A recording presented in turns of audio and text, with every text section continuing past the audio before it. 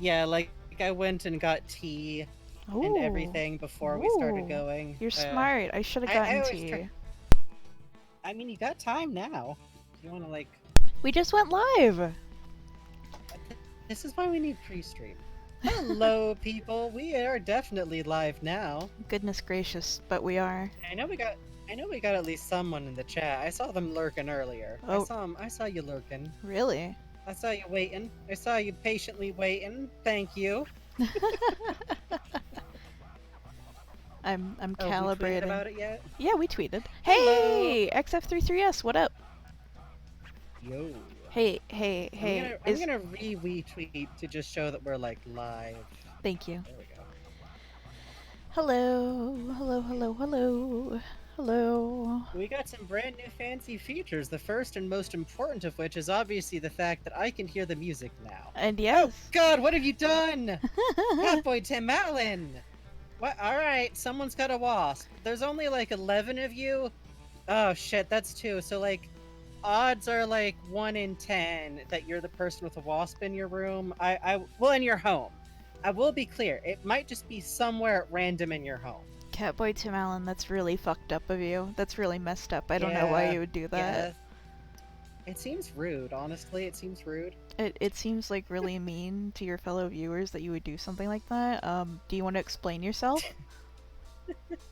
Oh, Excuse hey, me. hey! You noticed our little dudes, our little fellas. Yeah, we got emotes, people! And we got little point things that you can do besides sending people wasps. Yeah. Catboy Tim Allen. As you can tell, we're still feeling this out, but it's fun to play with. Yeah. Also, we have terrible senses of humor and can't be stopped is Y- the problem, That's the so thing. like stretch my screen out so I can see what the points do. Yeah, okay, so we got all the generic stuff in here, you know, your usual stuff. Wasps released into random part of the house. And then you can have me explain something incorrectly, or for more money, I'll info dump. And then for the 30k, this is my personal recommendation. Bugs info dump?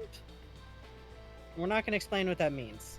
Hello, hello, hello, hello, hello, Cryptid Core TV. Hello! Hello, Greeks. Hello, Raichus.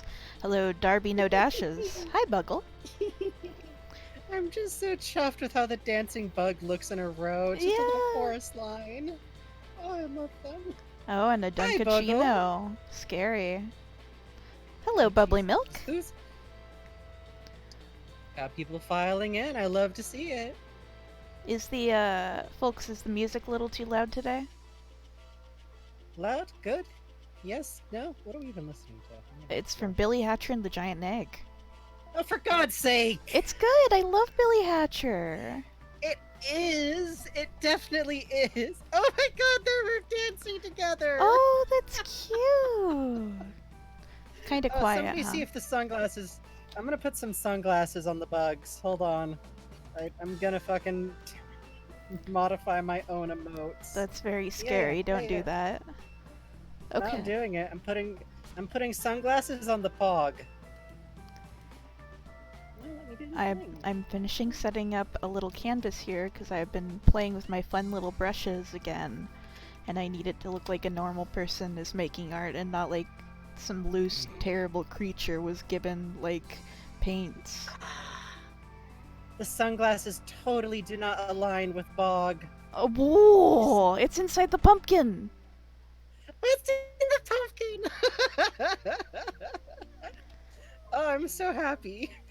So full disclosure, Bugs did the sketches for all of the emotes, and I did I pixeled them.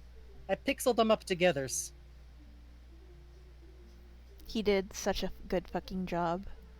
Oh, I should make the original Pog face. That should be our like tier 3 emote. That I thought we were gonna do, you know. Oh yeah. Maybe Yeah. tier 2. Maybe tier 2 gives you the terrifying Pog.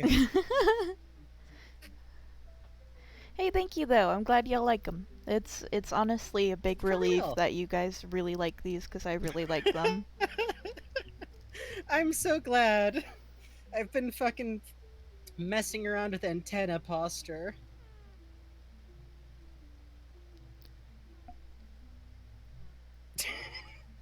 Well, You gotta decide, Cryptid Core TV. Are you gonna save up? are you Are gonna you gonna save up? or are you gonna harm your fellow viewers for fun?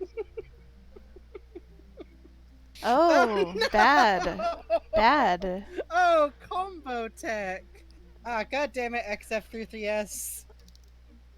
That's rude. Okay, there's only like, oh jeez. Y'all going crazy with the wasps. The We've been live for like 5 minutes and chaos reigns already. This is my fault. I, Not I I bring this energy to the streams by drawing Catboy Puppy.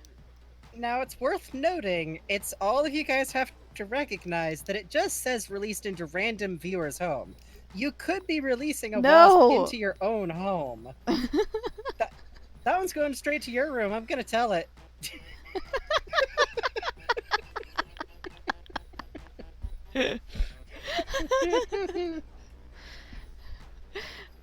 Terrorizing everybody.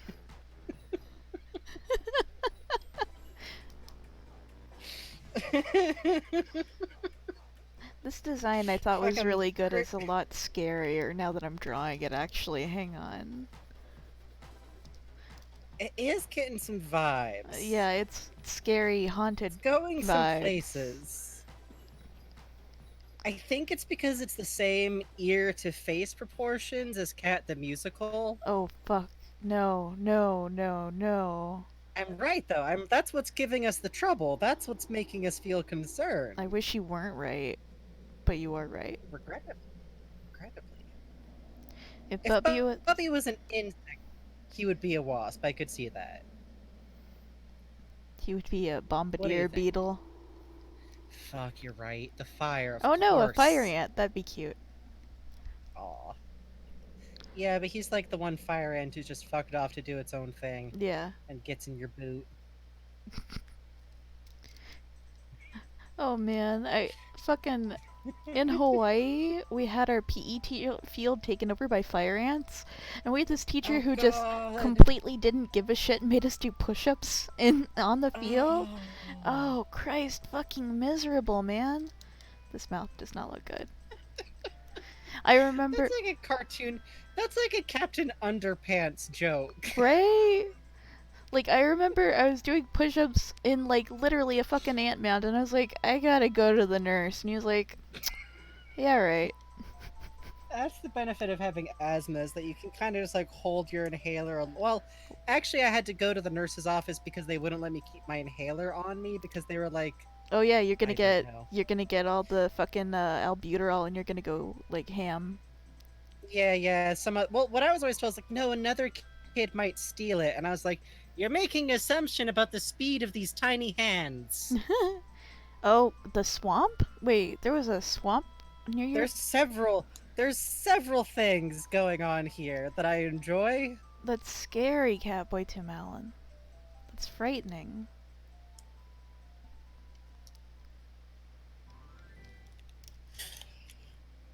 V8? V8? Inhaler. Oh. Tricked ya. Fucking trick question. Getting off the shits on the albuterol, huh? Get with my singular puff just because I get asthmatic. I need to find mine. Which isn't a Oh good no. Yeah, which isn't a good thing to say as an asthmatic. No, it's not good. Also, I am going to modify an emote. I forgot to earlier. This is I got scary. distracted by seeing what tech people were unlocking.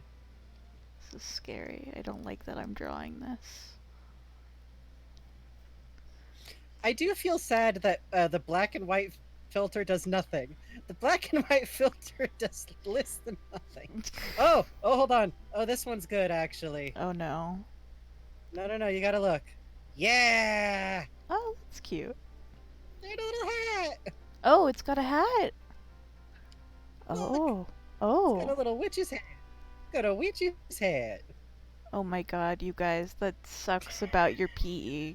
Fucking. Yeah. While they were doing construction on the field? God. Well, thanks for hanging out anyway, Angel Face 6. Absolutely. Regrettably, you're probably going to be here through mostly Catboy Bubby. Yes. I've had Catboy Bubby on the mind today. I couldn't fucking tell you why. Sometimes you just gotta exercise the demons. Yeah, that's kind of what's happening right now, to be honest. Oh my god, no. When my power went out the other time, I didn't save any of the pens I moved over. Oh Oh no. no! Oh well, I'll Uh, sort through that later uh, off stream. that's a tragedy. Tragedy. I'm Wait, just looking down the activity feed, and it's Wasp released into random viewers' home. Wasp released into random viewers' home. Wasp released into. All of these happen in the same minute. excellent, excellent. We are causing problems. You know those arms are pretty buff. There's something wrong with Bubby's me. wiry, but yeah, Yeah, he's been hitting the fucking protein shakes apparently. he's been hitting the gains.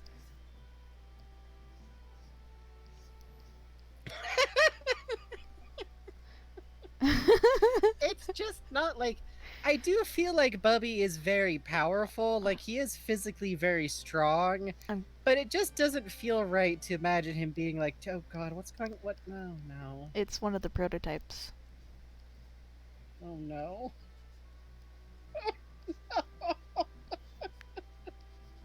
No, he can definitely suplex Coomer.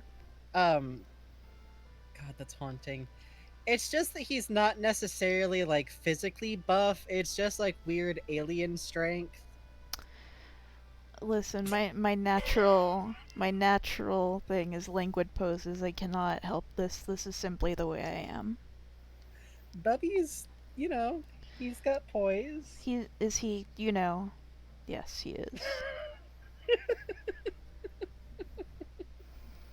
God, see what I love about that is I feel like Bubby is like when he I always imagine him in college like at about that age like in the 70s. Mhm. So him and Coomer would be deeply amused. I told my parents like by the way, we brought back the swish wrist. Just now it's how we like quickly check with someone. They found that deeply hilarious. It's just come around and I for one am here for it. That's a normal Oh, bubby. I also think of it as the oh stop. That's Yes. what that gesture is to me. Yes, exactly, exactly, exactly. Which, by the way, Bubby has definitely accidentally done like at work before and just been like, ah, shit. No, it should be fine. It was just Eli.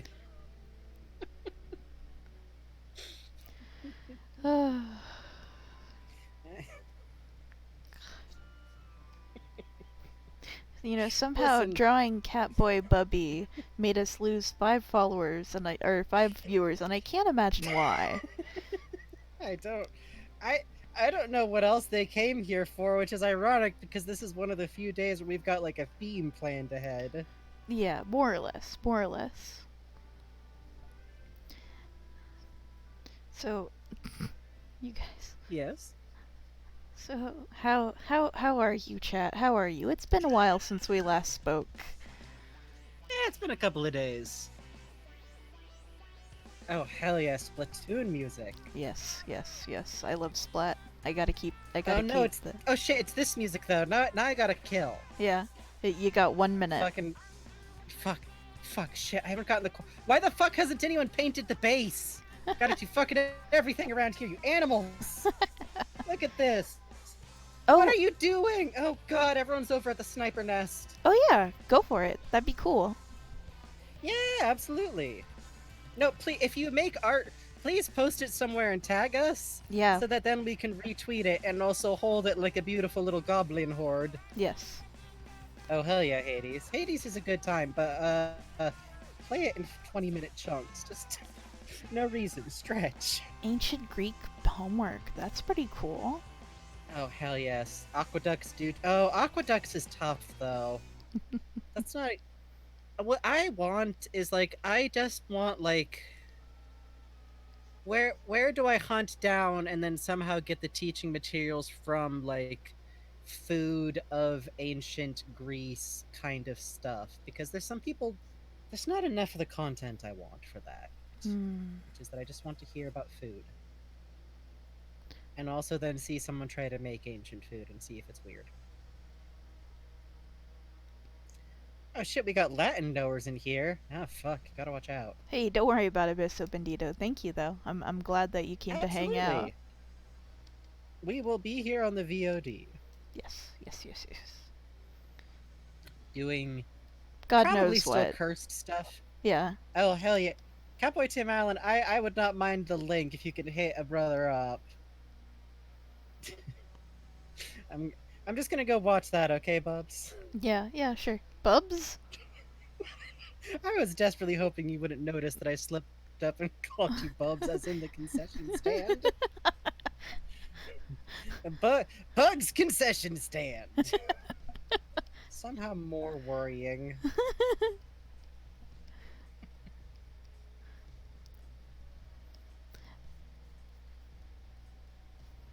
It is dog. It is doggy and dog. It is Doug. It is Doog. I am Doug. I'm waking up my hand.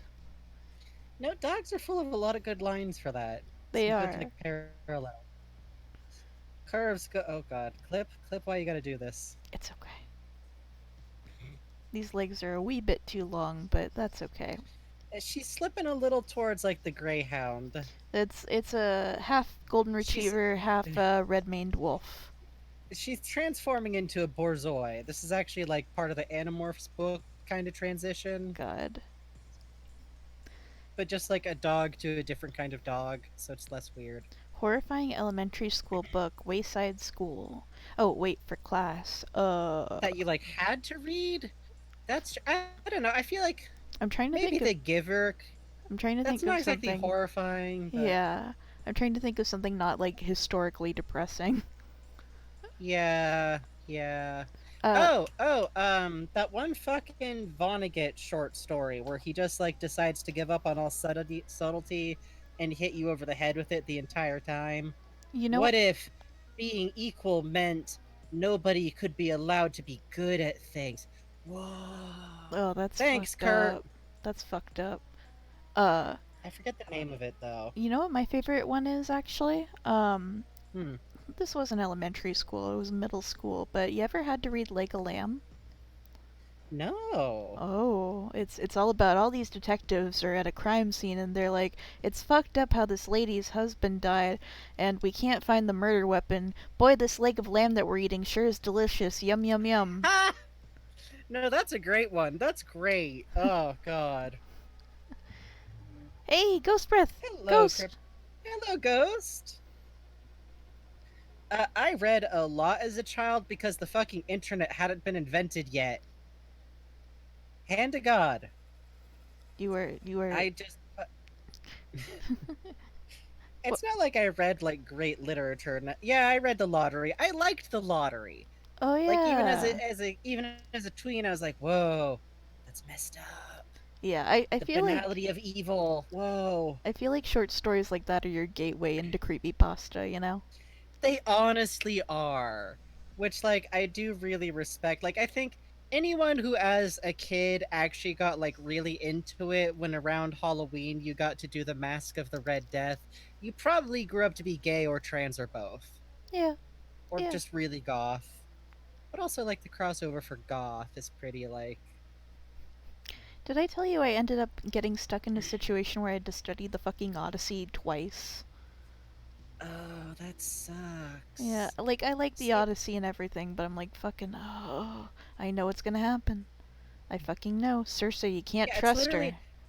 it's literally an epic. It's made for you to be able to like remember the story and then like tell it back if you want to. Mm-hmm. Oh shit, I don't know if I know Gris Grimley. Let me look that up real quick. Ghost? Oh. I'm also going to look this up. Oh shit. Hey, that's pretty art. Oh, I might know this person. Yeah. Yeah, I know this art. Oh, wow, that takes me back. God. You know who I've been thinking How about? beautifully edgy. I love it. Fucking let's see. Yeah, Edward Gorey. Uh And I mean edgy in the best way possible. I think that. Oh. Hello? Sorry, one sec. Twitch decided to bug out on me, so I had to wait to see if that meant that my internet had cut out. Hey, Chibion, how goes? Oh, that's cool that you met him. Shit, that's awesome. Yo, that's awesome. And, yeah, that is Catboy Bubby. What of it? What of it? What of What it? of it? What of it? Huh, Ghost? Huh? You got something to say? Huh? Alright then. I'm glad you love him. Ghost of all people. Yeah, I know you love him. Cat Bubby! Cat Bubby. Hello, Clued the Destroy. Hello, Clued the Destroyer. Yes, we have emotes now. I'm so happy. Listen.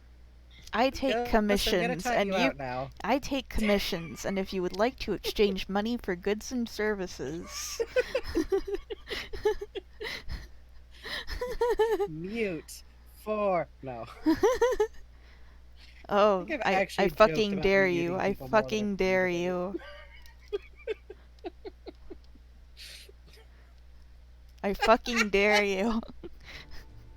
I Oh, dare God, you.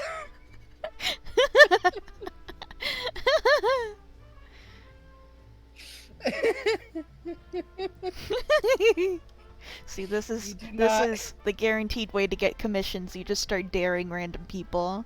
You go, I bet you fucking won't, and then you get paid. It rules.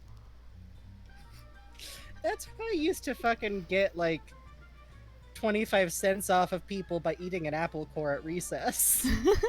Hire me, you won't, fucking coward. Oh, no. That's all my resume says.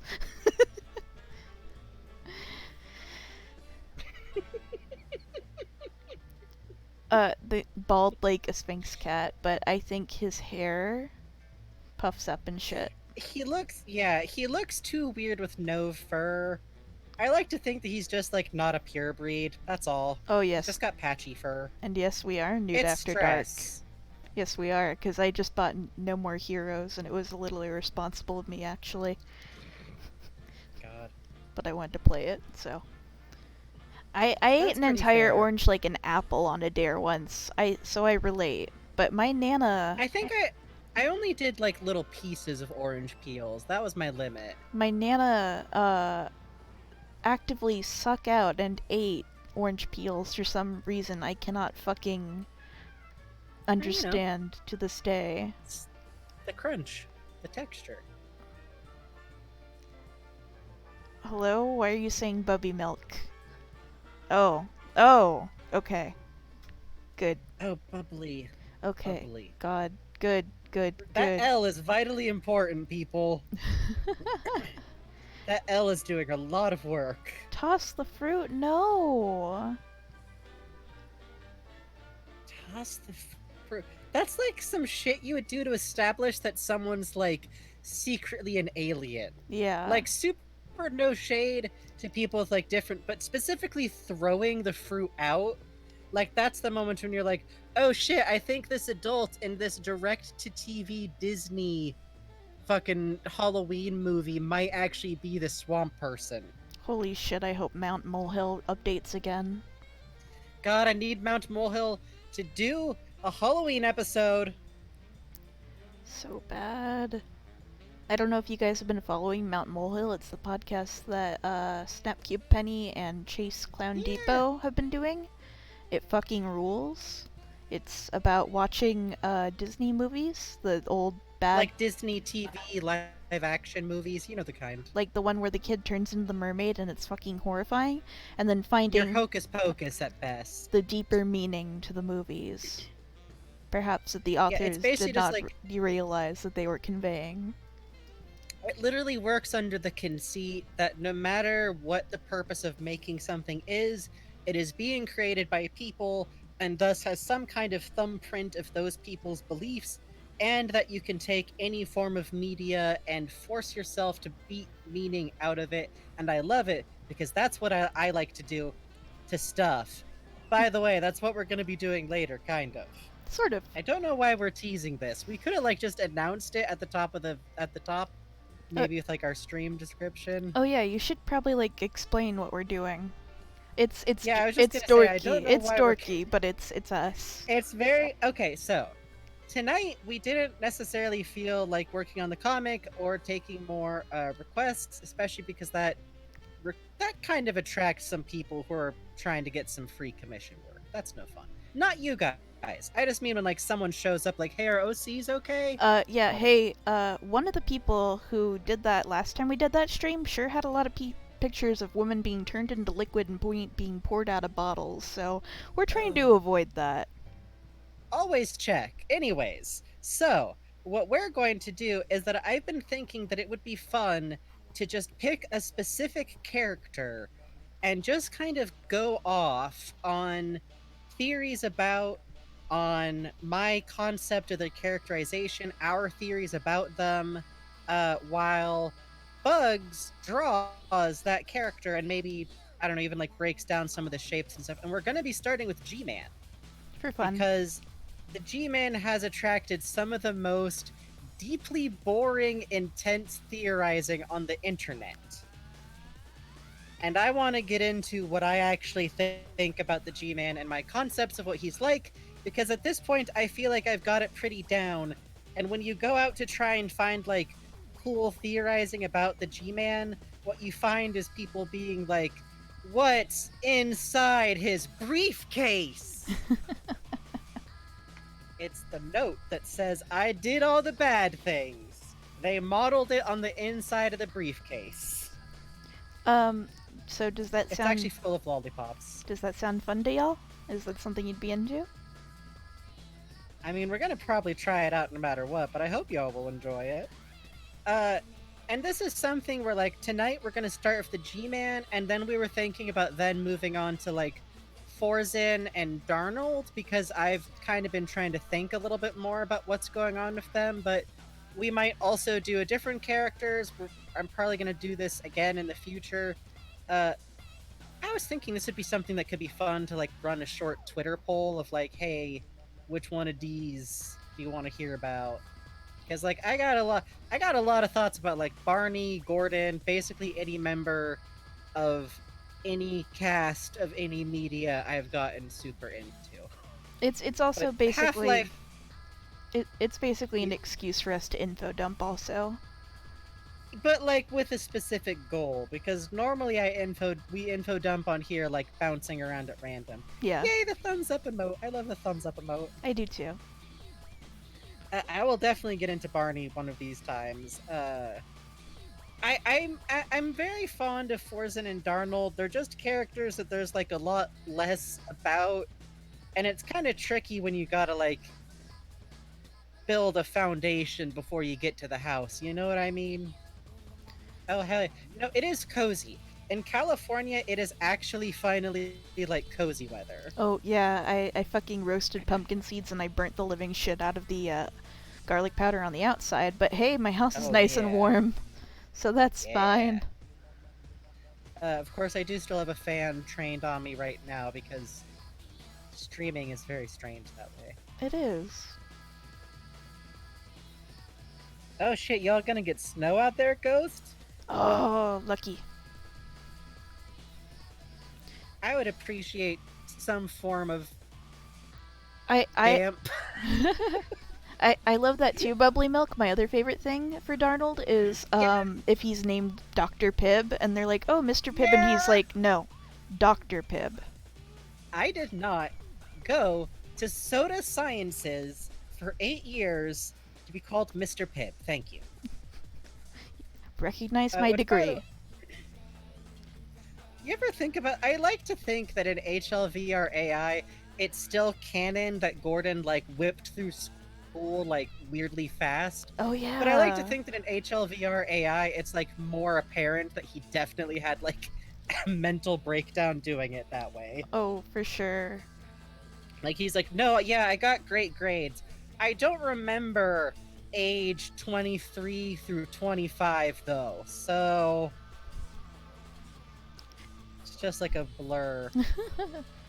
It's just that I just like the idea that HLVR AI Gordon, like he can do math at any point very well, and he is very good at physics, theoretical physics. It's just not useful for anything that happens. It's great for his job and it's great for getting paid, but Yeah, exactly. Ironically, it's also good for showing his kid how to like make the best, biggest splashes in the bath. But like, that's pretty niche. This is fucking Animal Crossing. Are we listening to KK frickin' folk? yep, No, it's the Russian one. yep. This is Comrade KK. Comrade KK. God. Oh, you minimized it. Huh? Oh, sorry. It's okay. There we go. Yeah. I'm so glad you like it, Ghost. I'm genuinely proud of them, and I'll take a moment now that like more people are here to confirm that the info dump rewards, you can literally suggest a topic for me to. God damn it, bubbly milk. You can. We got wasps again. Gotta get the swatter now. For those tiers, you can have me either explain a concept as incorrectly as I know how, or you can have me correctly info dump about something, and you do get to pick the subject, with some amount of discretion. Yeah, new After Dark. I don't know how to tell you this. I don't know how this option to release wasps into a random person's house. I It, don't know how that got there. I don't know either. It's very scary. We don't know how to. I think it's a Twitch bug. Like maybe it's the default, which is really fucked up of them. Really. It was the Twitch bug who added it. Mm-hmm. I just imagine like the Twitch icon, like with legs scuttling around. It's actually kind of a cute notion. Oh yeah, yeah, yeah. You just take like no you what you do is like it's a speech bubble. So you take the tail of the bubble and then like repeat it on both sides, so it's like little insect legs. That would be cute. That'd be cute. That That's a would good be thought. cute. That's very cute. Why are you drawing something that's? Oh god damn it, Ghost! Ghost, Alright, why? Oh god! Yeah, now I see what you're drawing instead of my idea. But it's actually very cute still. Oh, look at its polite little face. It's like that thing from Mario, your friend Yeah, Mimi. Mimi. Yeah, the Super Paper Mario is good. I'm just gonna say it. It's good, okay? It's not an RPG, and I don't care. You've never broken a glass ball? What's wrong with you? You've got this. No wonder you act out and you release wasps. You've got all this tension in you. Yeah, actually, I think the broom emote might work for wasps too, but like, I'm not gonna kill it. I'm just gonna like kind of shoo it out. There. Okay, here we go. Come on, get out the door. Out the door. Out. No, that's the window. I think that Both. I don't know. Is that a Both. pedipalp or is that Both. like a stinger? Both. Both. It can't be both. Not both. No to both. How both? You know.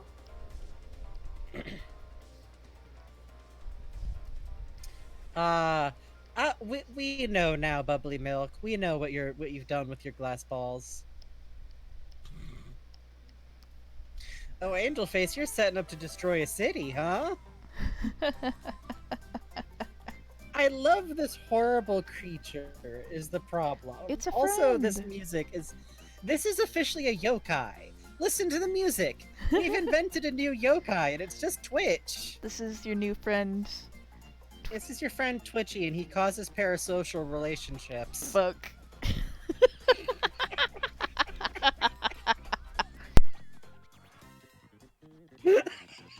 Who said that? I don't know.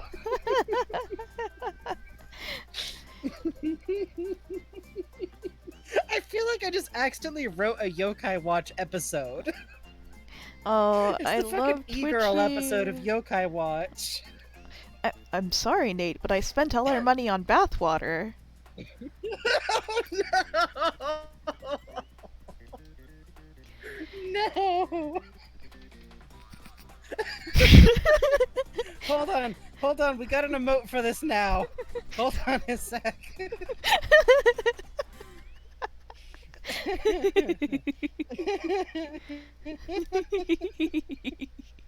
The worst part is it's too plausible. It's still too plausible. This is still a plot that Yokai Watch would do.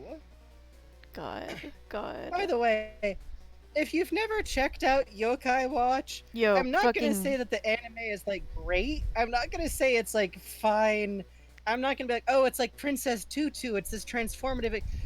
But check it out at least once. Here's my fun experience with Yokai Watch, the anime. I love Yokai Watch the game. I love Yokai Watch.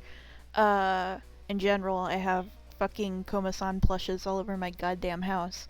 Yeah, yeah. I'm like, I'm gonna show my dad, who loves cartoons, Yokai Watch. Uh, Oh no. both times I've tried it, episode 1 I showed him was about a yokai that makes you have to piss everywhere. Episode The elephant. 2, yeah, it was blind, like, oh, okay, it's coming up next. Hey, come sit with me and watch this. Episode 2 was about one that makes you constantly fart. So it really Oh, hey, sweet painted. juice. Ha! Well, hello. Hi. So it was a really great way to make my dad think I'm an extreme fucking freak. But it's very cute. The problem is like if I was a little kid, that would have slayed. That would have like destroyed me. I would have been like, that would be the funniest thing I ever would have seen. You know Which what is why Yokai Watch is brilliant. the saddest thing about the PP Ghost in Yokai Watch is that it's extremely fucking cute.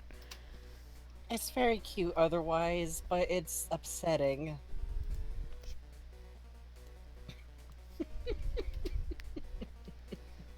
Regrettably, the Yokai Watch, by the way, the games are really great. I genuinely adore. Yeah, there he is. Uh, I genuinely love a lot about it, and I do still think that check out like a random clip of the anime, but know that I'm saying that as the person who like tells people new to Lupin the Third that they should check out Madame X or the No. Jesus's twin sister, his vampire No. episode. No, you No. should. No, No. people who tell you to get into Lupin the Third and then only give you good episodes that are like competently done are cowards. That is not the soul of Lupin the Third. Ghost, how have you not seen Madame X? You haven't seen the cursed episodes? Oh, tell me you've seen the one with the camera that can see the future. It's a red jacket. These are all red. Red. Pink jacket's got some gems, though, of its own. Especially with vampires. Oh, okay, that... You're actually doing them in order, God. You fucking maniac. Someday I would like to watch all of Lupin the Third in order, but like, oh, you're doing them in reverse order? What? That's actually kind of smart. Because that way you're not stuck in green jacket for like 5 centuries. What is this? Or early red jacket. Oops. What are we listening to? We listened to something that we're not listening to anymore. Whoops. Whoops. Oh, yeah, go to bed, Cryptid Core TV. Catch them Z's while you can. Thank you for hanging out, though. Yeah. Alright, do we, Alright, y'all ready for some G-Man discussion? And get my fucking juice. your go juice? Oh, you minimized iTunes again, by the way. Oh, shit. It's okay.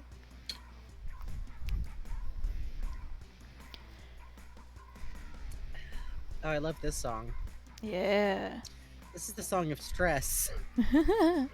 No, this is the victory. Oh, that's right. Okay, so I'm gonna heads up. This is going to mostly be about canon Half-Life G-Man, but I'm probably gonna drift over to discussing and comparing Half-Life VR AI because I do consider them to be functionally the same person up until a very specific point, which is of course Tommy Culotta existing. And to keeping this straight is going to be a little bit tricky, but Holly Holotones has recently made it clear that there is one part of HLVR AI canon that she's very firm on, and it's that G-Man's name is Gary. So, Gary That's your Culata. opener, huh? You goddamn right it is. So I will, in fact, be occasionally referring to Well, HLVR hang on, hang AI's on. version. Yes, It's not yes, yes, Gary. yes, yes, yes, It's yes. it's Gary or perhaps Garvey. It is also Garby. It's Gary or it's Garby, and knowing him, it might be that it's Gary short for Garby. Or Garvey. Anyway, sorry. We're Go just on, go on, go reporting. on. Occasion, I am a fan theorist at heart, but occasionally there's pieces of canon. This is hell of music to be playing for this. Occasionally there is canon that is just irrefutable, and I can't stand against this new information. Uh, Gary. Hit and skip on that bad boy, huh?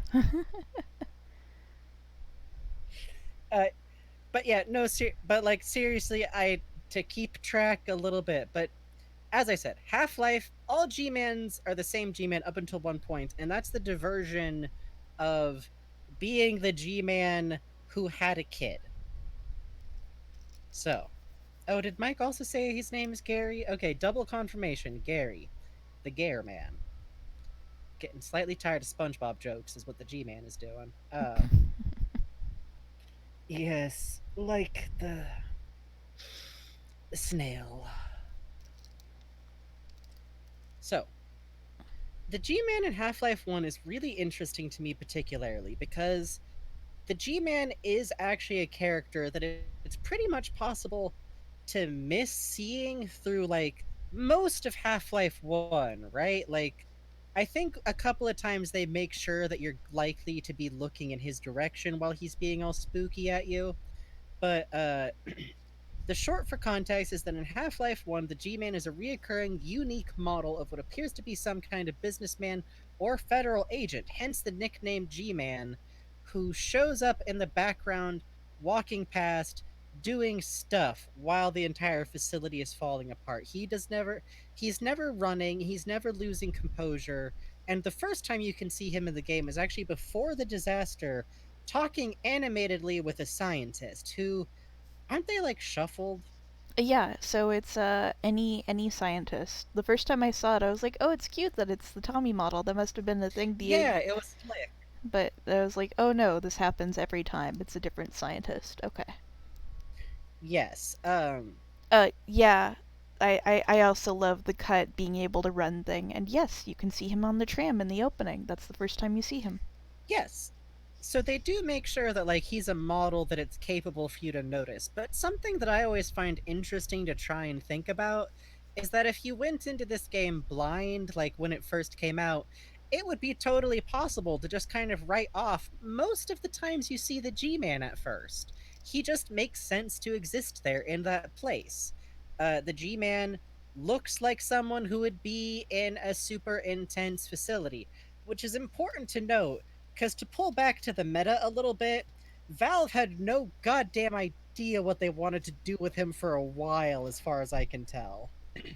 Like he has gone through every draft from like actual government agent to evil man who start everything on purpose to nebulous motive businessman, which is kind of where he landed. Which is oh Jesus Christ, he's late for school. Which what was it? Who was going? They were going to do? Weren't they going to do another spin-off game where you played as like a G-Man intern? Yeah, you worked under him. This is gonna get caught. Sorry. No, no, it happens. Uh, yeah. For a little while, they were making a. I'm late to swap the crystal samples. Hello, my name No. is G-Man. It's my first day of school. I hope I learn a lot at new Black Mesa Academy. I'd like to Uh, make a lot of friends ever since my mom died in a tragic accident. I feel like my life has been off course, but now things are just beginning for me. Hey, hold on a sec. Eli, go high. Anyways, God. I guess that'd be Vance Kohai because he's like, he's more formal. Yeah. He wouldn't go all the way to first names. So, anyways, God. in case y'all were worried that we wouldn't go into cursed content, that's just kind of how we do. By the way, I would definitely work on a fucking Half-Life visual novel. Someone would definitely need to be like kickstarting it or something though. Oh yeah, I would fucking love to do that, dude. Zines, that's like future zine stuff. Yes. Coming soon, or possibly we will get distracted. Anyways, Two people Barney with ADHD. is definitely like the easy. Barney is definitely like slightly easier to romance among the characters, right? Like that's like your old faithful route. Yeah. That's like in Harvest Moon, you marry the rival farmer girl, who's That's, always lovely. That's wooing Papori. You can give her weed every day, and she's like, Oh, how thoughtful. Poor, you deserve better. Anyway. By the way, in the new Harvest Moon, I'm so glad that at long last you can actually just straight up like gay marry, for God's sakes. Do that forever, thank you. Yeah. Barney's super item is beer. So G-Man, in the first Half-Life, is, for most of the game, somewhat noticeable only in that, like, you never run into, like, a G-Man just chilling or a G-Man who's going to, like, open the door for you. And I do think that, like, I imagine that as you go on, it becomes more and more notable that he's not fleeing, and he's not really reacting to what's going on, and he is observing you, which is something that I think is done almost to, like, I really like how they did it in Half-Life Opposing Forces, which is the spin-off side game told from a military member point of view, which is Adrian Shepard, certified good boy, aka the model that Forzen is kind of based on. And also New After Dark, you're correct. Like, you gotta do that just to, like, unlock his route, and that's like your 5th playthrough for sure. Oh, you minimized iTunes again. Fuck.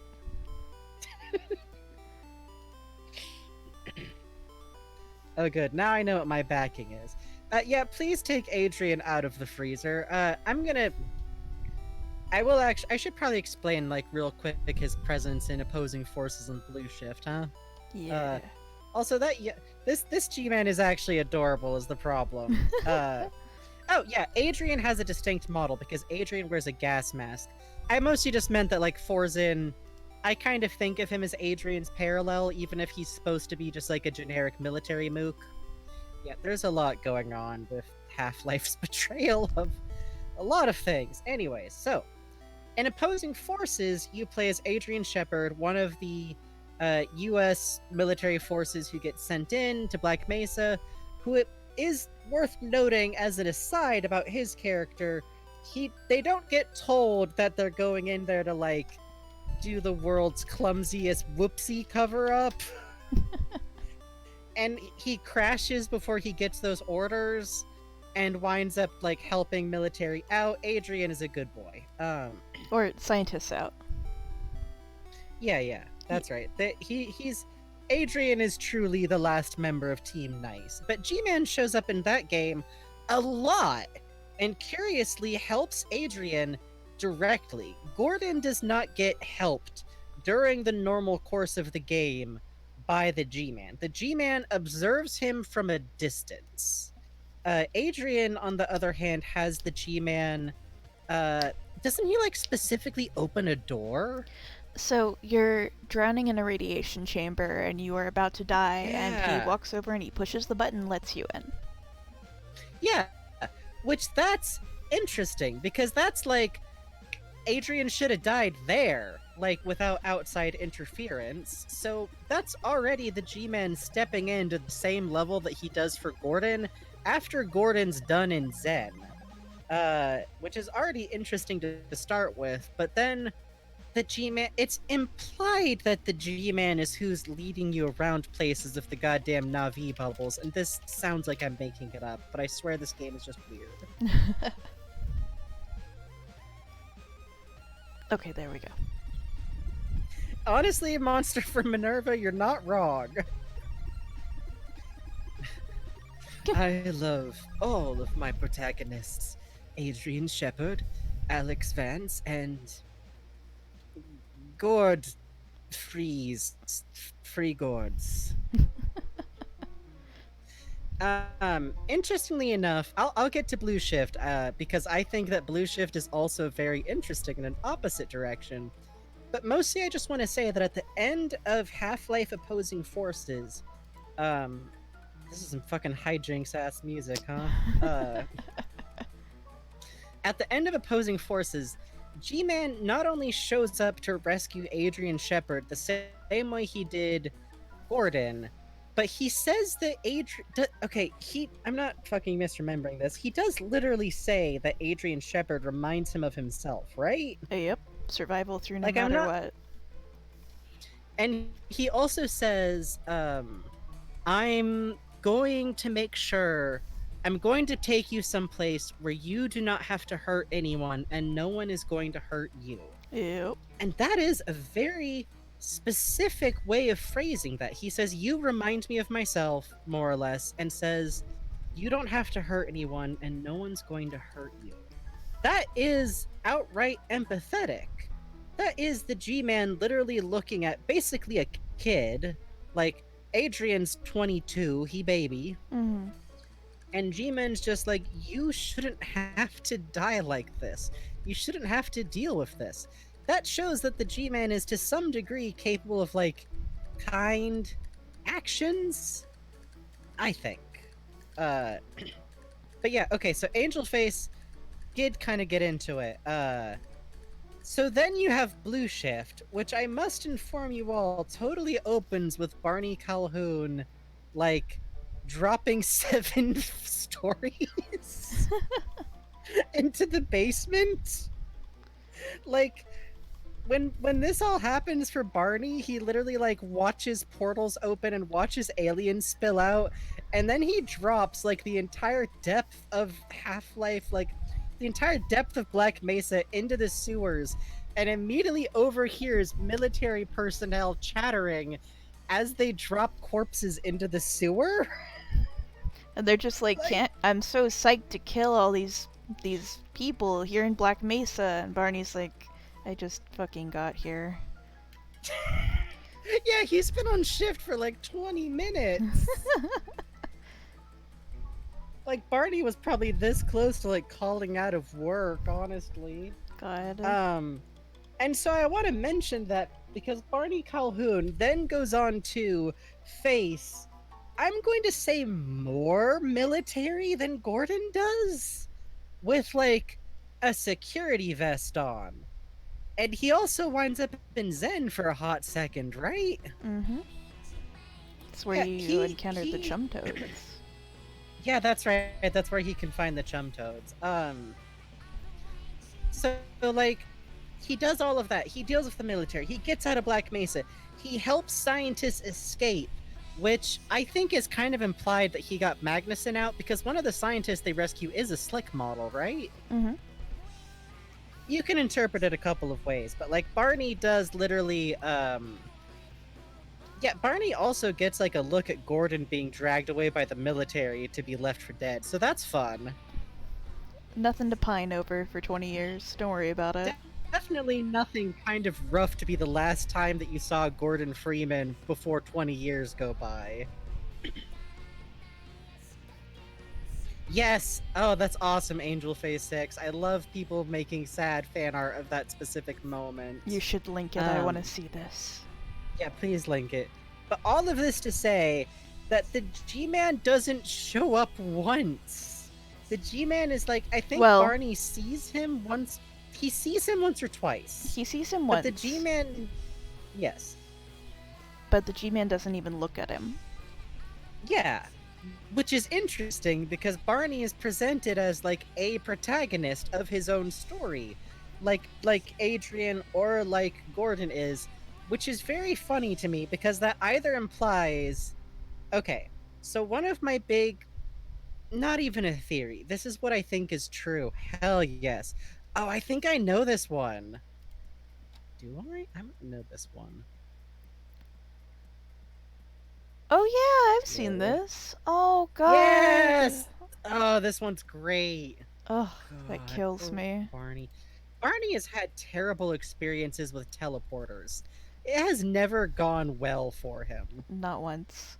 I also kind of love that the way the intro kind of like hits like oh, that's the format for looking at Adrian and Gordon's background for whether or not he should be hired. Yeah. Gordon or Yeah. Barney has specifically been looked at as not applicable. Which is interesting. Okay.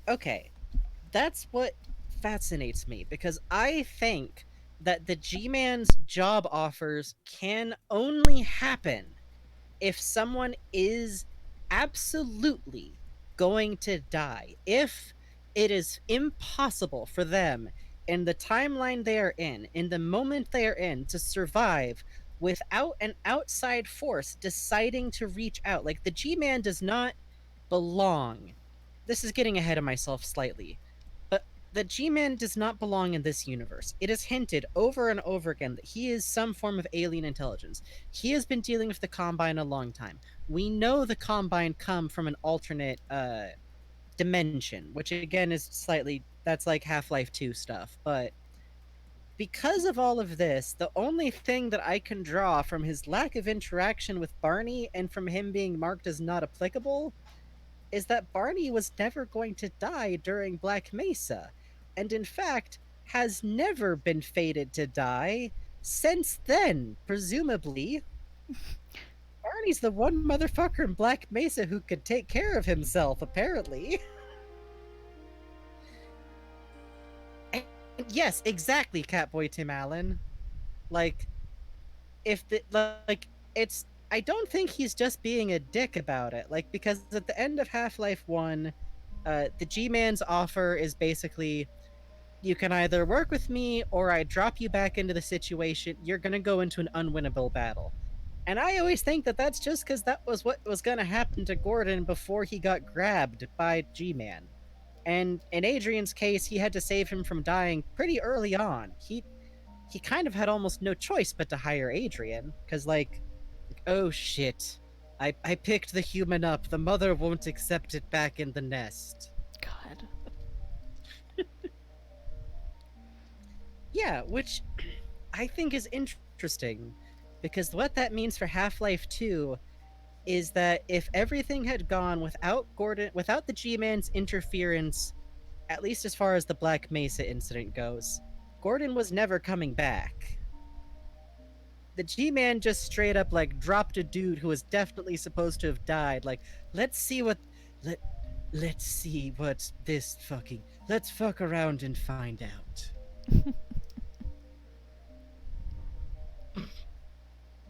Yeah, he also definitely has like some mild.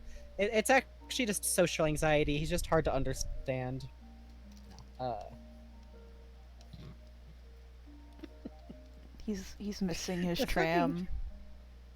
the toast is really yeah. If he doesn't show up in time, he won't be able to stare really spookily at Gordon Freeman. Yeah, that's. I mean, what's the fucking point of trying to catch the tram anyway if you can't, you know? You know, like he's doing this whole thing. He's trying to like be foreboding. Detective Defective, this is in fact the G-Man Appreciation Hour, literally. Hey, thank you for the follow. Thank you for the follow. We are doing kind of a breakdown about the G-Man's personality and how I think he is as an entity, because theorizing about him is kind of interesting. He's like the big, spooky, mysterious character. Fuck. Oh, I'm gonna check this Poor Barney. Oh no. out. Whoa.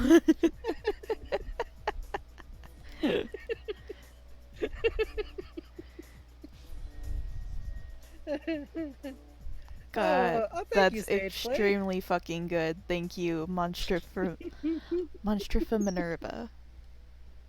That's that is not how being modded works, but Oh hey, oh hey, thanks for the follow. thank you for the follow, Stage Play. Oh god. Please dude, put it on Twitter and tag us. Like fucking this is like Half-Life in a nutshell.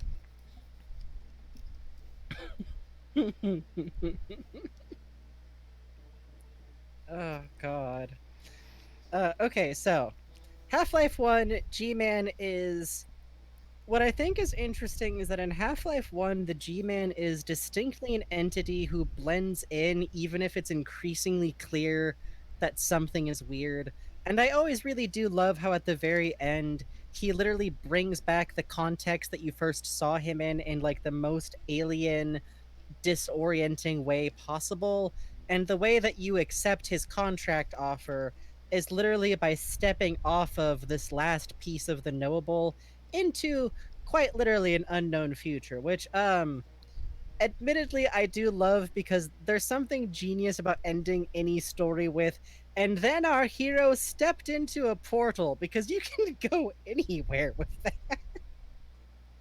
Like fucking the Half-Life 2 could have been Gordon like going to Jupiter. Which God bless that that they stuck that landing. Oh, this music is a good addition. Yeah, this is lecture music. What is this? Mm-hmm, mm-hmm. Oh, it's from Killer 7. Is it? Yeah, it's from what you're in the theme park. Oh God, that's right. Oh, that game, man. Mm-hmm. Anyways, Killer 7 may eventually be its own like fucking red thread on the corkboard stream. Um, yeah, actually, Angel Face, I do imagine that to Gordon, he pretty much stepped off of one tram and into another. I don't think he has any real sense of like. Sometimes I kind of like the idea that to Gordon, being in stasis was like kind of like a very weird, heavy nap. Like, as far as he's concerned, like, he woke up a little bit. Oh, stage play. Oh, oh, thank you. I will draw you, Joshua. Thank you. That's really sweet of you to Joshy say. is just a little guy. Which, by the way, in back over in HLVR I do like to think that Gordon is just like, ah, yes, free grandson. Or G-Man. Yes, sorry, G-Man. G-Man just like, ah, yes, there's a baby. I'm going to try and give baby toys now.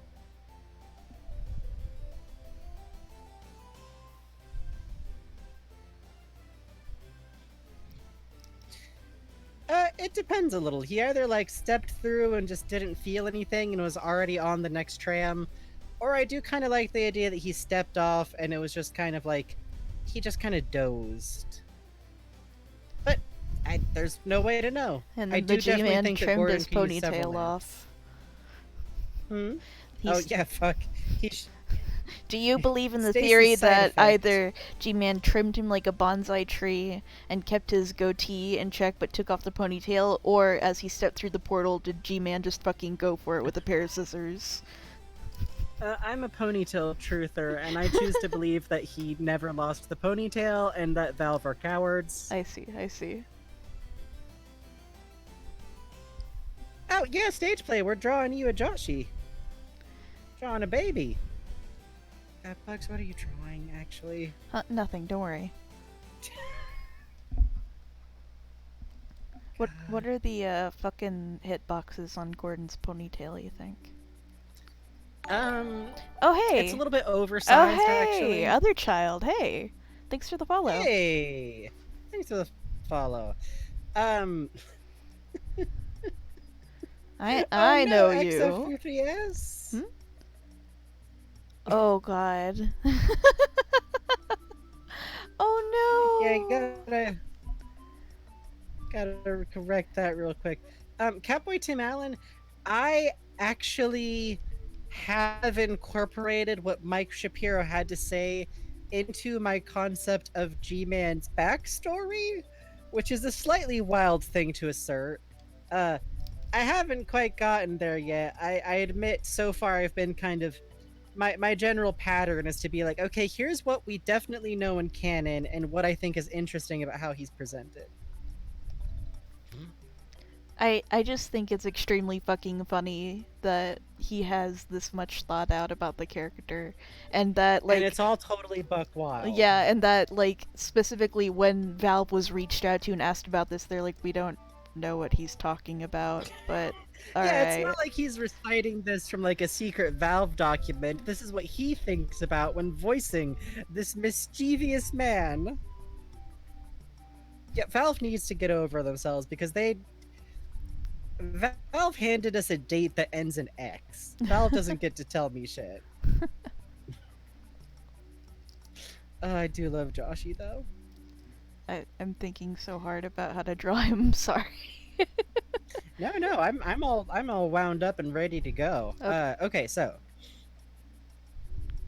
G-Man and Half-Life 2 I think is very interesting because if in Half-Life 1 the G-Man mostly blends in until the point when it makes less and less sense to be seeing him, um what I think is cool is that in Half-Life 2 he stands out completely.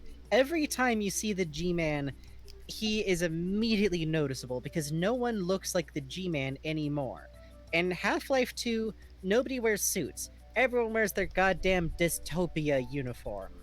Uh, in Half-Life 2, he has no reason to be hiding what he is from Gordon, and he has no reason to necessarily be blending in, which is interesting because that implies in Half-Life 1 he had some form of purpose about it.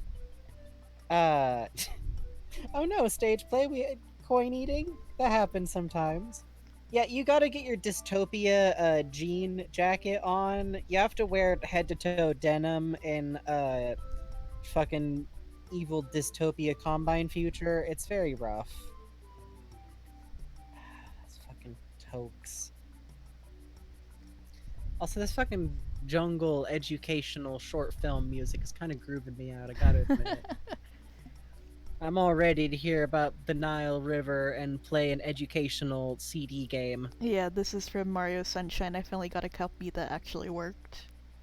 Oh, it's no longer cursed. Yeah, thank goodness.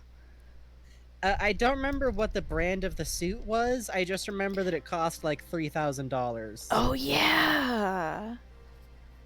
Oh my god, that's so fucking funny. I love that they did it too because it's a great So, looking suit. yeah, it looks really good. It's rendered extremely well. And yes, stage play, genuinely, yeah. HL1 is like, yes, I am normal human businessman. See my fine suit. See my Gucci. Uh, but then in fucking Half-Life 2, it's just, all right, bitch, ready to save the future. It's a hell of a turnover. Which again, I'm gonna note, I kind of think that Valve's idea of what they wanted to do with G-Man swerves a few times. Because I can't emphasize enough that they did definitely put one of their little like spooky G-Man cameos is him standing in a rowboat in the abyss with crows. Oh I just yeah. I will never stop thinking about the fact that they did this like weird like like it if it wasn't in the game, I would think it sounded like a very abstract creepypasta. Oh, Gordon does occasionally. Ah, thank you, Clued the Destroy. Have fun. Good luck. Good luck. Yeah, have a good time though. Thank you. Thank you for watching though. But yeah, G-Man kind of off the shits in Half-Life 2. Yes. Yes, that's what I love about G-Man, and that's what I love about how the G-Man um I don't feel I'm going to just say that the G-Man does appear in Alex because I'm going to touch on it slightly. One of these days we're definitely going to do a stream that's just like in big bold letters Alex spoilers during this. We're not doing Alex spoilers yet. But I do love that unless the G-Man chooses to tip his hand, he really does just look like a normal guy. He's not supposed to look that off base. Yeah, he's perfectly. Hold on a sec. Hmm?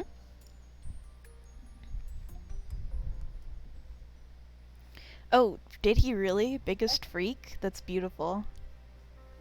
D- what?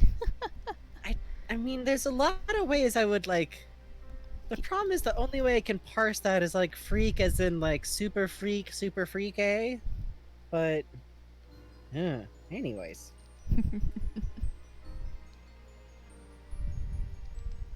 Oh, we should actually play the Half-Life game. We we we will definitely play Alex. I think. Like, I not to fucking. Okay, Oh, thanks for the follow, Holly's the hologram. yeah, thank you for the follow, Hollis the hologram. That's really sweet of you. Thank you. Yeah.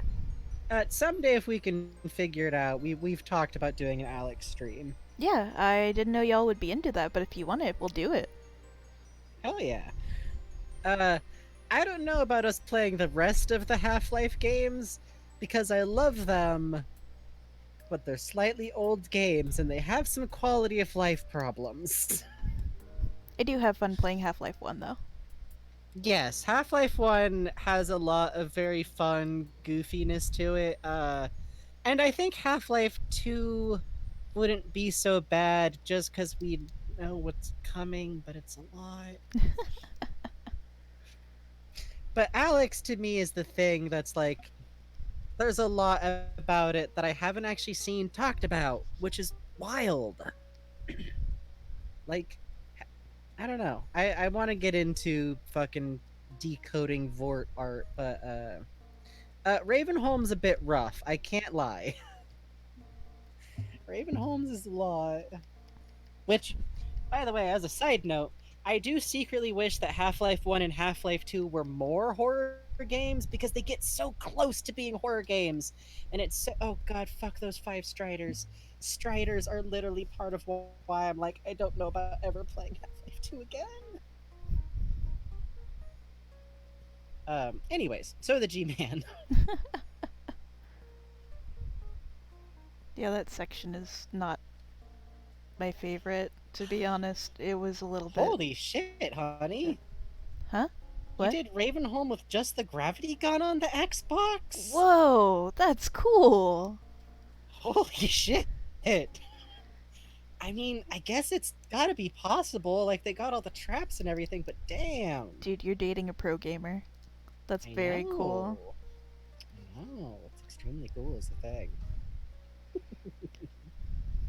Yeah. Ravenholm's a lot, also. As an aside, whenever I do, like, actually. Hmm? Huh? What? Oh, fuck. Fuck. This is an actual Joshy quote. It's deeply important you all know that "what's a toy" is an actual thing that Joshy has said on a stream once, and it's It's so very funny. fucking funny.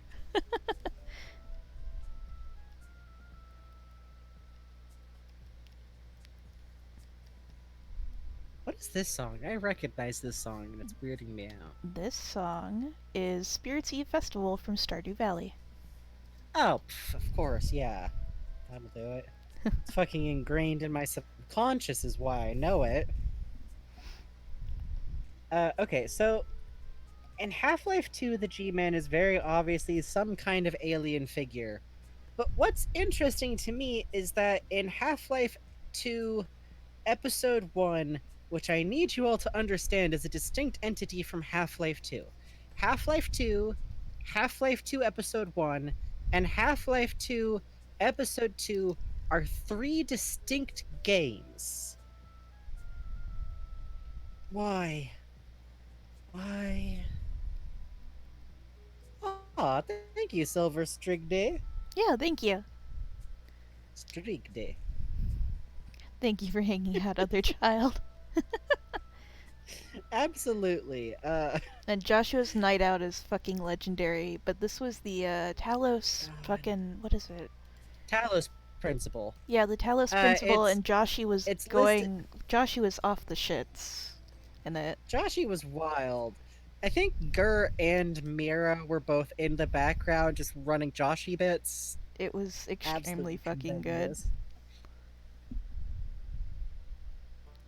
Oh, oh, Deep Nest and Hollow Knight is fun though. It's a good place. Don't worry about it. Yeah, you get to see It's a good and fun. friendly bugs that look just like you. Yeah, you get to meet good new friends and information that's not. Yeah. Okay, Angel Face, you get it. You get why I'm upset about episode 2 fucking part 1 fucking 365 Dream Drop. And now we shall put all this information in the Dream Drop bucket. God. Listen, Valve doesn't like that number 3. Secretly, this is not a joke. I actually think it would be very funny to just release a game that's called Half-Life 4. Oh, that'd be cute. I think it would be very funny.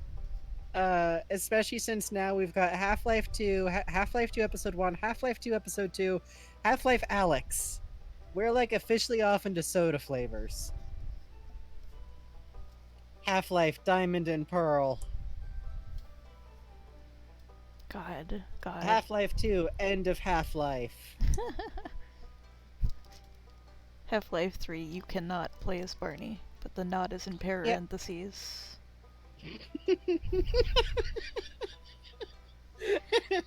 Half-Life 2 Indigo Shift. Barney's not in it.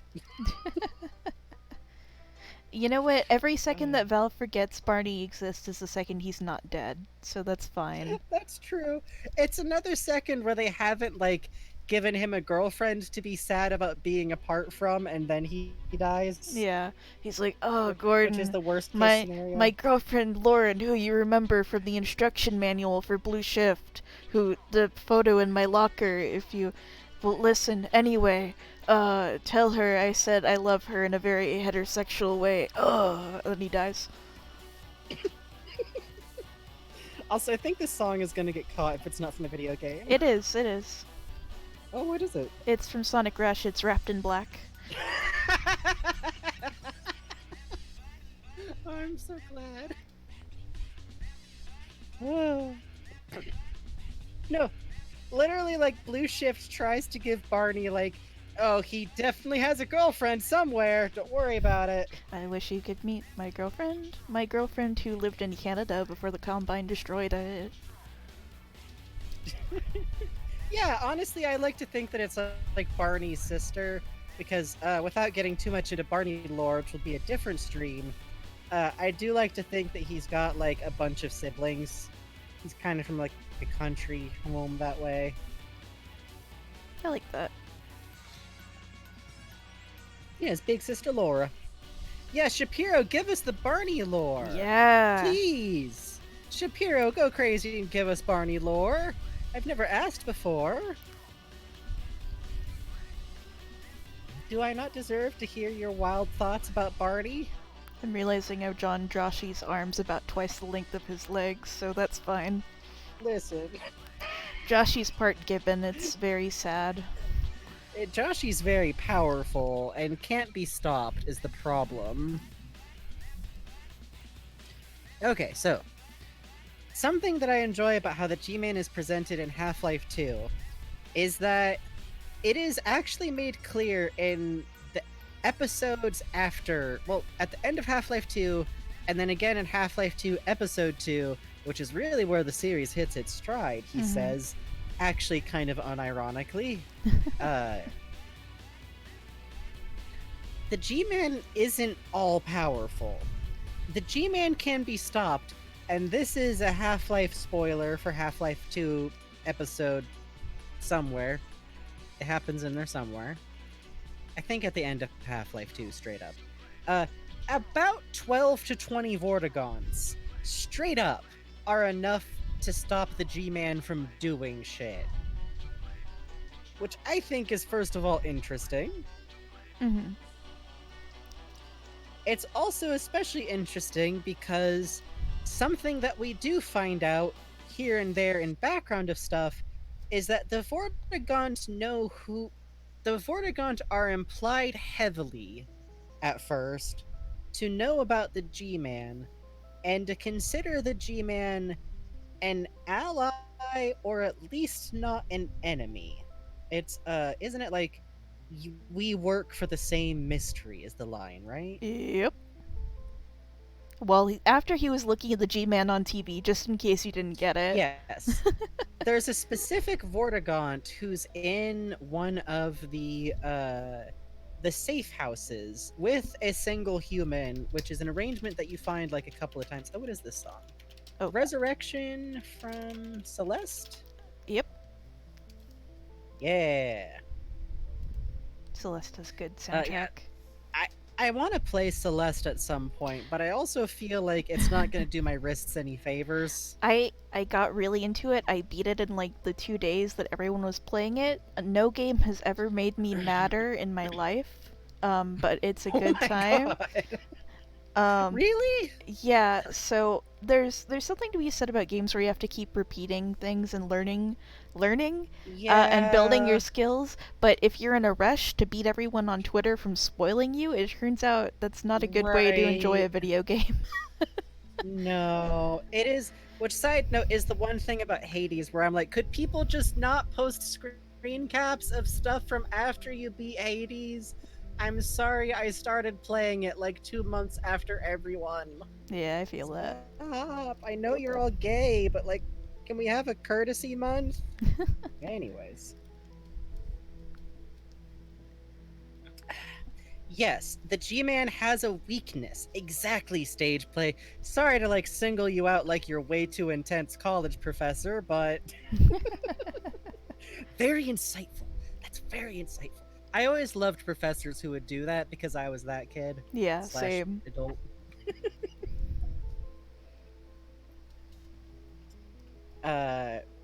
You are noticed and appreciated. He has a weakness, but it's not easy to trigger because Vortigaunts are like their own whole ass people and aren't necessarily opposed to G-Man, but I do think it's very cute that they saw the G-Man about to put Gordon like back in the freezer and were like, "We think not, our good bitch." Like, to my understanding of things, everything the Okay, that's right, that's what I was going to explain. You meet a Vortigaunt who's in one of the like safe houses with one of the rebels, and you can spot the G-Man on a television that specific Vortigaunt was watching, and the Vortigaunt drops the line, "You and I work for the same mystery," which implies that I think the other Vortigaunts who like kind of name check. Does another Vortigaunt ever call him the mystery? Is it just the one? I don't know. I think the all-knowing Vortigaunt brings him up at some point, but I'm not sure on that. I think so. I need to like pull up that actual dialogue sometime. God, by the way, God bless all the Half-Life wiki people who have just ripped every single vocal line spoken by every single person. Because even if I'm not always on board with the older theorizers, that's my people. Thoughts on Lamar is that she's a very good little pumpkin and she deserves more treats. The G-Man's other weakness is that you can see how much he's been injured by how much battle damage his suit has taken. So like if he's in a rough way, suddenly he's all like scuffy.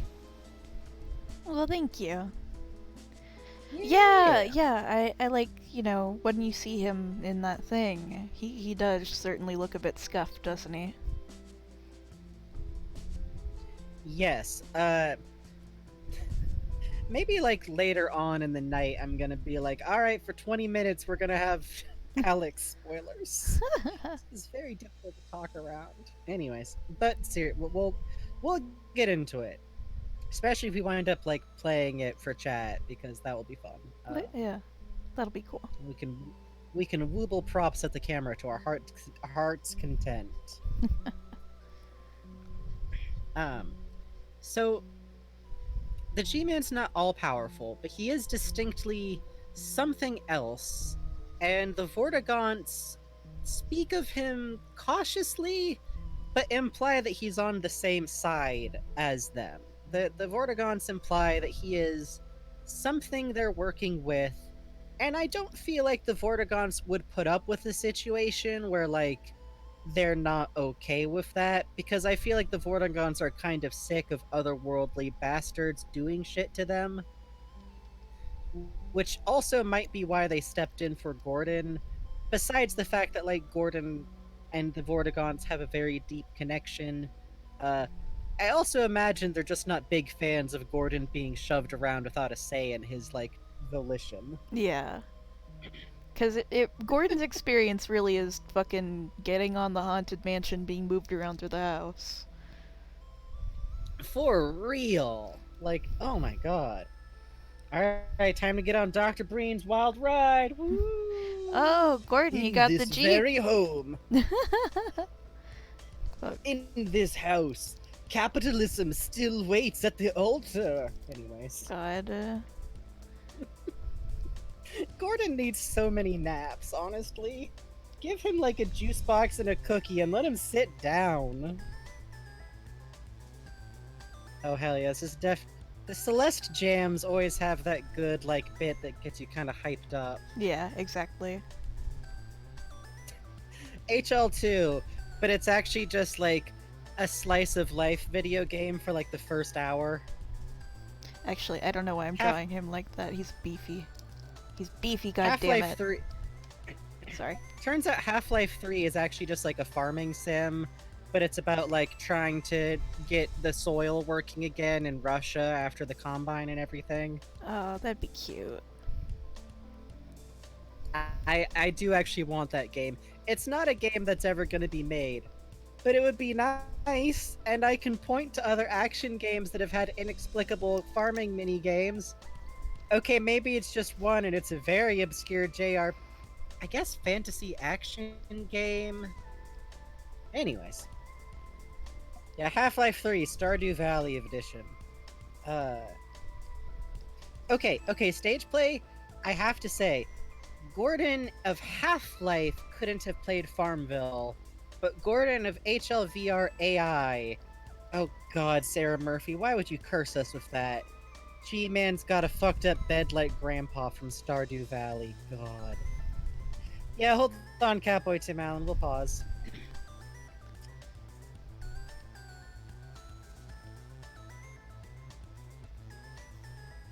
I don't know why he's posing like Christ on the cross, but that's fine. Oh, he's so comfy. He has a letter for you. Mr. Freeman. Have you ever wanted to work on a farm?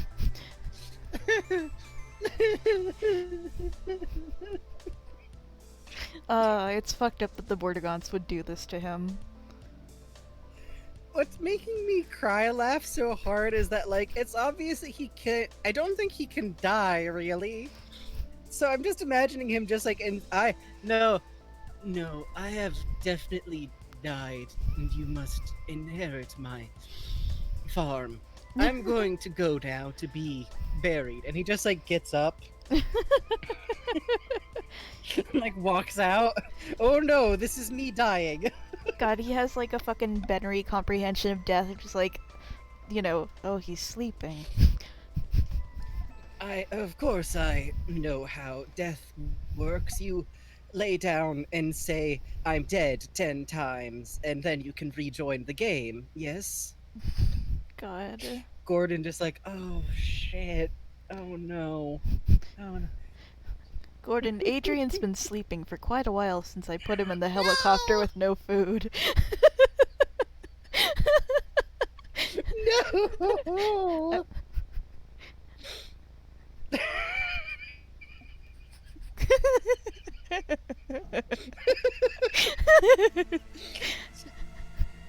Sometimes oh, the music is really ramping up for Death of Adrian, huh?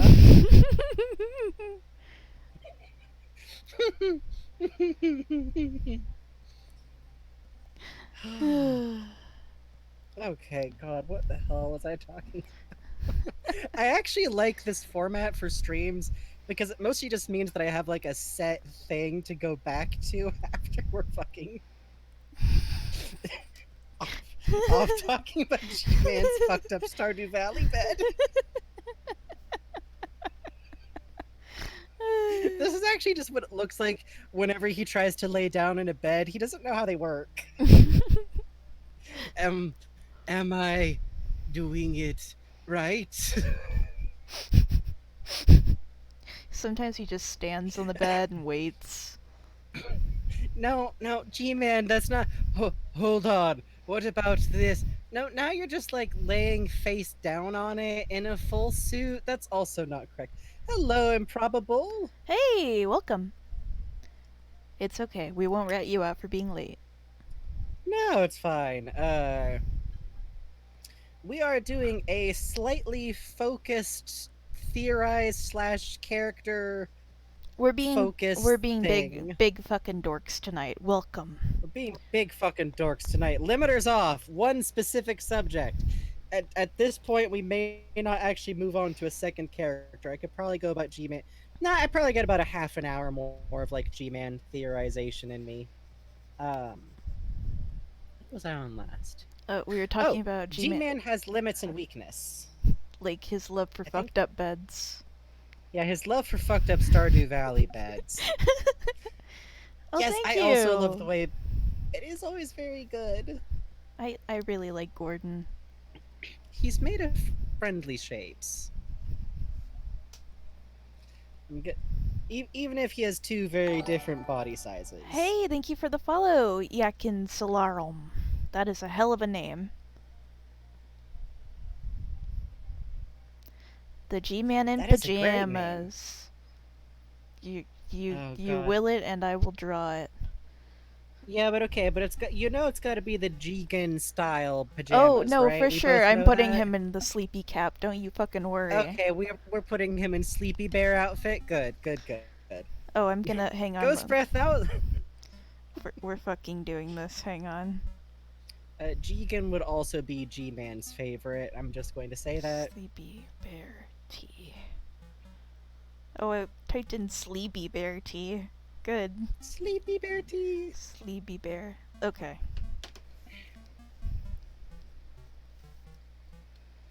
So the G-Man has weaknesses, and he does have limits, which is, I think he refers even back in Half-Life 1 to his nebulous employers. Which, by the way, is that not fucking worrying? Oh, it's fine. Uh, It's the board from Control, oh God. which we still need to beat. I need to start playing that again.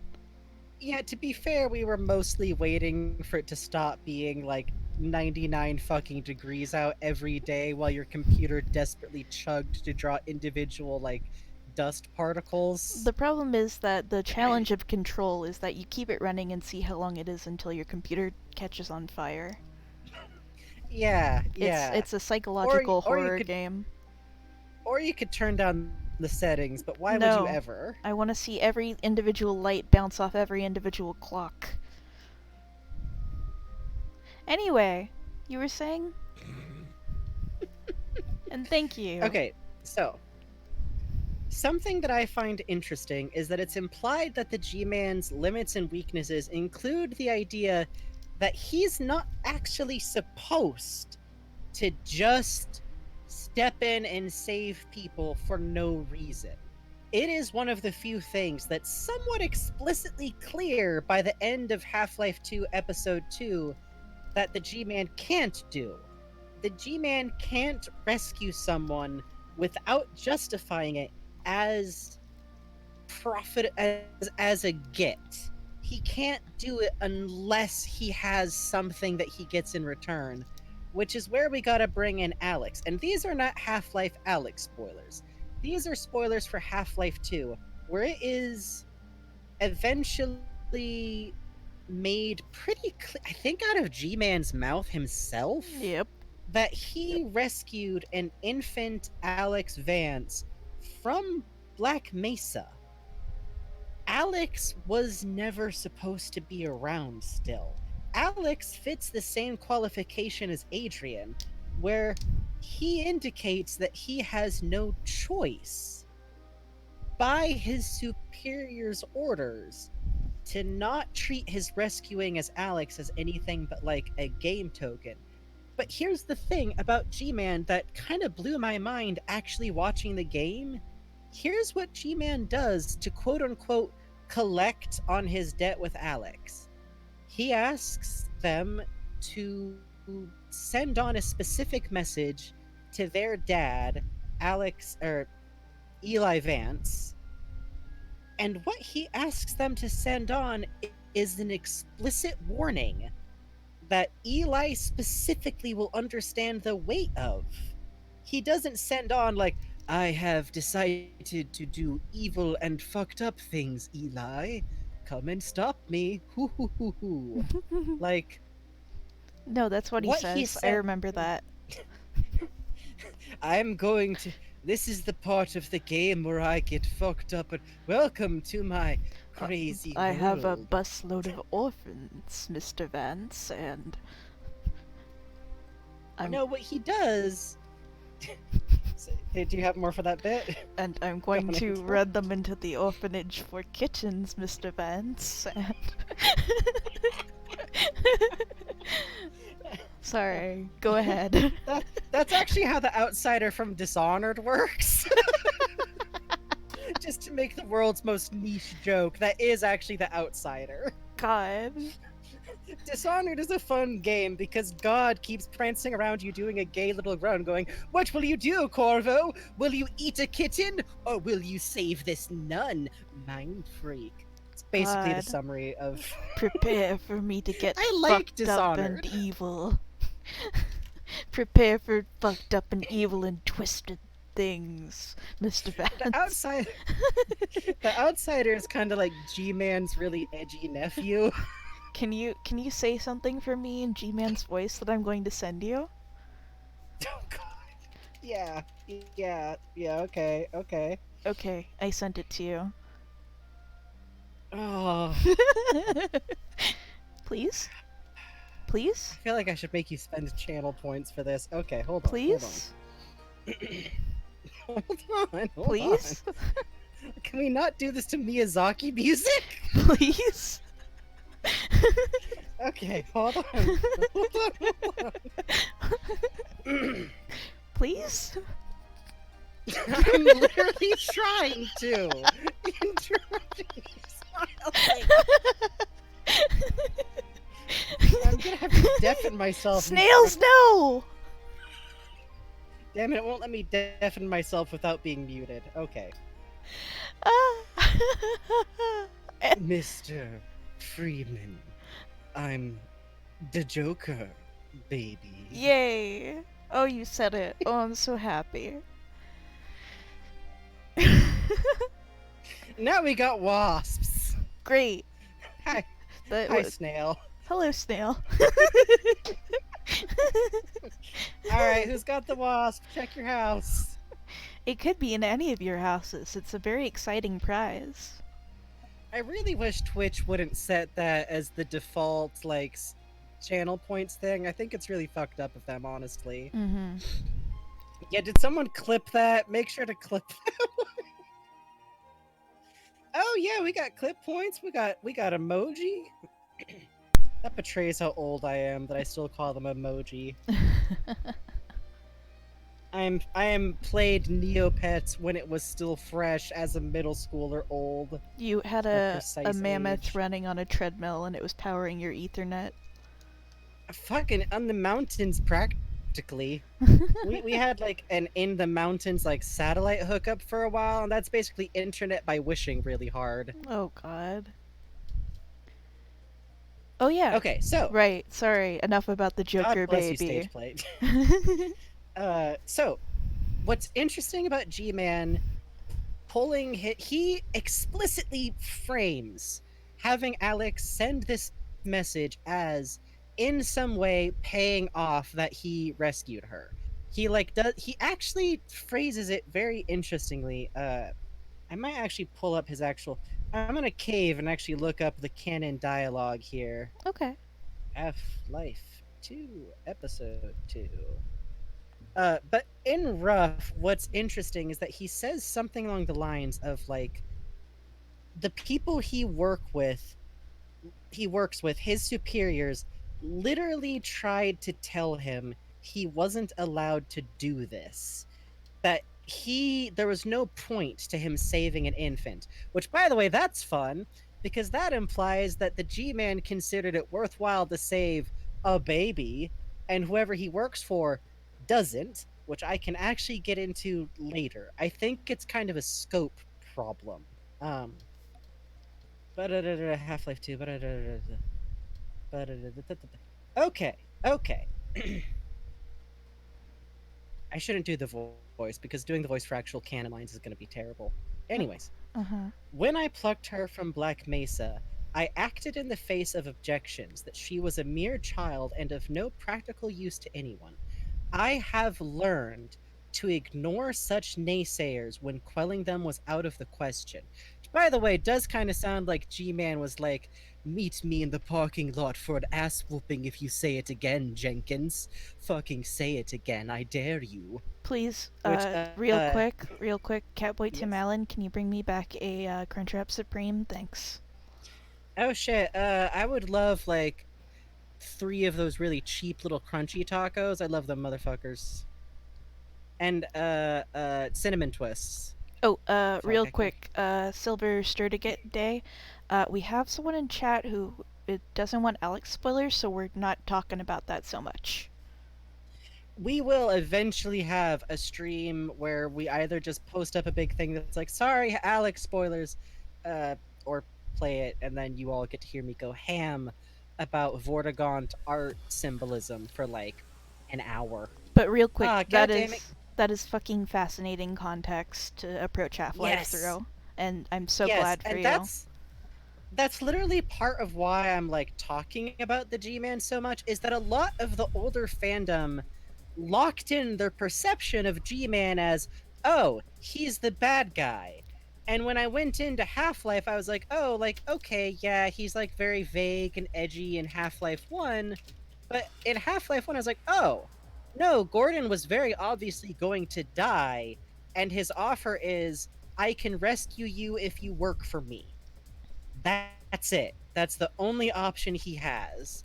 And then in Half-Life 2, he kind of gets back into the like slightly edgier thing, but like it interests me that it feels like he's always looked as being evil, but in actuality like yeah, stage play, that's a good way to put it. He's lawful neutral, which oh god, sleepy pear T pose. That's so good. You sleepy. He's cozy, he's sleepy. This, this is what happens after Coomer finds out he like doesn't sleep. Oh no. What the fuck is They have to playing? set. I have no idea. It's very Oh, funny though. sorry. It's from Payday 2. Eh, fucking gotta get hype. This is better. Improbable. I would be fascinated because I also kind of just knew the G-Man from out of context for a long time. Oh, this is good music. I'm into this. Mm-hmm. Mm-hmm. Mm-hmm. Yes, he has to abide by rules that to some degree seem to be out of his hands, but that specific bit about him is like he outright says that he has learned, and it's somewhat implied that he's learned because of Alex to say, no, fuck you, this is important, I'm doing this anyways. uh he still frames it in terms of investments, but like God, I'm sorry. I'm just thinking about that fucking Yeah. comic from it was like around when HLVR ended. There's a comic about like him losing his job and having to sleep on Tommy's couch. Yeah, yeah, yeah. God bless. Oh Okay, God. improbable. That's interesting because I also had the idea that there were multiple G-men from like fan works at the time. And what's interesting is that me and Bugs like looked into it, and there is a moment where you can see what kind of looks like two G-men talking to each other, but it's not. It's G-Man talking to a unique NPC character named Colonel Odessa, who fucking rules, His by the way. fucking sea shanty fucking boyfriend in Half-Life 2. Yeah, yeah. No, instead it turns out it's literally G-Man talking to the NPC who exists to give Gordon a rocket launcher right before airships show up. Is that from the same person who made Freeman You Fool Ghost Breath? Because I think so, if that's the case. Oh yeah, yeah, I have. That fucking composer rules. Yeah, seriously. No, Colonel Odessa rules. Every other NPC you run into, especially in Half-Life 2, the scripting is very awkward in points with the like, "Oh my god, it's Gordon Freeman. You're here to save us all." Oh hell, but I'm very proud of the bug pog emote because that's a very hard emotion to draw. Yeah, like every other NPC is like, "Oh, Gordon, thank God you're here. We gotta like rush you out the door." And fucking Odessa is like, "Hello, my good." Hold on, let me move the fucking mic away. Hello, my good chap. Fancy you a rocket launcher? Fucking let's get it. He's like the best character. I don't know why he's so undervalued. Yeah, he rules. I think I think Valve thought that people would just think he was goofy, but then like he's talking to the G-Man, which is a whole other interesting thing. Yeah, shout out to that one NPC that says dibs on the suit. My favorite one, actually, stage play, is the guy who's like, fucking, no, no, no, he's done this before. He'll get up in just a second. Yes.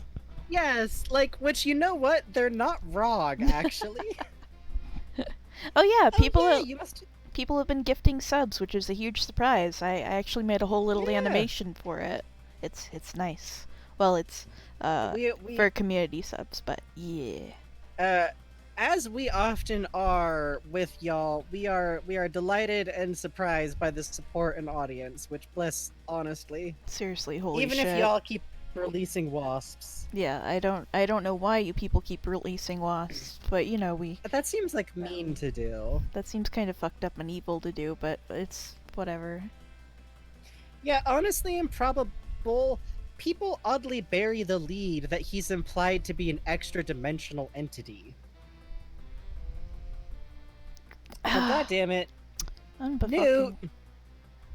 Alright, everybody check real quick. Someone, if it, like, the odds are low, but someone might have, like, 5 wasps in their house now. I mean, I like wasps too, but it's really difficult to get them out of the house once they've wandered in, you know? Mm-hmm. You gotta get the cup, you gotta get the paper, and if they're a paper wasp, you're fucking boned. I mean, even paper wasps, like, if they've seen you be calm around them. Unbegoddamn Oh yeah, relatable. it's one single wasp. One single wasp in one random house, which could include your own. Well, now it's two So long as single you're still wasps. yeah, that's the problem. You can absolutely link things. I don't think we actually have it set to, like, subs only yet. Yeah. No, it's just wasp. No hornet, only wasp. Oh, I remember Only little that. polite I know what wasp. you're talking about, Detective Defective. And it's so fucking funny. Holy shit. Yeah, please feel free to share it so that people can see it. Leave out cups of vinegar with dish soap. That's not for that person with the fruit fly. That is a general command from Friendly. God damn it, I was in the middle of drinking tea. Every time I drink fluid on this fucking stream. Nah, I don't really do much for the fan games, but they seem cool. Most of them are incredibly difficult to get working, tragically. Okay, so Or they're very G-Man is quality. G-Man is limited, but something that we find out that's yeah, the head crabs do just kind of look like a like a little chicken carcass being wiggled around. It's really Mmm, really funny. tasty. I do appreciate that Half-Life Alex, as a mild spoiler, does fully like it actually gets into the idea of like surely you would eat those. Surely Vortigons eat those. Look at how much meat is on them. There's a line from someone in Half Life 2 where they talk about, like, Oh, that's right. In Half-Life 2, don't you also see Vortigons like preparing them for food there? Like in that elevator scene. yeah, yeah, sorry. Yeah, you do. What? What? Is there something strange about the music bugs? No, Is there anything strange? no. No, there's not. You see the fucking almighty, all-knowing Vortigaunt, but also there's an NPC line from one of the survivors. I think it's in episode 2. That's like, yeah, they sure don't taste like crabs. It's like, okay. Yeah, yeah. Which of course they don't. They're obviously not actually insects. I mean, I don't think you can really class them along Earth's taxonomy particularly, but big ol' chumbly boys. They're so cute. My favorite thing to They're do in so Half-Life cute. Alex is just to like slap one around, like not like hurt it Yeah, slap, but like yeah. you would thump a cat where you're just like thump thump thump thump thump thump thump. What I love is how sometimes if they aren't like aggroed to you, they'll do like little like cleaning almost animations. Oh yeah, yeah, yeah, yeah, with their little Oh, pedipalps. that's great. What's going on? Oh god. Dance party. Oh, I do love Oh, that. look at them go. Oh. It's a little bug dance party. I think that head crab taste depends to some degree on if they are wild roaming head crab that have had a mix of different diets, or if they're head crab that's been raised specifically to eat. I think that it's a little bit like bear or other wild game, where it's a little bit gamey, especially if it's actually eating meat. But I think that if it's mostly eating fruit, then it's like a sweeter meat. Yeah, honestly, like Greek said, either very fatty or very lean, probably. Very quick. Thank you so much, Bubbly Milk. Sleep good. Absolutely, sweet dreams. Spicy, yes, big Uh, agree. I think the poisonous ones have to be prepared way more carefully. Like, not as difficult as making fugu, but like probably a little bit like preparing liver. Like, you really want to clean it carefully and then soak it in water or like salt water for a long time if you can. And then it's like pretty palatable. I think they Uh, taste like Generally speak. Hmm? I think they taste like flavorless chicken because cricket tastes like flavorless chicken. Yeah, I could see that. You really want to hit it with a lot of spices. I imagine that Vortigaunt cooking definitely involves like it's a meat that you cook with stuff. Yeah. You don't really want it on its own. Oh, fermented Oh. poison head crab. Oh, I like that as a concept. That's like shit that humans think of, I feel like. The Vortigaunts are like, fucking okay, put it in a jar, whatever. Oh. You Hey. do you do realize there are non-poisonous head crab to eat, yes? Yeah, but like maybe it'll be really tasty, you know? Hmm. Vortigons found out about capsaicin and they're kind of like concerned. Like, okay, your plant life developed a specific way to cause pain, and then you made it more, huh? Tastes good. It tastes good. Pain, tasty tingle. That yeah, that's Vortigaunt's hearing about Earth sometimes. Oh, Hey, good night, stage play. yeah, thanks for hanging out, stage play. Absolutely. Okay. Speaking of G-Man, I think that all of the evidence of how G-Man behaves and the implication that he has limits and that saving individual human lives is not only something he's explicitly not supposed to do, but also something that it's implied either the culture he is from or the culture he has to exist in now explicitly does not prioritize saving individual people unless it works towards a greater goal, which also implies that anything that the G Man does to change the course of events has to have some kind of greater goal. Which makes me step back a moment to say the one other thing we do literally for sure know that the G Man did in Black Mesa, besides save an infant Alex. Can we skip this one real quick? You don't like Sonic Adventure? I'm gonna have a hard time talking through the Sonic butt rock just a little bit. Killers being literally all the time, but my hope is that the Combine saved genetic samples so that maybe peeper puppies can at least be brought back. I would love that. I would love I that so think it would make much. sense. Because there was concept Uh, art for them in Half-Life 2. yes, give us the babies back, please. Give us babies. So I think that the last other canon thing that G-Man did in Half-Life 1, which is added more in Half-Life 2, is that Eli Vance says clearly that the G-Man provided the crystal sample that was used in the test that caused the resonance cascade. And more so that when he handed over that sample, the G Man said something very specific to Eli: prepare for unforeseen consequences. This is the same message that he then later has Alex deliver to Eli Vance as his repayment, literally right before something terrible happens. Which means that the first time he said it to Eli was a warning. Black Mesa was already looking for crystal samples like the one that the G Man hands over, admittedly drawing somewhat on the one other spin off, which was a very cool co op game with what I have chosen to believe is a pair of cool science lesbians. Mm-hmm. Uh, and also shown in Half Life 1 because there is Black Mesa like encampments in Zen. Oh, sleep good. They're trying. Oh, sleep good. Good night, Angel Face. Good night, Angel Face. Yes, Zen crystals, aka the Forbidden Rock candy, definitely taste like Tang. Just gonna say that straight out. It's like licking straight Tang powder. Has anyone ever made Tang hard candies? I bet that's a terrible recipe somewhere. Let's see. I mean, you could just Yeah, let's find out real get quick. a little bit of the powder wet and then lump it together. Right? But I mean, like a refined little, like, hard candy syrup. You know what I mean? Jolly Rancher Danger flavor, yeah. Doesn't look So like that it. means that we.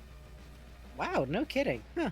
I feel like that's got to be one of those like BuzzFeed recipes coming out any minute now. Mm-hmm. Yeah, I'm glad you weren't watching and endangering yourself, Catboy Tim Allen, but you have come back to Island Time, Mr. Kulada, clearly. He would definitely wear an old-timey striped swimsuit the same way that Lupin the Third does. Thank you. God. Same type. Full chest coverage. Trans G-Man real. Anyways. Real.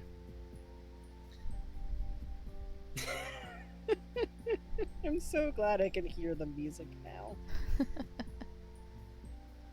So, the G-Man definitely handed over the sample that then became responsible for the resonance cascade. So that means opening those portals in some way was actually beneficial to the G-Man, to the G-Man's employers. It is something that he was cleared to do, that they needed to have happen, but he did do it while warning Eli Vance. Eli Vance didn't have to run the test. The test that Black Mesa ran, every sign in fucking Half-Life 1 actually kind of indicates that the test has like 1,000 warning signs. Like there's those scientists that are all like, we've never done one at this strength before. What if it causes a resonance cascade? Oh, don't worry, it probably won't. And then a computer explodes in the background, and there's like another computer. Isn't there like, there's literally like an Einstein, a Kleiner, and a Barney all trying to fix a computer bank? Yeah, that's in Blue Shift. Yeah, which I actually like what Blue Shift and opposing forces add to the canon. I'll be honest, I think they're very fun, and I think that it. I feel like Alex acknowledges that opposing forces is canon. Mm. I'll get into that sometime. God, G-Man does go to a Jimmy Buffett concert though. Oh. Science isn't about why. It's about why not. Fucking love Cave Johnson. He rules. Mostly. I do wish Portal 2 could get some like after the fact voice line edits. Big mostly. Oh hell yes, it's evening time in Animal Crossing. Um yeah, okay, so bottom line is that G-Man handed over the crystal that caused the resonance cascade, but he warned Eli about it. Eli could have said no, which I think is why Eli Vance in Half-Life 2 is super sus as it was of the G-Man is I think this kind of implies that Eli has been, staring down the barrel of having been someone who literally could have just made the resonance cascade not happen that day. That's fun. I'd actually like to get into Eli Vance on one of these streams sometimes because I think he's a very compelling character, honestly. Mm. And also, I like that he's like a disabled character. And I don't know, he's very charming, Mhm. Mhm. He's interesting. Um, G Man exclusively eats at various Margaritavilles. Jesus Christ. Uh, what was I going to say? Oh, okay.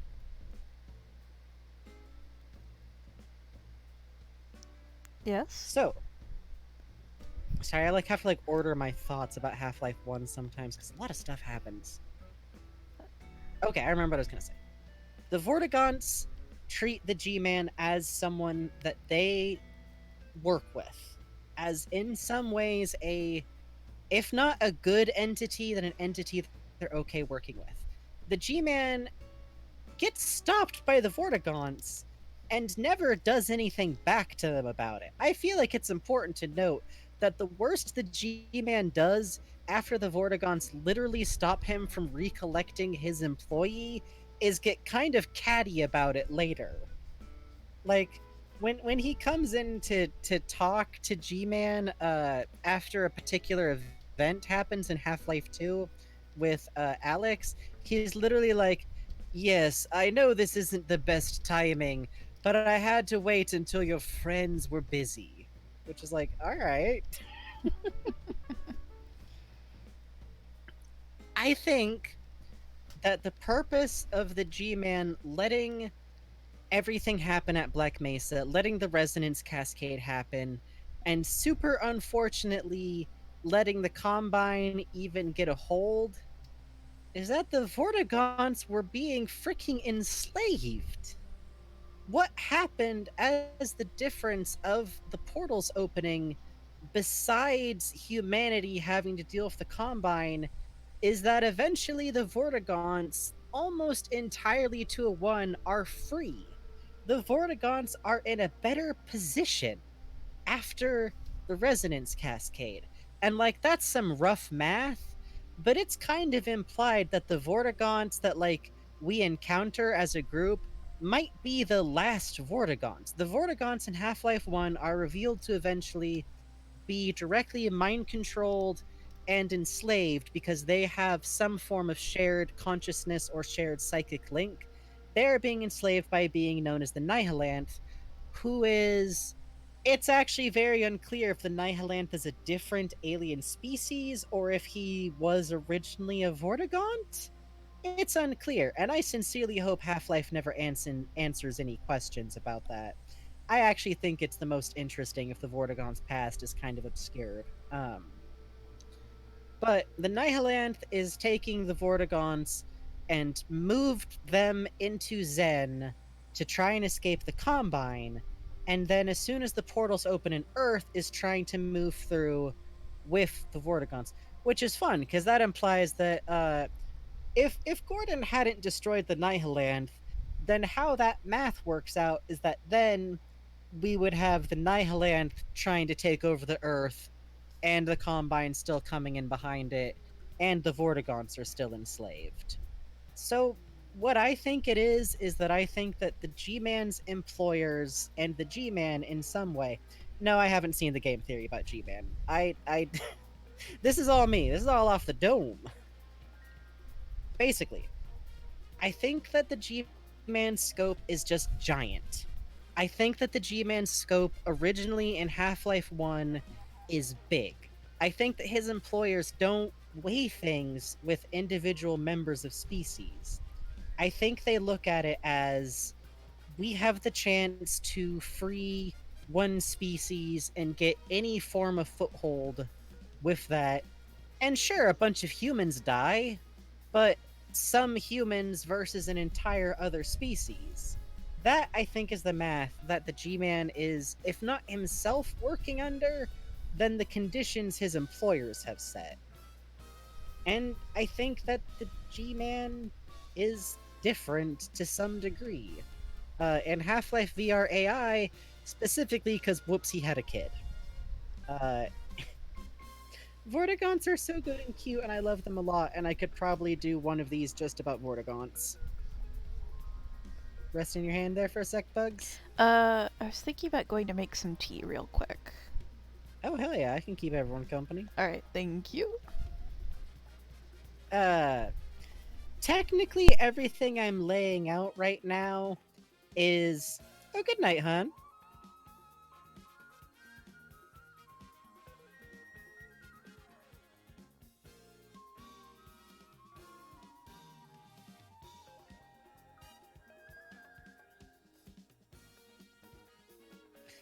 Bug is a generic cartoon bug, somewhat related to the basic shape of a beetle, or I often think that it resembles a little bit of like a roly-poly, but it's literally like a bug shaped like this from a cartoon. I'm a Frankenstein. And this is indeed Lupin the Third music, which always rules. Even when Lupin itself is bad, the music rules. I think it's a roly-poly. That's not like bug mascot canon.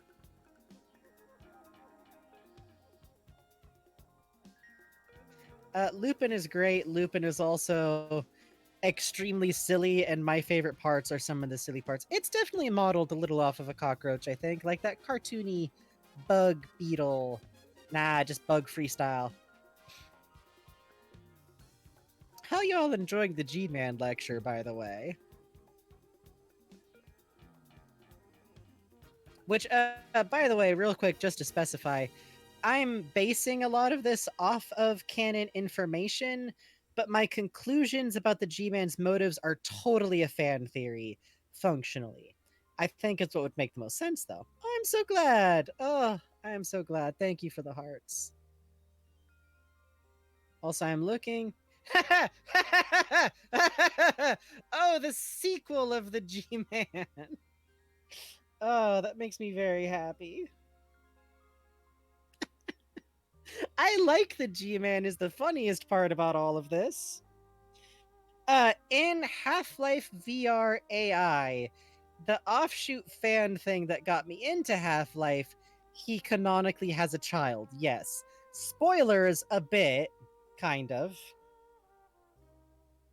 I'm so glad, Lemon and Goots. That's genuinely a lot of what I try to do.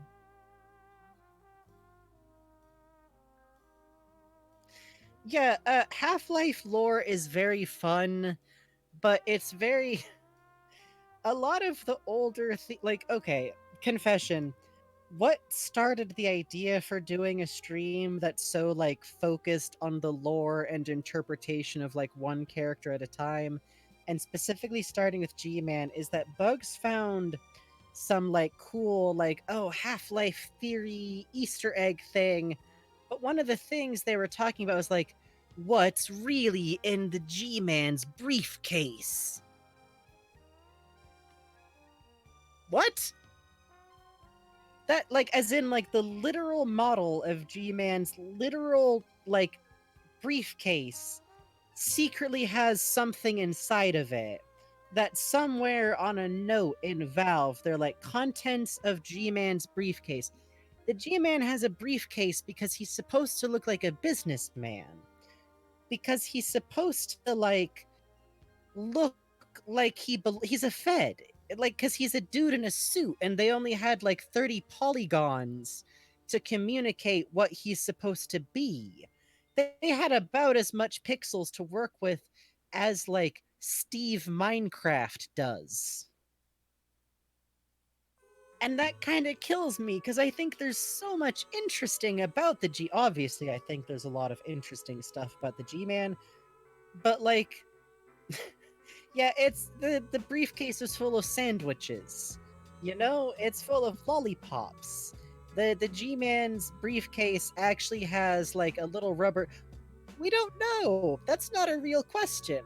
What's a real question is why does the G-Man do what he does, and how can it be possible for the G-Man to just be an evil entity who caused the Combine stuff on purpose? Yeah. It's because he's fucked up and twisted that he did it.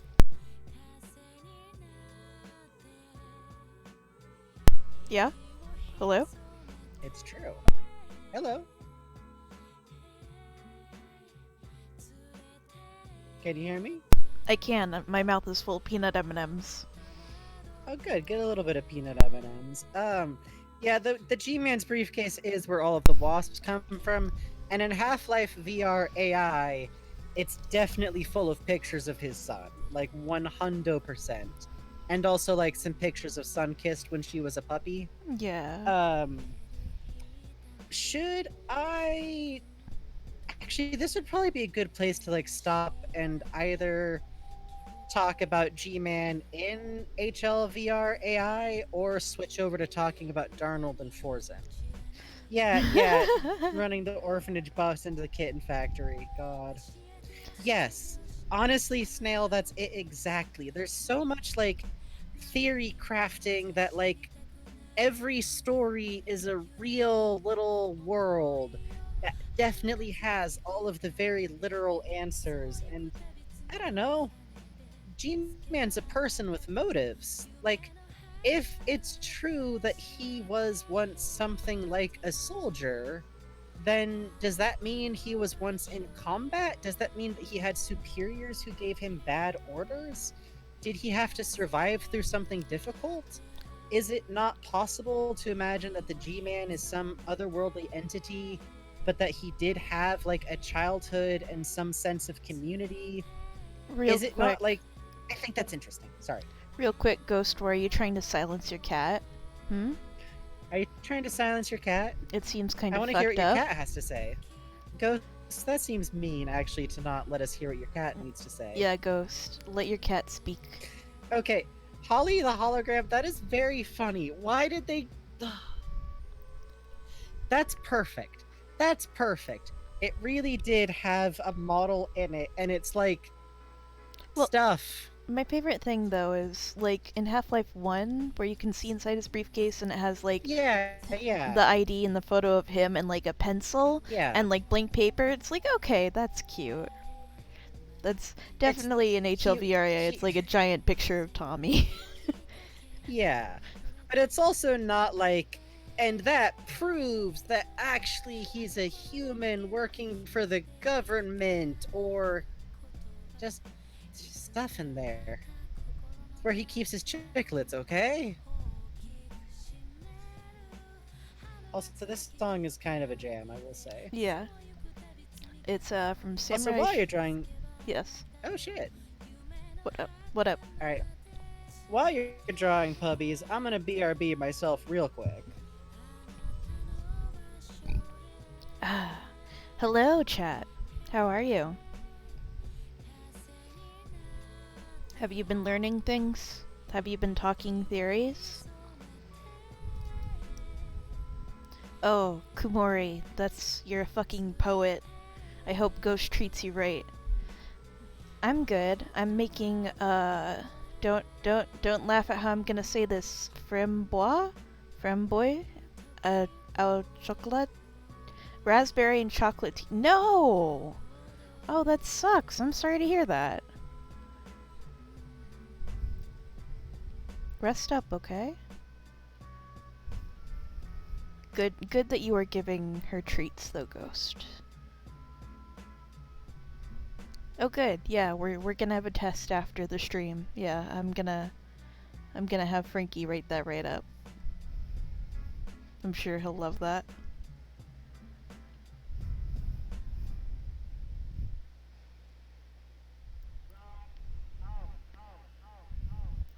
Yes, it is okay if you do that. But, just make sure it doesn't fucking smear. 'Cause I can't help you if I can't see what the answers are, okay? Are you a true G-head? Only 10% of Half-Life fans can get this right. Are you a true G-head? Most people in your state cannot get this right. Are you a true G-head? Hey, thank you for the follow, Lemons and Goots. You're just in time for techno and giant puppies.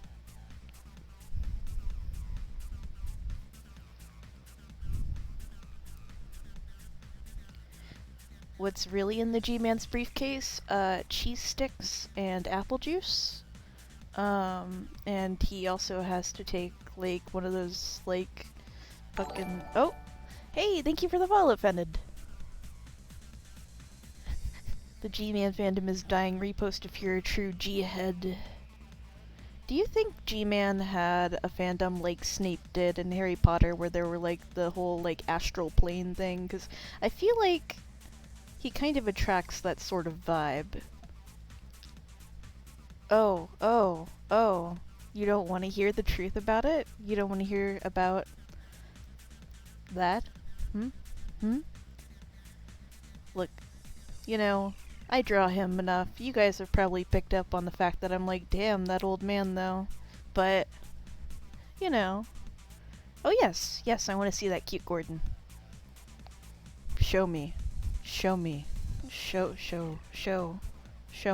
the Gordon, okay? Please? Thanks. Is G-Man a DILF? I mean... Listen. I think it depends on who you talk to. Yeah, I feel you, Snails.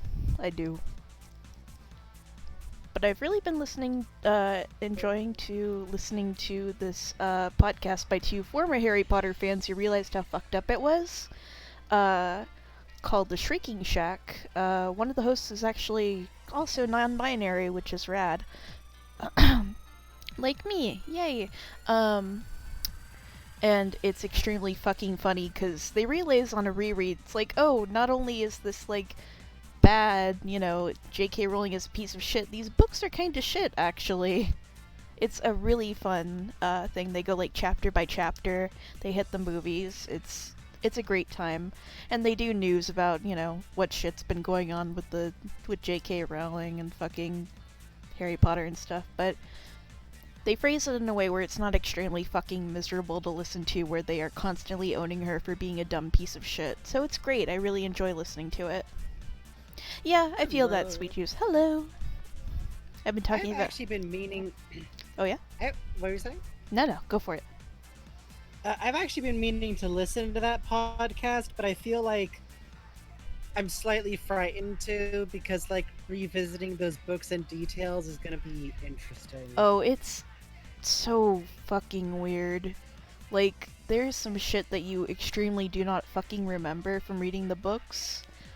Like, oh god. Fucking... I've seen people talking about the podcast, talking about the fucking names. Yeah. There's, I think there's someone named, like, Penis Jones or something like that. Like, it sounds like Penis Jones, practically. It's really good. What? Show me that photo. I want to see it. Show us the photo. You can't just Why would you not show us the photo, please? Please? I can always tell exactly how big the chat delay is. Very funny to now see. It is definitely like a full, 4 seconds delay. That's the time that it takes for Penis Jones to load. Yeah. It's not, it's like dick cucking or something. I'm trying to remember. It's something like that. No, it really, hang on. Any more examples? I have to find it, hang on. Yeah, every single one of those is my new OC name. You can't, You can't say these things around a chat. Hang on, I'm gonna have to I'm start trying to imputing find it. I'm terms. trying to find it. Hang on, hang Alright. on. How Be do I nice add to muted me. terms? Let me No. Don't silence the channel people. actions, Holy fuck, blocked where is it? terms. Dick cocking. It's a name like that. I'm trying to find it. Yeah, absolutely. You really added dick cucking to the block terms? Yes.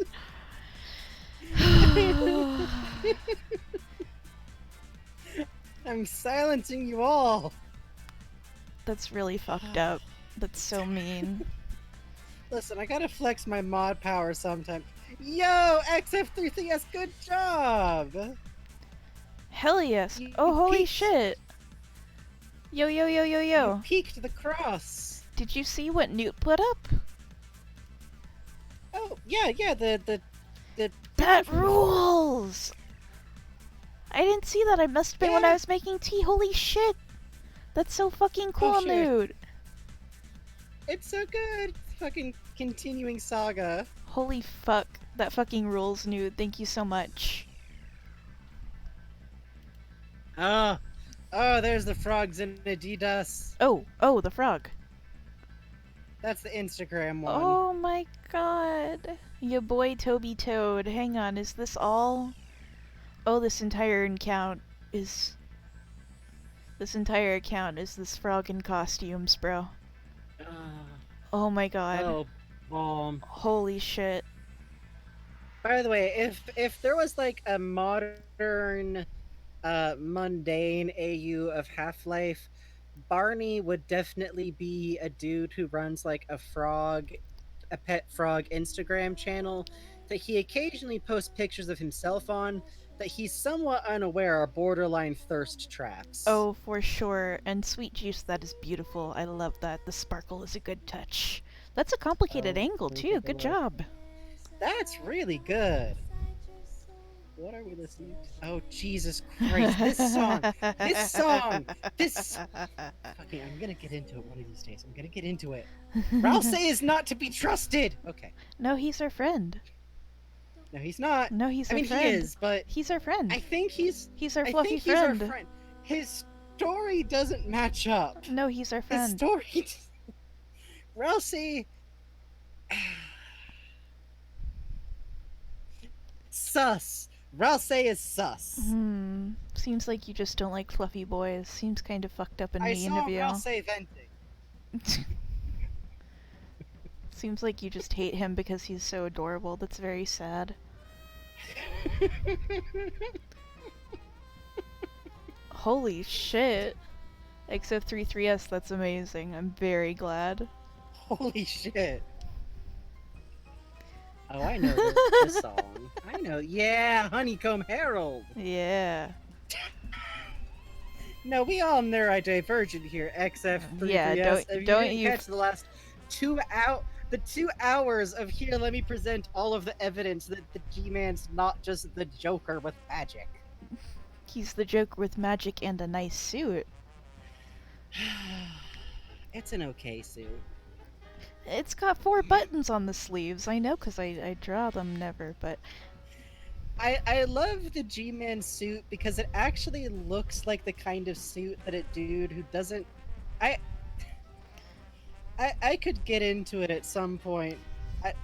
That's something that I meant to get into, is that he definitely wears a suit because he thinks someone with his kind of like role and status and age is best represented by a businessman with a suit. But I don't think he actually cares how good of a suit it is. It's like a $3,000 suit. It's somewhat expensive. I know that's wild to say, but he wears like a upper manager suit, not like a famous person suit. Yeah. For Goker. Yeah, Which you're is- right. Oh, the Goker man. The Goker. That's right. I'm the Goker, baby. Goker's mod. I love to Goke the Batman. Oh, the Gourd man. This is quickly becoming a Monster Factory character. We're real, but not the one they settle on for the whole video. This is like their third draft character that they just like spent 5 minutes on. Yeah. Oh hell yes! Oh, new art, new art. I love to see the art. Oh yeah, I saw that. It's super cute. Benry's I teeth are love it. cool. The fucking rules. Good I shit, real. Newt. I love when people do like I love when there's no sense of restraint on Benry's teeth. I really do. Yeah, his big teeth are cool. He is a big cool. Big jumpers. He can open a coconut. He just bites it. He just bites it. He's just like, I fucking hate dealing with the peel, man. So what your star? It like hurts my fingernails.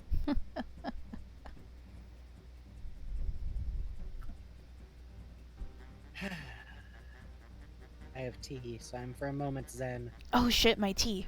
Hang on, I'll be right back. You forgot it!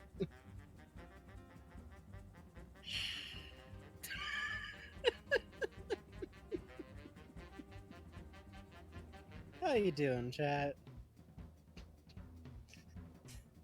So I'm just like absorbing tiny Tommy with gigantic bumbly puppy Sunkissed, and that's so good.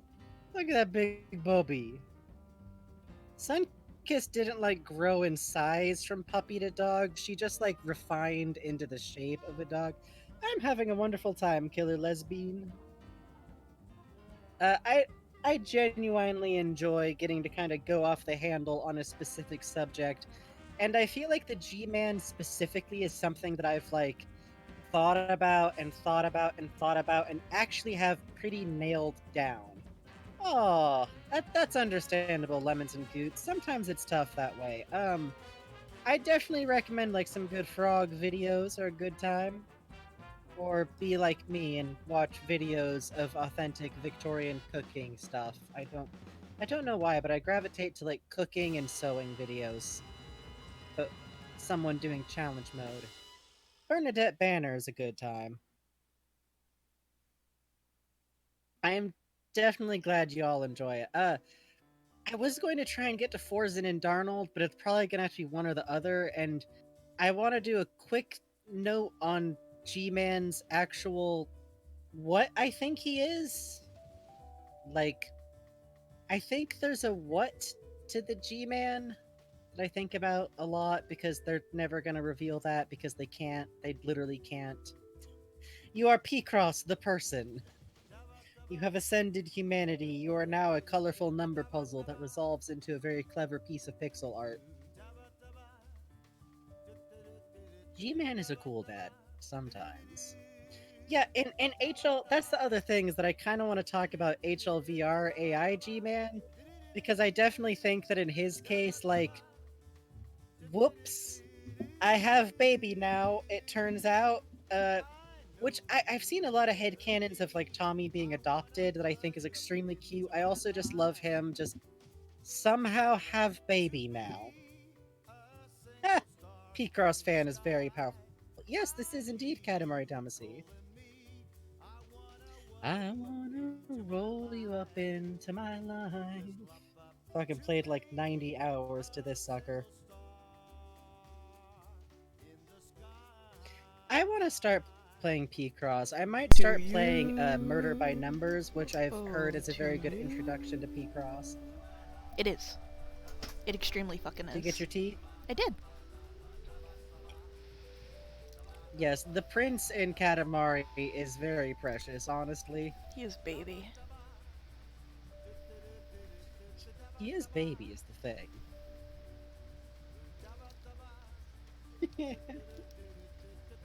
Oh, tea hot or cold? Hot. Uh, I gotta be nice to my throat. yeah, that's for sure. I always drink tea hot because I'm a cryptid. I actually I was gonna agree with you, but I realized that I've been fucking drinking cold brew green tea for about like 6 months straight. But it's because it's in a bottle, my brain is like, no, that's not tea. That's something else. Oh, okay. It's cool. a soft drink. Yeah. Fucking soft drink debates. You drink hot water. I've been there. That is definitely a good concept. Improbable. I definitely shoot for like Tommy is half whatever G-Man is, because I think it lines up in a very interesting way with Tommy's whole like, this is all instinct, Mr. Freeman. I'm scared. That to me makes a lot of sense if he's like half human, half alien. Yeah, he's fucking hunting. Yeah, his fucking predator vision has fucking kicked in. He's actually able to observe everyone's skin temperature. Distressing because Gordon's that kind of guy who's been like running hot for like the entirety of his panic attack, and Benry is room temperature. It's a little bit weird. I can't drink ice water. I don't like cold water. I barely like water, but I I'm like that. I love water. Yeah. I love a good water. Oh, Also hyper. Also, it's totally valid. The tuck dude.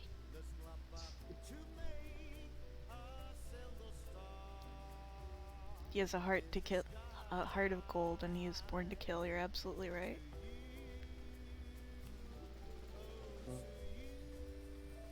This is Benry. I'm fucking around. Hang on.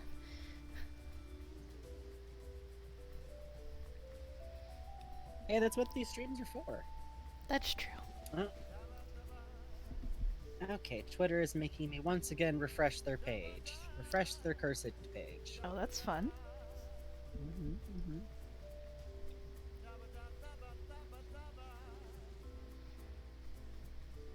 It's cool though. We have the Daba Daba bridge to carry us over. Oh yeah. Okay, so, uh, one ran into the other in Half-Life AI, fucking HLVR AI, but the oh hell yeah. Oh yeah, that's like our common assumption is that just to swerve on Benry for a minute, who will definitely be the subject of a whole ass lecture stream. Don't fucking doubt it for a moment. Uh that's absolutely what I believe and what Bugs and me tend to talk about is like that Benry is he starts to become resistant to the idea of going towards Lambda Lab a long time before they actually get there. He starts to experience moments of seeming to forget what's going on and what's happened more and more as they get closer to the portal. Once inside, he basically becomes semi incoherent but non hostile for a while. And then his evil speech is super garbled. It totally reads like he is possessed to some degree by the Nihilanth, which would make sense if you assume that he is semi psychic to some degree. Like I said, at some point, this will be its own whole ass other stream. Oh, other child, that's super sweet. Hey, Thank you, don't other shoot the water. child. Hey, don't shoot the water. How you doing? Thank you. You too. I mean, not the stream, Uh, unless you're streaming. I don't know. Maybe you are. I'm also a big fan of when Benry is like first in Zen, just the "It's me, what's up?" Yeah. Like, oh boy, Benry has like big like Nyquil and a fever kind of coherence going on. Exactly. Honestly, the new I could also see that. God, it's especially interesting because the "Yo, it's me" is also kind of how he responds to Tommy the first time they run into each other, which really does make it come off as like, oh, Benry's acting as if he like hasn't seen y'all in a while. Oh no, he already has powers. I think Benry is a messed up alien god thing. But like we know the Nihilanth mind controls things. It's what it does, and in the full cut, Gordon still hears it.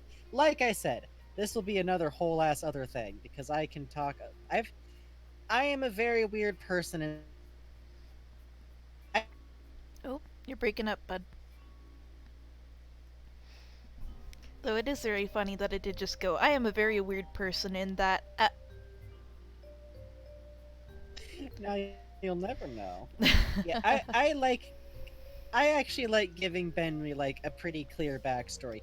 Ironically, I refuse to answer shit all questions about how exactly Tommy was born. I don't know. I think he's half human. Ugh, I don't know. Oh, am You're I live. audible or is chat just catching up? Okay. Yeah, don't worry. One of these days, chat is gonna fake me out into thinking that I'm like unhearable. Yeah, like Tommy, I do think Tommy probably had a second parent to his human, and I also think that it doesn't matter who that was, in the same way that, like, if you have Gordon having a kid, Joshy, which I usually do, I don't think Joshy's other parent matters. I don't think it's like a big angst point either, but it's just like, eh, it's Yeah, not like a big deal, really. fucking Just not transdad really in the coordinate picture. rules. Yeah, trans dad Gordon, don't worry about it. Possibly trans dad G-Man. I make the rules. Who say? Fuck yeah. Who say me different?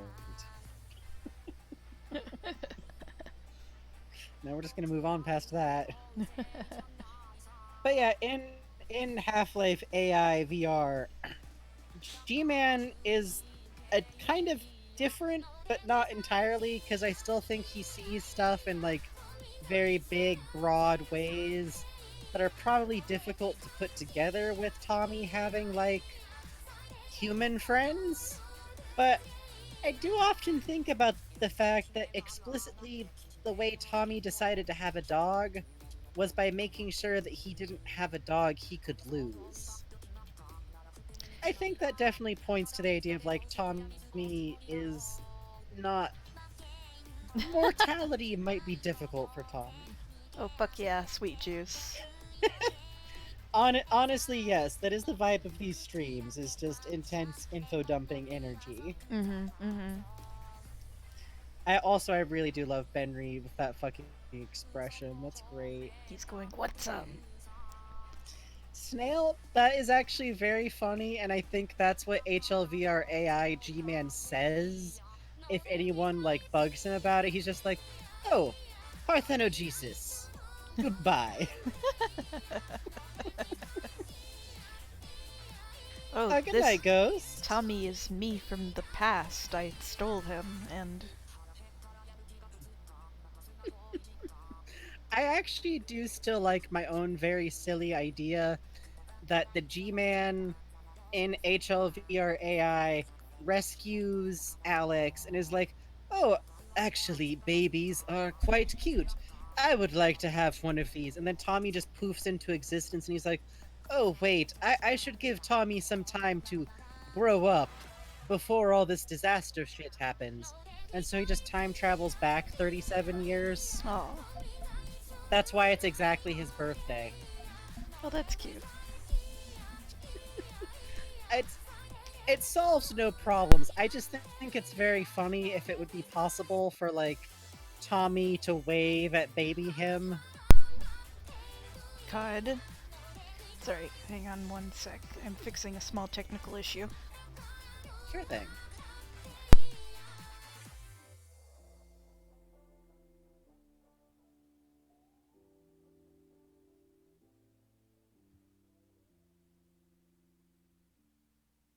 Okay, hello.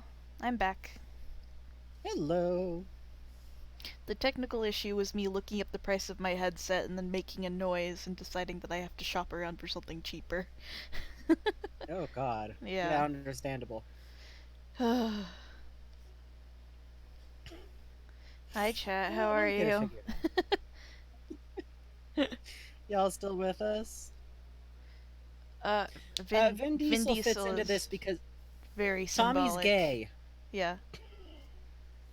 Hello, Catboy Tim Allen. Oh Hi, yeah. Catboy Tim Allen. I read good jokes. I liked how it ended. Though, you know, I'm not usually very big on the like kind of meaner read on G-Man. It's, you know, I like good jokes a lot. I love especially like how the person takes moments from the long VODs and works them to the fic. That's some really good dedication. Yeah, honestly. I haven't read it because it's not quite my angle, but I'm glad that honestly I celebrate any time that a fan fiction gets wrapped up. That takes immense power levels. It's a good S. Oh, Yeah, yep, he sure does. Tommy just got kind of like a crush on Vin Diesel when he was younger. Like, you know, sometimes you just do. I do big love Tommy. Basically, like, I think that G-Man's presence as a human is. I get into this a little bit in something that I've been writing, so I don't want to get into it too much. Weirdly, like he likes to appear as a being that represents more or less what his deal is. Like G-Man is has simplified what he is down, and it is I am a person with this kind of rank who is qualified to negotiate, and I am an older entity. That is important to him. Uh, and I think that in HLVR AI, he's also gained like he is dad. He is dad man. He do dad now. He's doing his best at it. And I like to think that as a result, he's just like a little bit like softer on the edges than Canon G Man. Just a bit. I like that. Like he tried to learn how to do dad stuff a bit. Uh Canon G Man, I'm not sure like if he even does stuff as like hobbies or exists on Earth if well, I think he's very focused. But I do think that like in HLVR AI, he has hobbies. He has like books he reads. He's existed in step to some degree with humanity over 37 years, possibly non-consecutively. Yeah, for reasons that I can't entirely get into, I do think that Canon G-Man is a good enough person that he just saved Alex because she was a baby, and I think he caught a little bit of like the slightest amount of no, this one human, they're good. Don't worry about it. Yeah. Canon G Man, please can you go like flirt with Odessa or whatever you need to be doing here? Can you take a Improbable. What? chill pill? What are you talking about, improbable?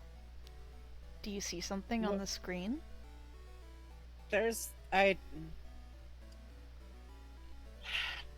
I mean, I would think that you would be paying more attention to Parrot Head G Man down in the lower right corner, personally. Hmm.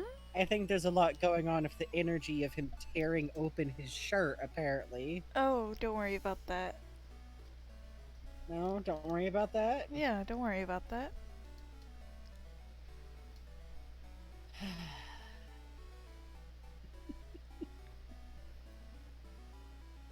By the way, Darnold definitely used to be a bartender, right? Oh yeah, for sure. He can do all the like fancy tricks and stuff. He even talks about like mixology specifically, which is really funny because that to me implies that not only was he a bartender, but like he was one of those really goofy like show bartenders. Dude, that rules. He can fucking like juggle the bottles and shit. Like he stopped doing it because it's like a total service industry job, which is a giant pain, but Mm-hmm. definitely paid his way through college and medical school. Oh, for sure. Good night, other child. Hey, thanks for hanging out, other child. It was an honor to have you. Absolutely. And probable he definitely does with chemicals, but I always find it very funny constantly that his job in Black Mesa is literally soft drink development. Like I love HLVR AI's version of Black Mesa so much because it's only a little bit sillier than canon. Yeah, honestly. Like, canon Black Mesa is a fucking. There's no actual canon explanation for the PETA cutting room. I need y'all to know that they just introduced a room with a big pair of spinning angled blades that just spin on a set track and are turned off by a button that you need to walk by the giant blades to get to in Black Mesa. That's not like a Gmod goof. Yeah, they're Aperture Science's rivals, which means that somehow they're a disaster in the totally opposite direction. If Aperture Science Flaw is testing too much, Black Mesa could do a little bit more testing.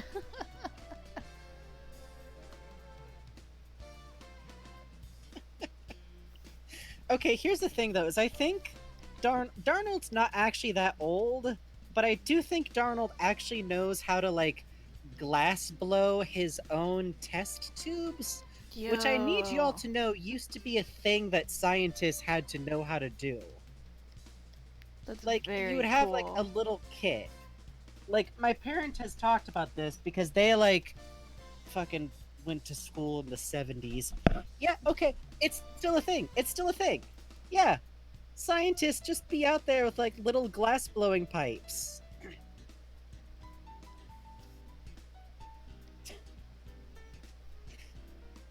Yeah, okay, see, I'm not crazy. I'm Snail, I'm so glad that you're backing me up on this.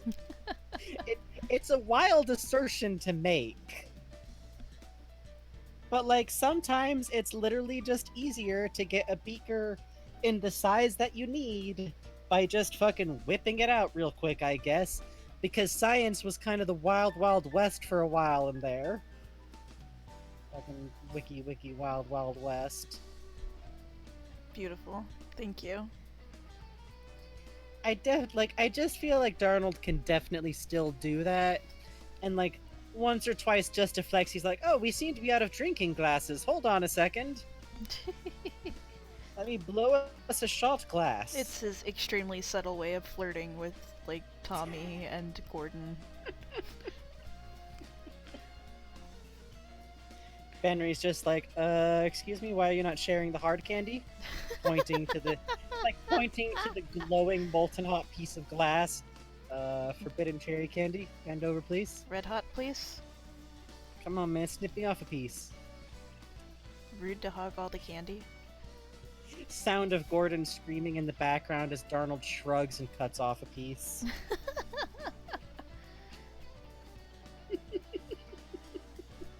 God.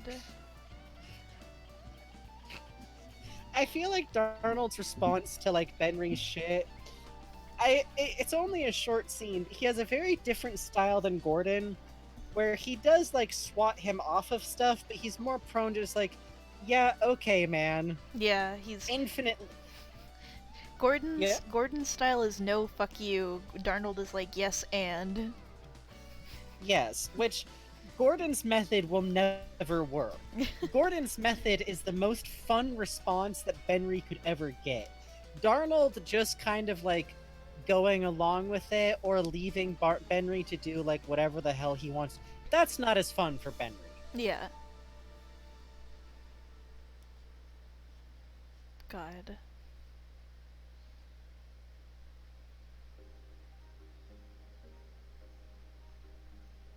I think I figured out my Darnold shorthand, and it's I take the G-Man has these lines that goes down from his eyes to his nasia label, whatever the fuck.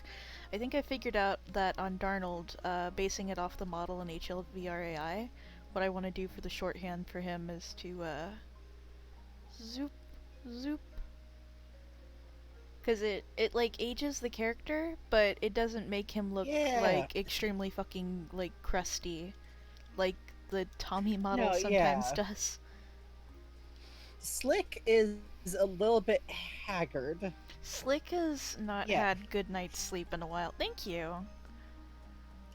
No, Tommy is definitely like, a reoccurring joke we have is that like when Benry and Gordon are like later on once they're cool and they're like play fighting or arguing, Tommy's just over to the side with like a goblet of Sprite, lounging like a Roman emperor watching the gladiators. Tommy's having a great time. Tommy does not participate nor stop Benry's antics, he just kind of vibes.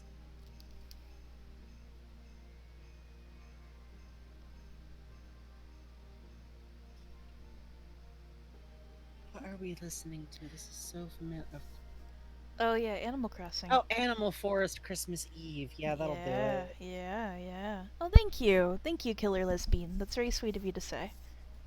It's true. He cute. And also distinct from Eli, which is a difficult fucking trick, considering they're based from the same model. Yeah, I just remembered he doesn't have a widow's peak. Slick has a widow's peak because his hair's slicked back. I gotta remember that. It's true. Should Tommy have a widow's peak? That's what I draw Hold him on, with. hold on. I draw him with That's one. true. That's true. Sometimes That's why everyone's like he looks like Lupin. I'm like I just tried to give him messy hair. which is This great. just Which is great. happened. Lupin doesn't have a widow's peak. He has weird bangs. True. I'm so upset that buck wild assertion is now functionally canonical because of Lupin the Third the First. Hey, God. real quick. Good night, Monster from Minerva. Thank you for hanging Good night, out. Monster from Minerva. I wish that too. Also, Killer Lesbian. If only because Yeah. like I want more character information about Darnold, which we have to finish the Act 4 VOD just so we can get back into the bank stream. Hey, you guys want to know a cool secret about That's true. the heist stream, the bank heist stream? Do you remember at the start of the stream how there was a $300 donation from Mr. Charles Entertainment Cheese? Yeah. So, COVID had started, and I had booked a vacation to Japan beforehand, and I had just gotten word that my vacation wasn't going to happen. So, I, I, I am Charles Entertainment Cheese. It's true. So I can't believe you skipped Pumpkin Hill. I cannot believe I you can't skipped reveal a Pumpkin dark Hill. secret over fucking Pumpkin Hill. Anyway, so that's the dark secret. I am Charles Entertainment Cheese. It's true. I was there. uh, Forbidden Bugs lore. yeah, so that was I got my money back and I was like, "Oh, I have a compromised health. I cannot travel for a while. I might as well put it towards Yup. something good." So, yep. Yup. Charitable donations, yo. But anyway, we should watch that VOD again cuz we have a lot more there's a lot more Yeah, we Darnold. definitely need Yeah. to. Yeah. I am big fond of Darnold as like their fucking sorry, I gotta like groove out to this. Yeah, I feel ya.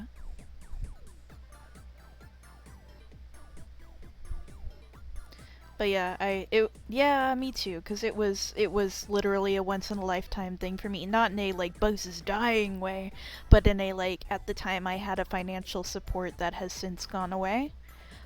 So that vacation is very likely not going to happen. Which, c'est Livy. Okay, done vibing. I just had to get that beat.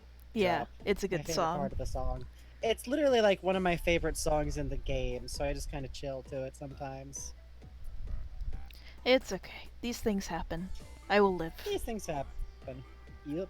Yeah, with Darnold, like, I wish he'd come along a little bit longer, Mm-hmm. because I also think like what's kind of rough is that his character, like, everyone else settles into their role a little bit over the series. Like Tommy shifts a lot, if a little bit subtly. Scorpy is just kind of fucking going buck wild out of the gate, so there's not a lot of shift there. But like Bubby and like everyone has a little bit more time. Darnold is really like just the first 20 minutes of improv. Yeah, I would have liked it if Log had come along a little bit longer. You know what other one kills me? I think that, Sunkissed. yeah, they talk about like Sunkissed could have come along. I'm like, damn, that would have been cute. But also, I do feel Yeah. for Lauren in that it would have been like an hour of hopping around and making bark noises with the keyboard. I don't know if that Well, would to, be fun to, to play. to be super fair, don't forget that behind the entirety of the series, they have a separate Discord chat that they're using to like talk to each other. So it's not like she would have been like totally mute, like I unable to know, but talk to the still, others. still though, you know. Yeah. You know what? Yeah, I do love that Sunkissed comes back right at the end for the fucking Yeah, that superpower fucking brawl. ruled. You know what I really want to see though? If they end up doing HL2, uh, Hmm. Mira would fucking kill it as Alex. Yes. Yes. It is like the only thing I'll accept for like someone playing Alex. And I know that would oh hell yes, now we got some tunes going. I definitely think that someday I'll get into Papyrus. I definitely think that like it'd be tricky to schedule because I know that Mira's in fucking Finland. Yeah, but Slightly also tricky. she would It, fucking it would kick be so ass. good. It would be so funny. Oh, I want nothing less because like people who just do the HLVRAI stuff don't know how fucking funny Mira is. Yeah. Like it's Oh my so god, did you good. that fucking stream the other day where she was making Europeans name the US states? Yes. I didn't I only came in at the like actually for real like after this like we should go watch that from the top because I missed most of it. Oh my But I god. just caught the end. It was so It beautiful. was so Oh, Nude fucking After funny. Dark. No kidding. Oh yo, that's Yeah. fantastic. Shout out to the European time zones. Send me some of your good I, chocolate, okay? send me some salty licorice, please. No, I'm you not gonna don't. eat it. I just want to sniff it. I have a I, tub. I was I trying to don't want to eat I I was don't want trying to to eat salmonaki. I was trying to train myself to like it. And my Why? mouth kept frothing in rejection. So eventually I stopped. But it was only after about like 13 or so pieces that I finally No, no, decided to give up. no snail, not licorice. Salmonok, salted Finnish licorice.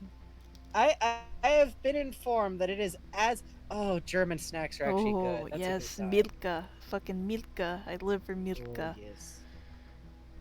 Uh, I from what I can tell, salmonok is like literally salmonaki. I don't know. It's literally as salty as like drinking seawater, but it's It's also very saltier. much licorice. It's like if Yeah. hydrogen peroxide was salted, is what it tasted like. Oh, that's so powerful. Oh, This oh, that's so this powerful. Darnold is looking kind of dead-eyed. I think I have to start over. He's got some Coomer eye syndrome, He's which the okay, elevator what music is that's like playing. this is what he looks like when he says devil gun mode. Yeah. Which I love that. I really do love that darn like canonically within this Oh shit! hey, thanks for the Hey! follow. Thank you for the follow, Silver Streaked Day. You've been in chat for a Strigated? while. Thank you. Hell yeah. Uh I definitely do love that like through Darnold it's like hyper oh hell yeah, speaking of some fucking jams. Yeah. Oh, this is the shit right here. I don't know why this specific area music rips so hard, but there's like a remix of it that I really love that leans into it. Dude, hook me up with that. I'll put it on the stream mix. I think it's already in the list because it's from the Live at Grillby's album. Oh fuck yeah. Uh, I do like that too, Sweet Juice. hell yes. Yeah, I do. Okay, Wait, D&D my saying that's personal. extremely fucking funny. Oh my god! Wait, what? That's great. That's so menacing. I don't know why, but like. Sorry, I'm frozen with delight for a moment. Oh, I love evil French children. How wonderful. What? Yeah, How but they taste how like how salt. lovely to know there's still menacing children in the world. I mean, honestly.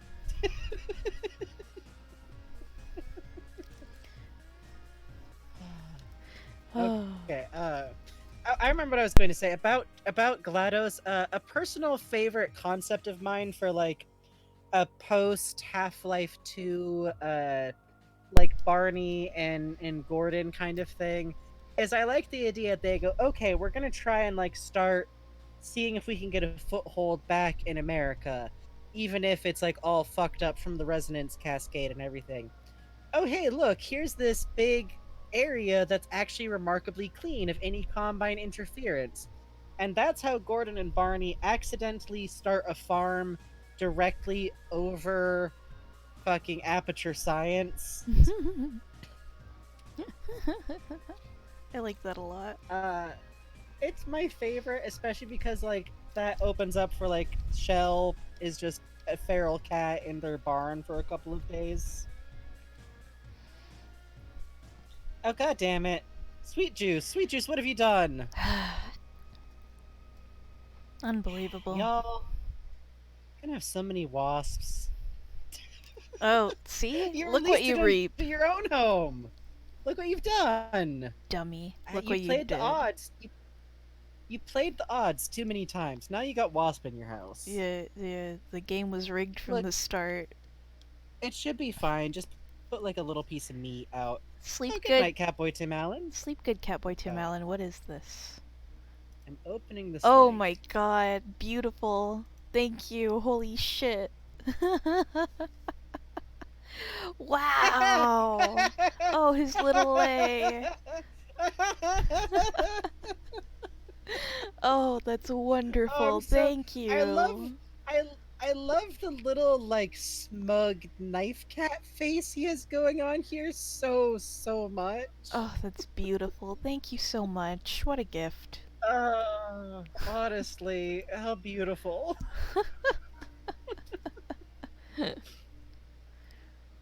God. We adore it. Thank you. Oh, God. Bugs, why is Feelings the song playing? Sometimes I like to be dangerous to myself. I think Darnold is chubby, and I think that's great.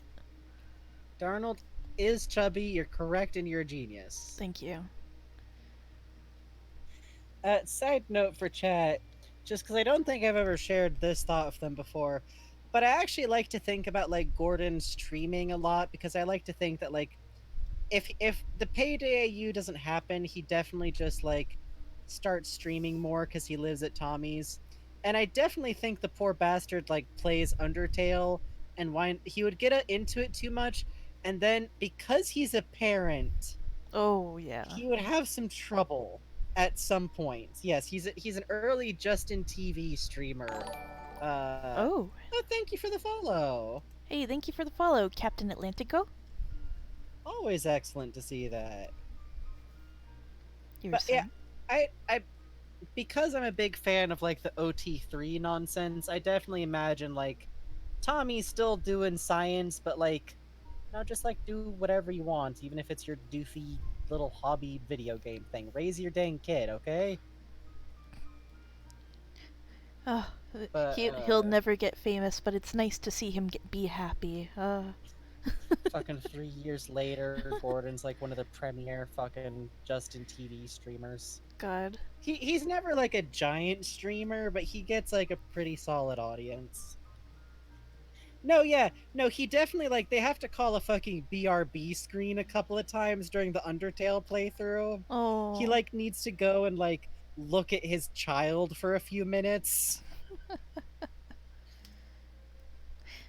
Yeah, and I think like Gordon would be fun, especially because like it's definitely Gordon, and then like Benry is in there as a mod somehow. God Good. help us all. Benry adds a loud term feet pics. Also, I do still love Gordon's middle name being Martinis. Oh god, where's that from? Darnold asks Gordon, it's like, oh Christ, what is it he fucking says? It's, what is mixology, and then who are you? And it's like Gordon Martinis or something. He's answering them in like reverse order, but it sounds like he's saying his name is like Gordon Martinez. Oh, that's so good. I feel like I have to accept that because of my crimes with Benry's surname. Yeah. Fucking Gloria was getting the good meds, okay?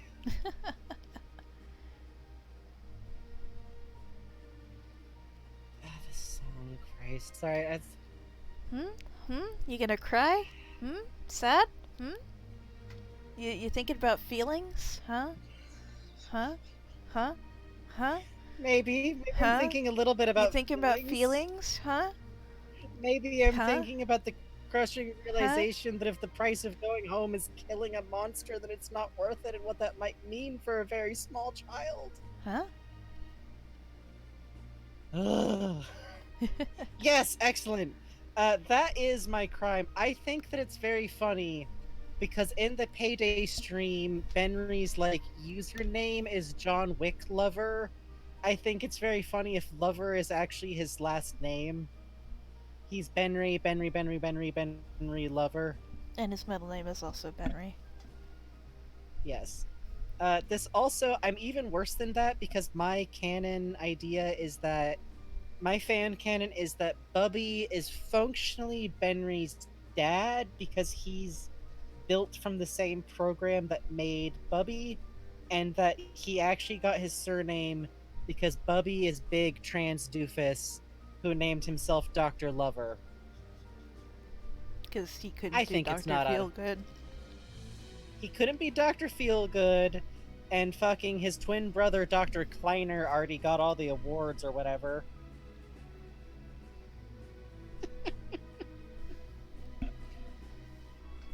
Listen, the beautiful thing about being trans is making wild decisions about your name.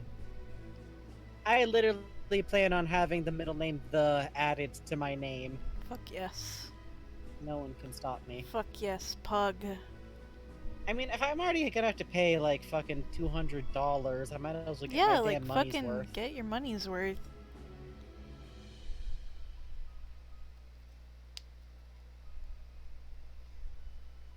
Hell Yo! yes! That is a good name. That is a great name. That's a fucking Yeah, awesome all of name. my for the record, all of my like fan cannons and stuff go nuts. Like I literally like make up and share this stuff because I think it's good. Okay, so here's the Fuck. thing. This is actually something Killer Lesbian that I differ from Frankie on. Because Yes. Frankie's big on the head crab. Here's my thing. Okay? Right. Bubby Right. goes for the snark right away. He starts calling it his Canonically. kid in the thing. I think he likes the explosive baby.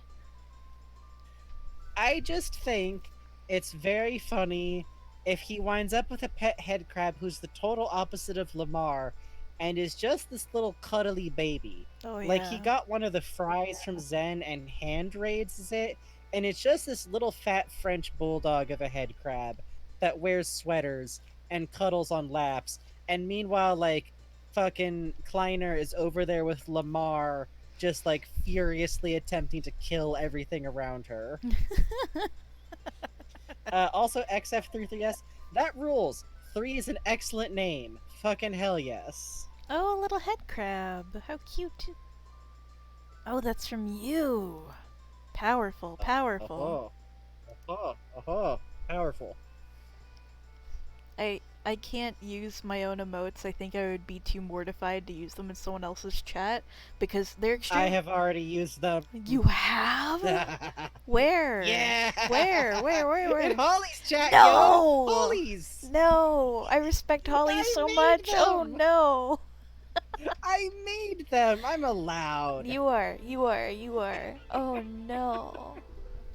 I'm gonna use them when Wayne has the BRB screen up. Oh god. Oh god. You're gonna kill me, man. They're extremely good emotes. Don't get me wrong. They're extremely fucking Oh, is good this... emotes. No. Yeah, this is totally Moon music. Is it not? No, it's... Oh, it's Moon. This is Yeah. from Moon Battle RPG Adventure. No, what I'm drawing, I Oh, think, you're is what they drawing. think. It does look a little bit like you're starting a Moomin Hang troll. on, I will make you a Moomin. Hold up. I'm pretty sure that Moomin trolls and boss monsters from Undertales are like, if not the same type of creature, than like related. Yeah, for sure. But Uh, oh, fish skipper, hello.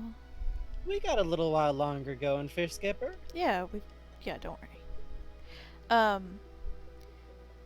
Yeah, like I fucking love the emotes. Don't get me wrong. I'm just extremely mortified of ever advertising myself to, especially anyone who I extremely fucking respect. Oh my god. I don't think it counts as like advertising yourself. It's just funny little bug That's pictures. true. The terror of It's being known, you know? I understand. I understand. But But also, I'm gonna commit emote crimes. okay, you go ahead. You absolutely you can. I'm unaffiliated. I'm technically on paper. What is this song? Hey, don't worry Oh, about that was the that. end of the moon song.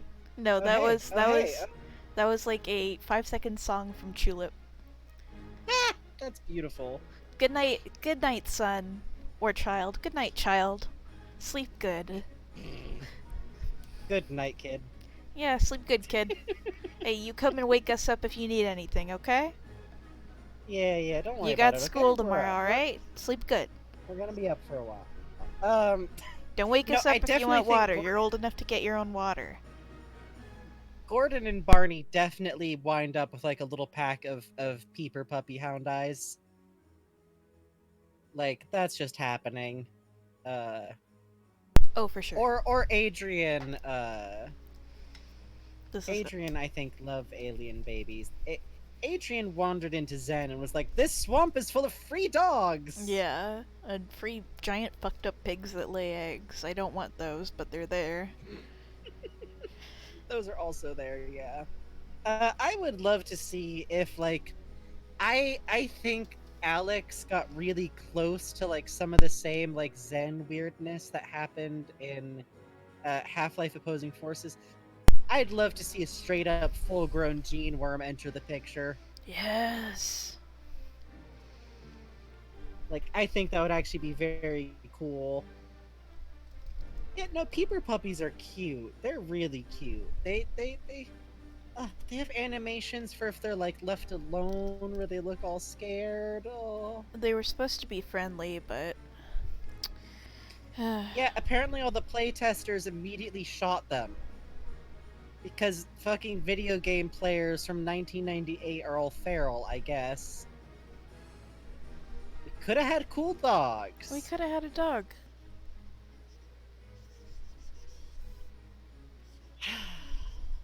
Could have had it all. Uh, oh, we draw on Adrian. Yep. Nice.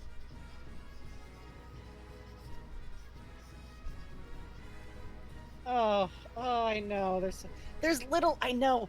There's little gene worms in Alex, Well, which is what's fascinating. my favorite thing Yes. about the gene worms and Alex is if you pet them, they'll curl a little into your finger.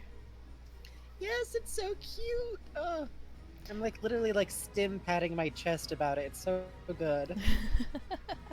You know, sometimes you just have to like play your own collarbone like it's a bongo. yeah, absolutely.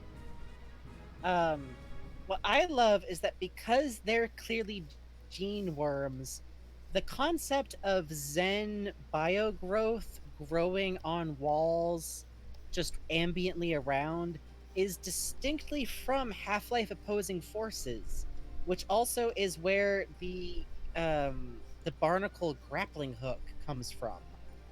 Like, that's an actual thing. It's just from Opposing Forces. It's so fucking funny when you find it too. Holy shit. You can, in fact, pet the gene worms, folks. Yeah, you can. Uh, You have to understand, when I played through Half-Life Alyx, I literally dropped on my stomach to pet them and pet everything that I possibly could, and then things that I shouldn't be petting also. Regrettably, you cannot pet the blue dog, and No. you cannot pet Jeffrey. Well, you can. You cannot pet Jeffrey without not dying. If you're quick. I mean, Do we want to do a pet Jeffrey run? Why are you so scared of our good friend Jeffrey? He's our pal. I don't know. Why ever would I be? He's our friend. We rode in the elevator together, and he opened stuff for us. And he's No, our friend. no. You got desensitized to his nightmares ass. He's my friend. Now we're on some songs. He's my friend. Sorry, I'm like trying to stare to see. Oh, okay, it's Lisa's soundtrack. Yeah, that makes sense. No, Adrian definitely like. Adrian adopts a barnacle. He adopts I, Oh, the guy that introduces you to Jeffrey. Oh god, there's someone on my Tumblr who's he obsessed has with an that actual character. name. Yeah, he rules. He's He's a good great. character. Human. No, at one thing that Alex does that I really love is that it shows you examples of like NPCs who aren't in the resistance but also don't exist to huddle sadly on a couch. Mhm. Larry! Larry! Larry. Yes! I love Larry so much. Fucking MVP. He's very good. I I respect his hustle so much. I was wearing a helmet, and he has this whole line because he wears a helmet He wears a modified with construction helmet. nails driven out of Right? it to kill head crabs that jump Yes. on him. So good. Yes, and in theory it would work on barnacles too, so long as they hit the helmet first. Mm-hmm. Yeah, no, Yeah. Yeah, you I know who I'm respect talking it about. Yeah, God bless, honestly. I respect. I mean, I'm fucking over here like, hey Valve, I just want to know why Russell's eyes are purple. I just want to talk. He definitely did gene tampering on himself, right? He's I'm going to skip this song. It's a little bombastic. A wee bit. There we go. Nope, you got it. You can't minimize it. There we go. Tragedy. Yeah, they are Russell's purple. eyes are...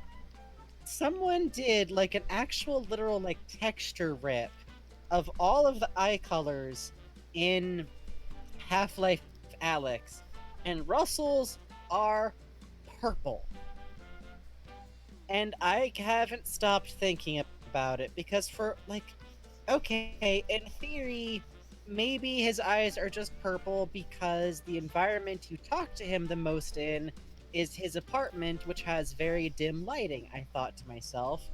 But that doesn't really make sense, especially because the first time you see him is in normal lighting, and if you look closely, even though it's on a screen, yeah, his eyes are purple. But he has a line where he mentions that Combine guns are gene locked to the owners. Oh, hell yeah, go get some breakfast, Newt After Dark. Oh, hell yeah, they're bringing back cakes. Ooh. Russell has a very quick line where he says, more or less to Alex, hey, I can make it so you could use those guns too. It's just a little bit of gene tampering. And if you And then I realized that he has an earlier line that indicates that he's really, really good at getting through Combine protective coding, which is often done with genetics. Mm-hmm.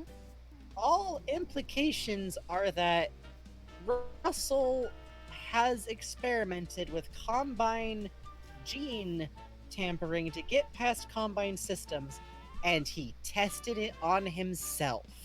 Fucking rules. What a champ. I love Russell. Fucking badass. Russell is so cool. Russell is the greatest example of Valve's fucking special talent for being like, hey, this is Dr. Mick somebody. You've known him all your life. Yeah. And for 2 seconds, it's like, who the fuck is this guy? Why isn't it Kleiner? And then by the end of the game, I would die for Russell. Yeah. I remember at Russell's first we were definitely- all like, oh, this fucking Wheatley too, the good dude. Which is very funny because I later decided Russell explicitly identifies himself as not having been working at Black Mesa, but having been applying to work at Black Mesa. So I decided it's funny if he was working for Aperture because it really fits his personality. Um, and that maybe Wheatley was made to make fun of him after he left to try and join Black Mesa. God. God. Like, just the insult, the sheer.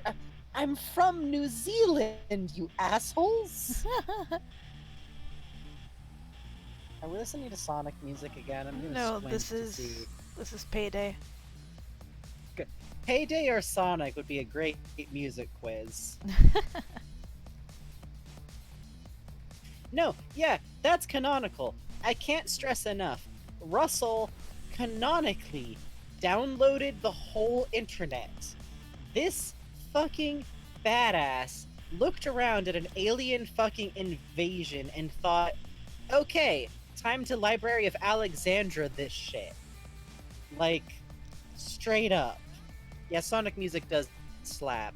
I want to be clear. Sonic's cool as hell, and the music regularly slaps like crazy. No, yeah, Russell could presumably just put the internet back up once everything's put together. Russell rules. Russell is literally using technology that is scavenged from 1998 and going toe to toe with Combine technology and coming out ahead. Russell cracks their most like what it's Russell's crazy. Russell's great. Russell literally has Wikipedia. Like that's not a joke. Russell is very good.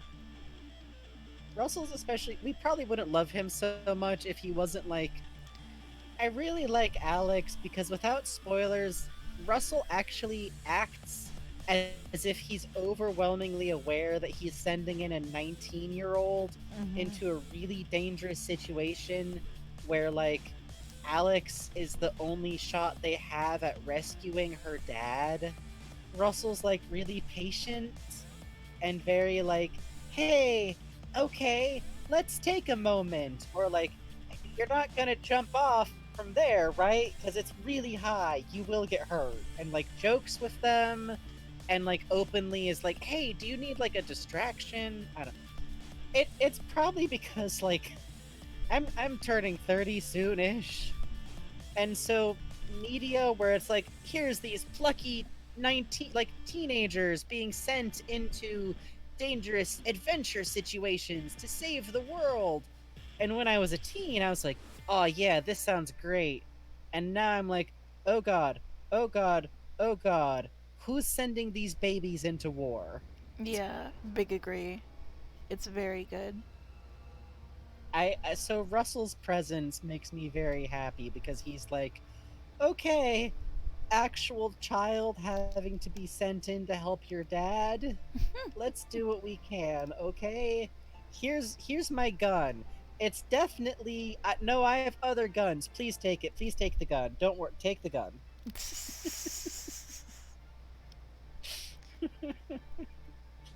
Fucking fussing about his pistol. It's very cute. It is. Oh. Oh, I love the peeper pups. Oh, look at these babies. Me too.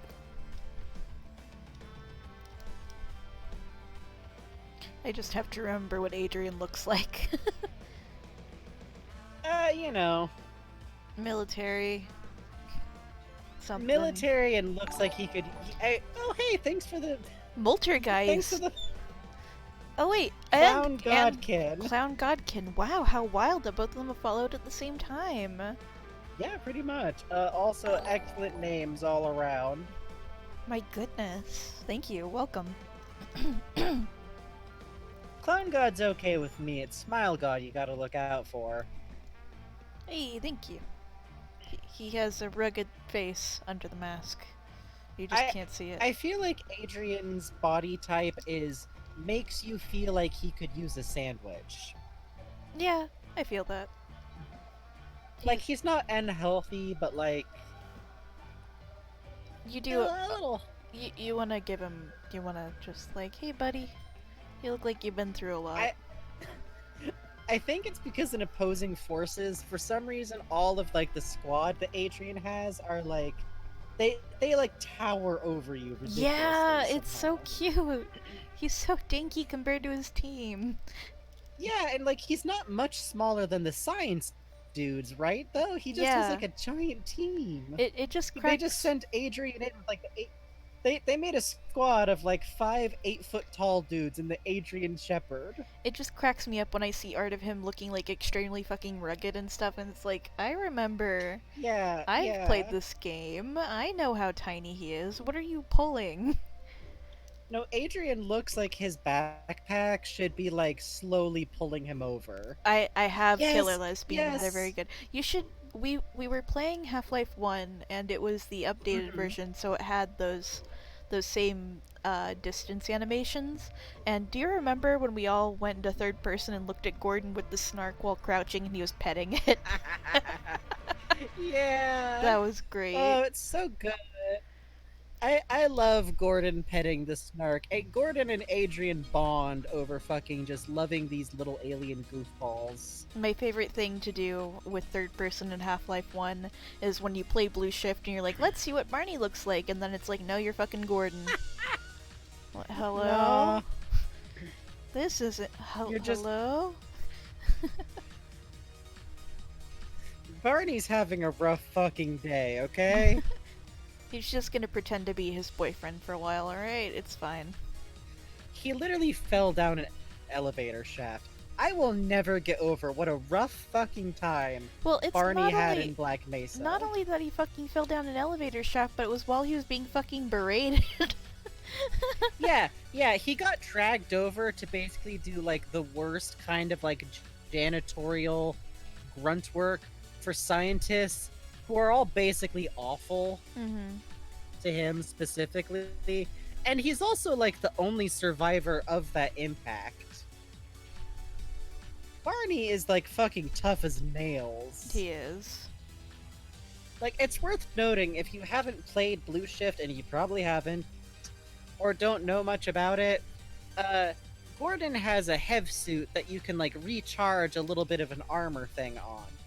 Barney has a security vest that has like 3 shots, and then he has to loot a new one from a corpse. Yeah, he has That's to. not a joke. He has to loot his co-workers' bodies and put on their helmets and You have to, vests. yeah, yeah, you have to find other dead security guards and like yank their vests and helmets off. And if you ever wondered, like, gee, how does a cute little southernish, midwesternish guard dude who likes aliens go all the way to being fucking Combine James Bond? Because he's this dude. Because he's the dude who was like fucking gonna get out and gonna get some scientists with him. And yes, they are canon pranksters who canonically used to race each other through the air vents to let Kleiner back into his office, which is a buck wild thing to put into a game about ostensibly straight people. You know, just here in the vents with my head buddy. Just I'm doing not saying straight that, stuff. like, I'm not saying straight people can't climb through vents. I'm just saying all the people I know who make hobbies of, like, I'm saying straight super people bad can't climb in idea. vents. I've never That's seen fair one do enough. it. That's true. Not in real life, only in movies. They got special effects in movies. Two guys climbing through Black Mesa's vents 5 feet apart because they're not gay. Uh, you ever just have a tender after drink beer with a homie and then hold on to a physical token of their continued existence for 20 years like bros? Hello, virtual pets! Thank you for the follow, virtual pets. What is Oh this? shit, Nude After Dark brought cake. Oh, shit. the good chocolate Oh, pretzels. hell yes. Good shit. Oh. Thank you, thank you, thank you, Thank Newt. you. Everyone say thank you, Newt. Say thank you to Newt, please. Say thank you to Newt, please. You have to be polite. Newt brought enough for the whole class, okay? That's very sweet of Newt to do. Jeez, this is also Sonic music? Yep. This is the casino God level damn. in Sonic Adventure. I would have bet Lupin. Also, that needs to be a crossover. I'm just saying. Mm-hmm. Goemon and Silver just, well, no, Goemon and Knuckles would just get each other on a deep level. Fuck. Just saying. You were so right, you won. Oh, this is a bad angle for Adrian's leg to be at. Hang on. There we fucking Adrian's go. doing that. Adrian's doing that thing where like you sit in a really uncomfortable position because the dog like wants to be petted. Yeah, for sure. Oh, my poor Mitt. She was doing that today. I was like, "How are Oh, you? How are you, Mitt?" She looked at me and she went, "Whoa." And I was like, "Whoa. What's no. wrong?" Oh, Oh my god, oh, it's baby. crazy. I was eating lunch and I didn't give her any of it. Fucking awful of me, so I gave her a No. little. And that would be Fujiko Mine, killer lesbian. And Yes. she's in fact a killer lesbian. Well, killer bisexual. That's not canon, but it is canon. You know what I mean. Do do do do do do do do. There we go. And that's the song I'm trying to remember how feet work. Feet are difficult. They're a weird little collection of triangles. They are. It's fucked up. We shouldn't have them. We should have wheels. Listen, Vortigaunt's got it figured out. They just got weird little bird feet. Yeah, they got the fucking hooves. They know what they're about. Now they got bird feet now. They used to have hooves. Oh yeah. Which, by the way, I thought of a very doofy. I don't think there's any need to come up with a reason for why their feet are different, but I did realize it'd be very funny if they're like, no, we were wearing shoes. Fuck. They just wear like the equivalent to like horseshoes, kinda. God. They're not nailed on though. They're just like weird little The slippers. Nyleth is super fucked up and made us all put on shoes beforehand. We were trying to not think about why. Oh shit, that's why Benry got weird about feet. Fuck. No, I'm kidding. God. It's all connected. It's all connected. Oh my god, the lore runs so deep. Oh fuck. Well, every copy of Half-Life 1 is Has personalized. They don't tell you about this. fucked up. Fucked up that they don't tell you about this. No, they don't. Then you get surprised because suddenly Wario's there. Fuck. Gordon Freeman, I'm gonna get you, he says. Gordon Freeman. And I can't do Wario. I can do Mario, but Wario's a whole fucking other beast. Eh. Fucking, I don't know. Eh. That's Waluigi. We're in a completely other. Oh hey, no! Last puzzle of Picross. Hey, thanks, virtual pets. Oh hey, thanks. That's really sweet of you to say. I'm here to provide commentary. That's what I do.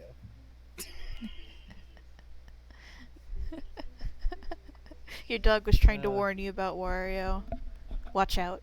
I, f- I feel like Benry would dress up as Waluigi for Halloween, and he'd put like way more effort into it than you'd think he would. God. He down to the thing where it's like, no, see, Wario and Mario and Luigi get to have their logo sewn onto their hats, but Waluigi actually has a sticker because It's actually a character detail about him because like Luigi's is sewn on. It's not hand sewn like Mario's is. It's it's just not a shitty costume, it's it's a detail, it's lore. If you knew that, you would appreciate. God. Fuck. I could see Benry knowing too much Mario lore in much the same way that I have entirely based on nothing. I've decided that Benry knows and cares a lot about the Muppets. Oh, fuck yeah.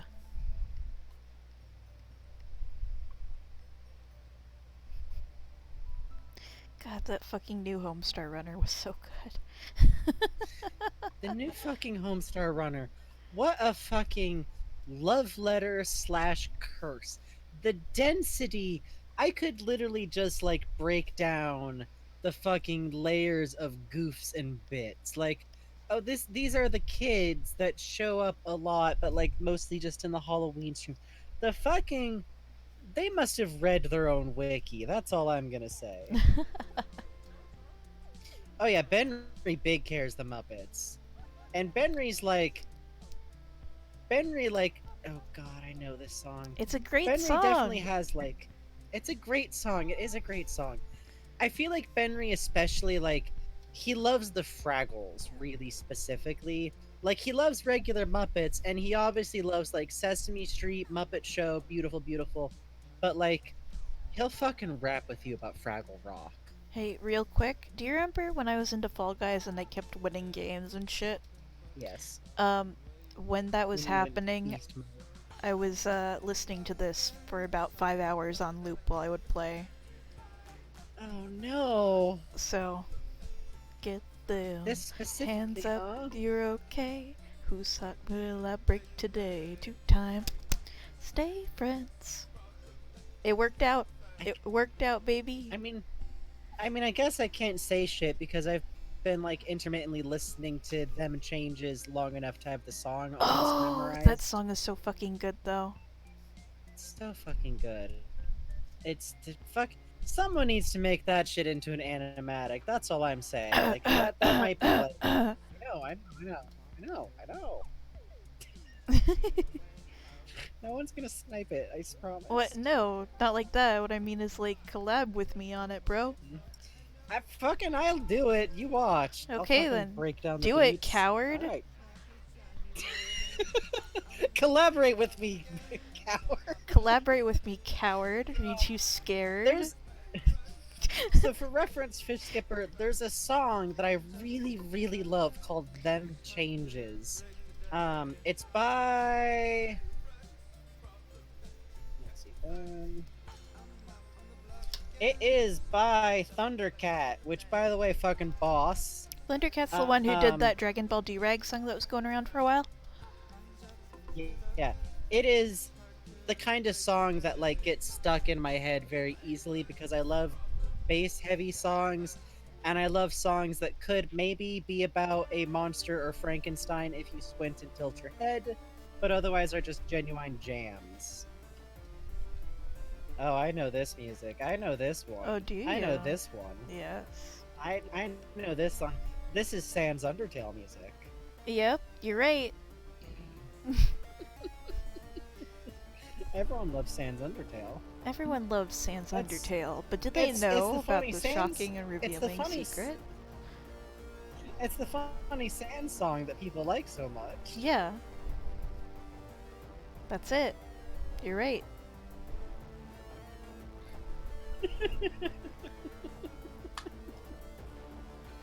God.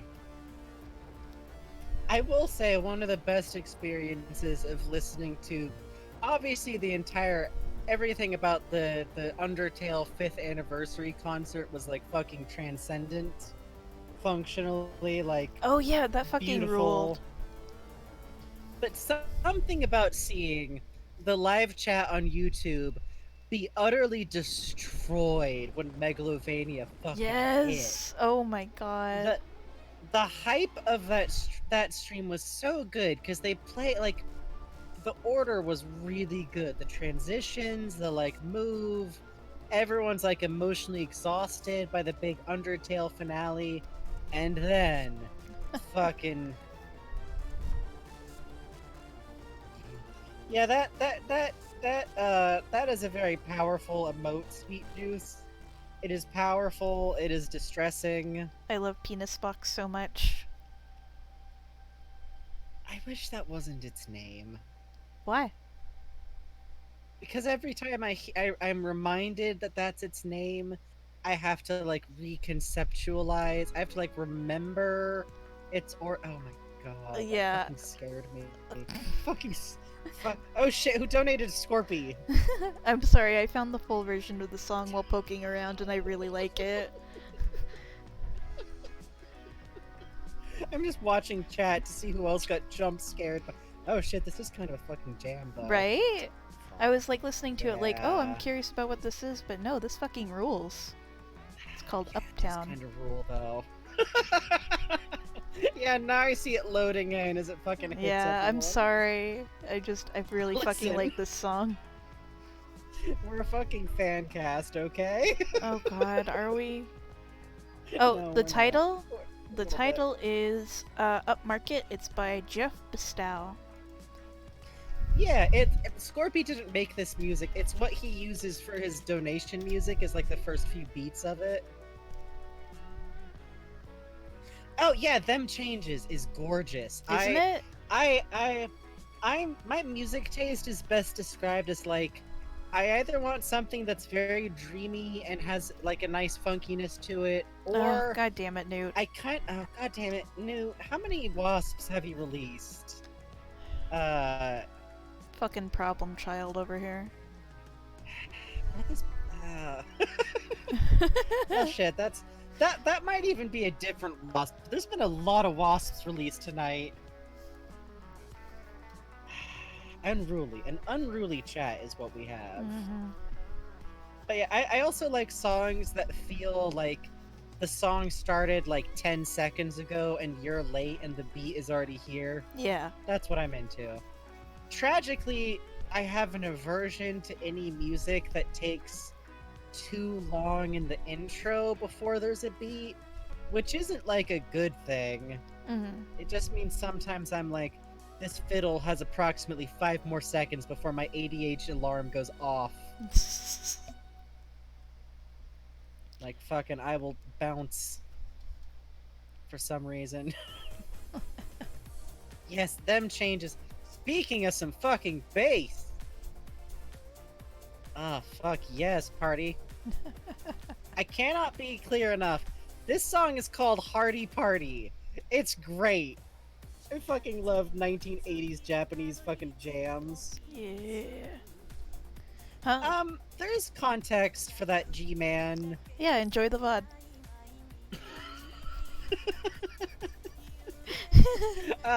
Also, the Twitch bug in the upper left, who I still think is Yokai Watch's most underappreciated monster. Oh yeah, our little friend. Hell yes. Yeah, I got I've introduced had to this open Them the whole Changes time. through, what's his name? Oh, Always like, Clown Depot. yeah, Clown Depot used it as his intro music for a stream, and I was like, oh, I'm gonna just listen to this like once a day for a month now, thank you. Sometimes on a stream you gotta loop back around to the beginning. Speaking of images without fucking context. Fucking do you even lift Bubby over there? He's Left for Dead.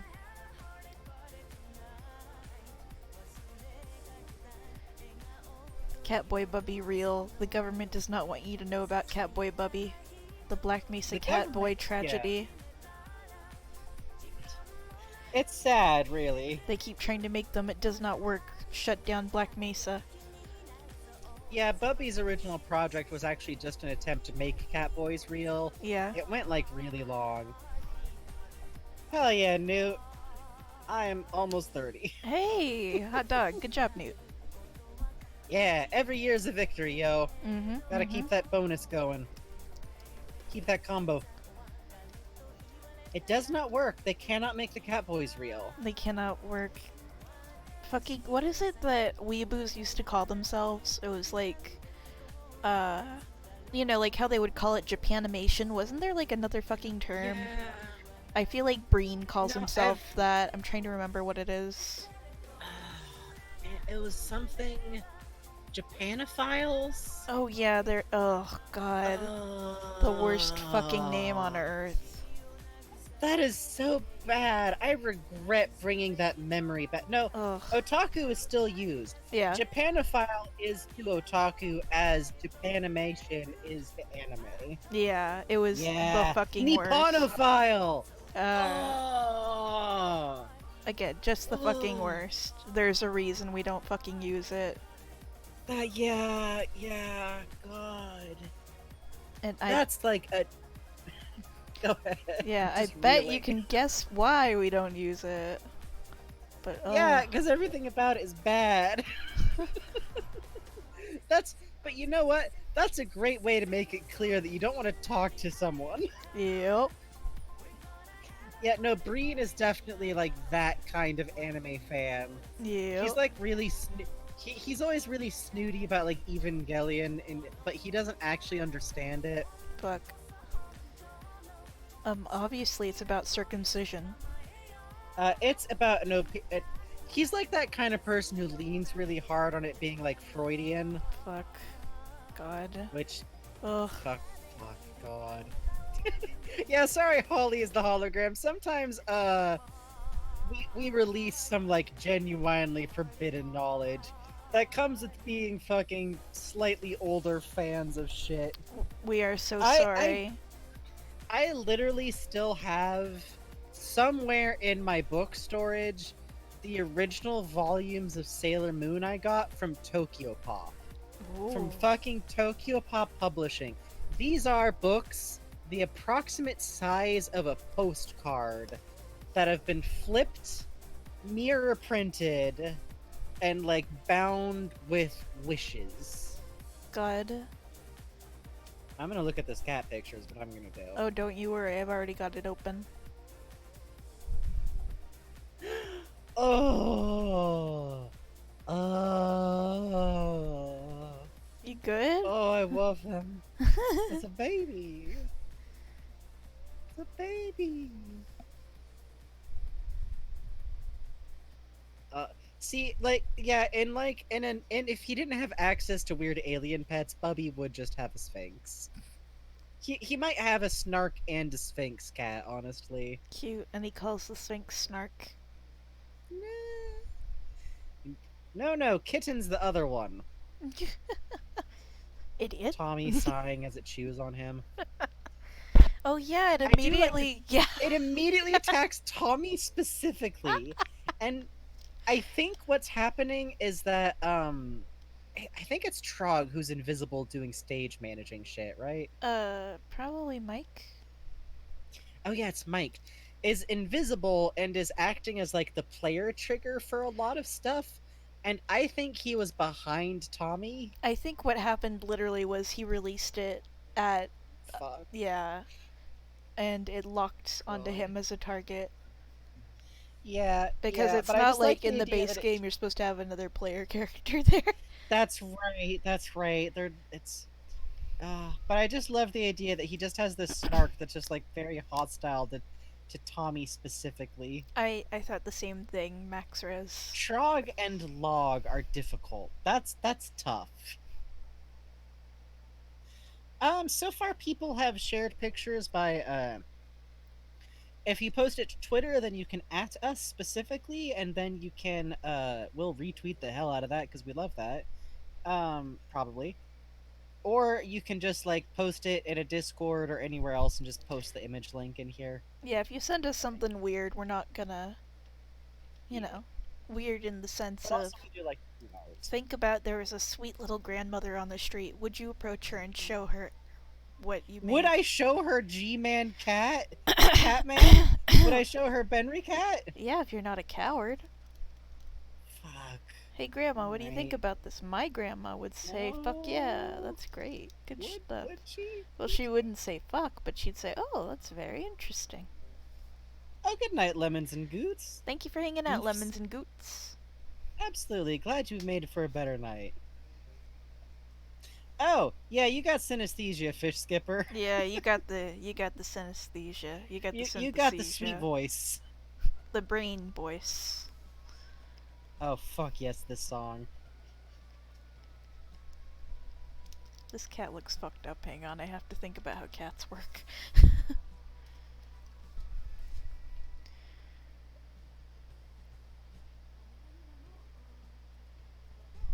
This is one of the songs that I added to the playlist. It's very good. I just like the city pop. Show G-Man Cat to your grandma or else you're a nerd. Yeah, honestly. I'm okay with that. I'm okay with that. Yo, grandma, check this shit out. Yeah, that's Bubby holding a bingus. What are you gonna do about it? God. You wanna fight? You wanna duel? Hi, Kirby, cool guy. Welcome, Kirby, cool guy. Yeah, Sweet Voice is kind of like visualized synesthesia, honestly. Good, I'm glad you love bingus. Excellent choice. Angus is very important, is the problem. This is a fucked up looking cat, though I've made. Cats are hard, is the thing. Cats, okay. Cats are tricky, and Sphinx cats are especially tricky because they take off the puffy layer of fucking whatever, just make a fluffy outline. Okay, so get this. I'm trying to remember how exactly this works. Cats, big cats, I think dogs too, um, don't have the, I want to say, glidorius bone. You know on humans how there's the collarbone and then there's this bone Yeah, here? yeah, So that bone kind of like anchors your shoulder blade bones, right? yeah. So the reason cats look so like languid and stuff is They because, got them floating bones. yeah, their shoulder blades are literally separated and floating. So I have to think about that a lot. It's tricky, honestly. Okay, I forget. Did we decide if Vortigaunts have like floating shoulder blades, or do they seem no? Because they got a collarbone. Yeah, They have like a they really got, distinct collarbone. not only do they have that, but they also have like a rigid bump at their back, so that's definitely like, Yeah. God, what if baby Vortigaunts that part hasn't fused yet? Like the fontanelle on a human infant? oh, And like for a little while they got like weird cat squirminess while they're oh, babies. that's cute. So you don't quite get like the distinctive back look for a little bit while they're babies. That's very cute. I like that. My theory is baby Vortigaunts are just newborn baby kittens, like the really little kind. That's very They're just, cool. Oh, they're just hilarious yelly mice for a little while. Oh, painting! yo, that's cool. Wow, even with the Gmod texture, Yo! that's really neat. Good work. That rules! Hell yes! That's really Oh, that's fantastic. great. Billy Hatcher You music, should do that. baby. God, why this? How is this what Billy Hatcher sounds like? It fucking rules, is why. Fucking new LP series where you play Billy Hatcher and I have loud questions about Billy Hatcher's fucking world building. Yeah, okay. Sure. I'm fucking game. I'm down. I'm down. Anyway, excellent work. Seriously. Good Yeah, painting. for real. Especially physical, real painting is tough shit. Good work. Yeah, honestly. Is that acrylic?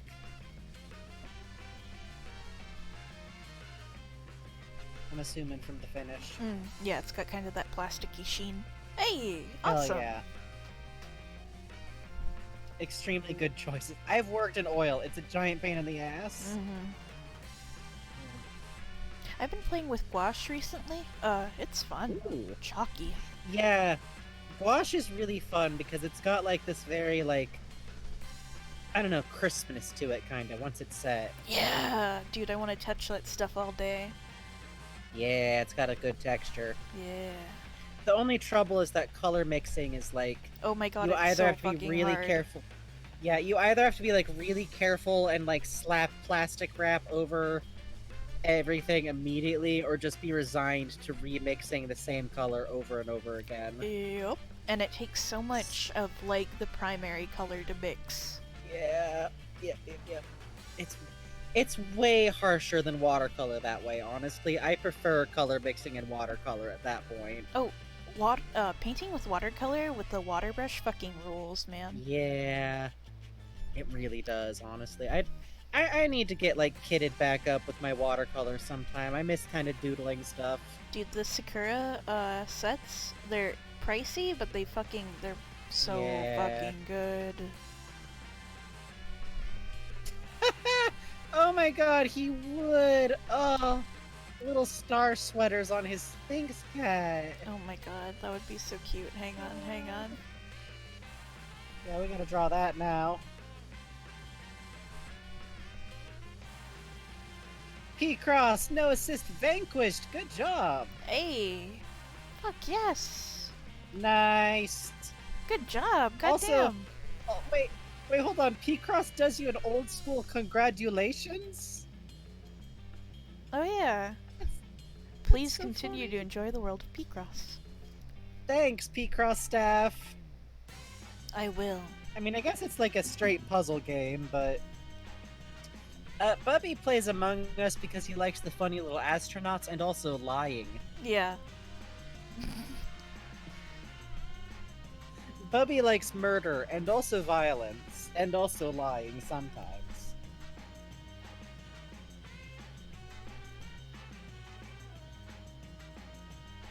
Yeah, P-Cross seems like eventually you just like start facing down the face of God.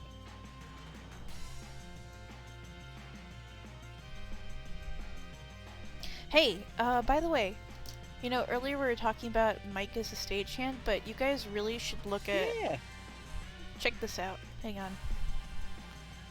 Where is it? Oh, fuck. You've probably seen it going around. I feel kind of shitty not linking to his stuff after just mentioning him, but, like, fucking... He makes incredibly good shit. Oh, yeah. Yeah, for real. Look. Behold.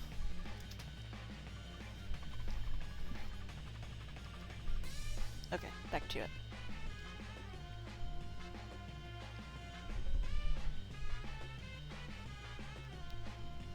Cube. Incredibly good. God.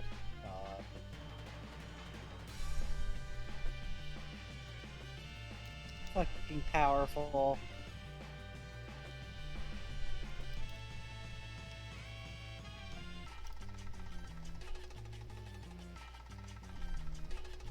Jeez, how is this Billy Hatcher music? It's good, isn't it? It's good. I'm just like, are we sure it's not Lupin the Third? Fucking And Billy Hatcher the Third. I think this was like the only game this music director directed. That's wild, Right? honestly.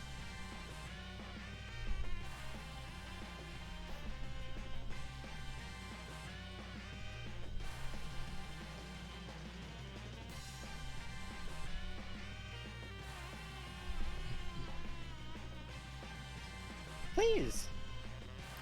Absolutely. You can absolutely share art of Benry's cat. That fucking rules. I always love just give characters pets. It's good. Yes, extremely.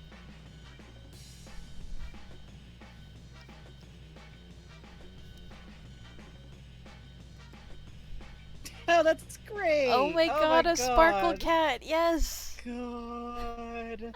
God. That's so fucking funny. That's I love that. perfect. Livewire? Gordon is just oh like, my god. how? Gordon is just has so many questions about this cat. Benry's just like, I want to see his pedigree papers. It's a good cat, man. Are you cat cop? Oh, now we got some jams. It's the boys' music. Ew.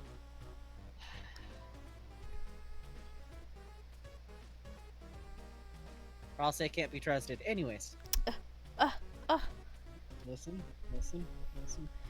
You should do it, Sweet Juice. You should do it. You should definitely do that. I could see it, honestly. Lancer is so good. I cannot wait until Pocket Lancer is in my life. Same. I'm so excited. Put the boy in your pocket, give him a Frito chip. I was going to have him holding the cat with both arms, but no, he would support the cat's weight. He's a good cat dad. It's true. He knows how to gently squish his cat. Gently squish. Squeeze. Give it a squish. Squeeze the cat. Squish that cat. Squish that cat. Squish that cat. Squish that cat. Lancer is very important, is the thing. I love him very much. Always remember, it is canonical that no matter what we think of Chris bent at the knee to save Lancer's life of purely their own free will. Oh That is yeah. the one thing we know about Chris. So Chris, care him. I also think that there's much more free will involved with Chris, and I think that it's boring to decide that actually you, the player, are the demons! That's fucked up. Oh no, I am the demons. Somehow the message of this game is that I am evil for engaging with the game. That's definitely what Toby Fox would do. Yeah, Chris canonically put a bath bomb in the toilet because I love Chris because they're just like a kind of weird kid, trouble kid. Like I love that very much. What if the protag was the final boss? Is the game off? That there you go. They done did it that one. It was very fucked up. I actually do like off, but Oh, off was a beautiful experience. Hey, harsh noise GF. oh hey, how you doing? Oh, we're actually getting a little bit close to our wrap up time, but I'm good to go for a little bit longer. Yeah, me too. 15 after, maybe? How about, do you think 30 would be okay or no? I think I could live with 30. Okay, cool.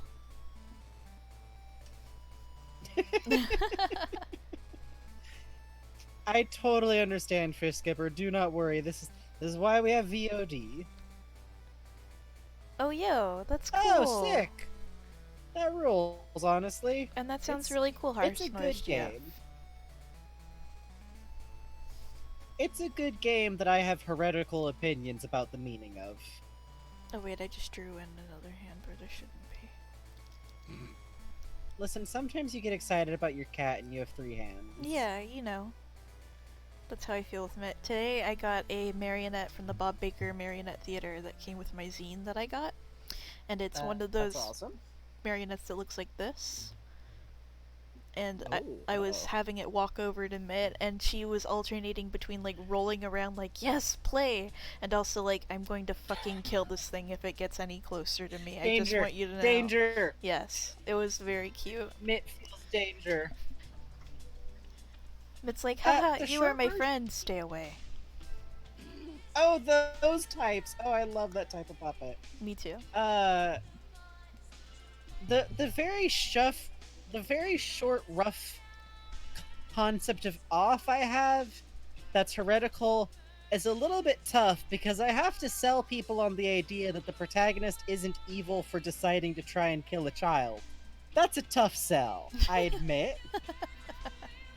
But there's repeated mention of this thing about the queen being with some kind of king figure who is also making the decisions, and I feel like it has to be meaningful that the batter is who has all of those flashbacks, and it never actually says anywhere that they're flashbacks of someone else's memories. I think those are the batter's memories. Yes, it is. But again, real quick, yes, this is the theme to Yes. Night Trap. yes. The problem is Night Trap is a terrible game with some fucking bops. Yeah. Alright, go on, go on.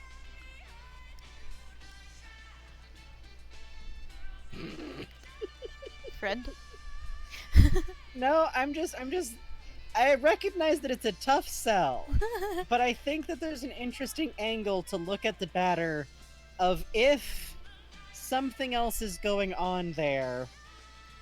No, I mean, that's literally most of it. To me, when I played the game, the assumption that I made was that the flashbacks you go through are of the batter's childhood, and that the batter is the kid who goes away from this main area, and that this weird sprawling reality is being run by this, like, god king child that's just kind of going on and getting more and more twisted out of shape. Again, a little bit of a weird one, but it's a very vague game, so I'm always like, I think there's gotta be rooms for more than one interpretation. Don't get me wrong, the batter's definitely still fucked up and evil moments. Like, let's be clear about that, in much the same way that while I don't trust Ralsei, I definitely think whatever was going on with the king needed to be, like, stopped, for sure.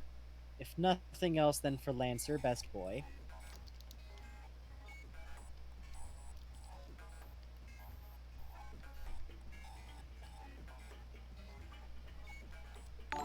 What?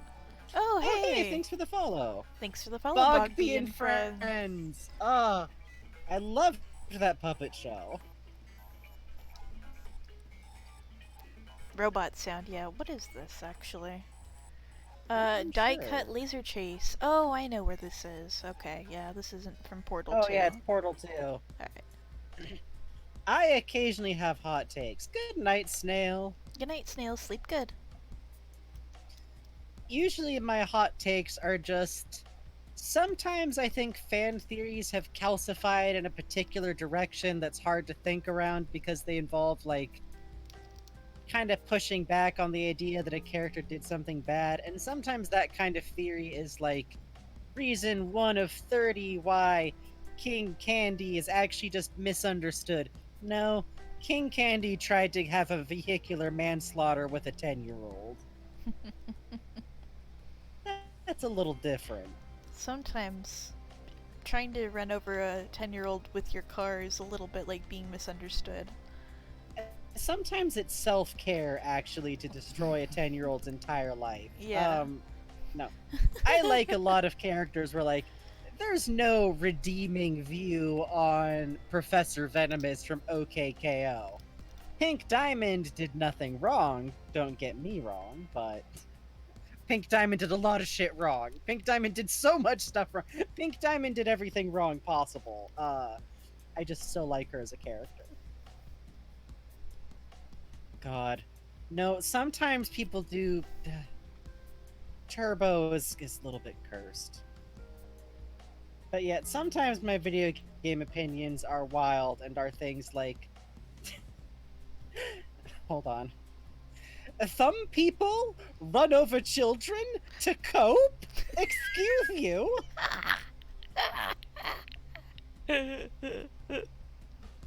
That's I cannot believe I managed to sit on that until it was relevant to the stream.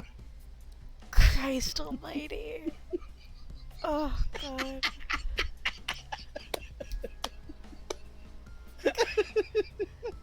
Listen! This is music from a Binding of Isaac mod.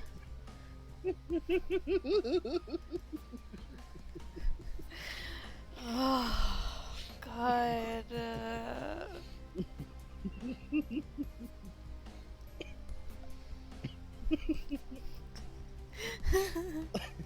Listen, sometimes you got really into Wreck-It Ralph for a while, okay?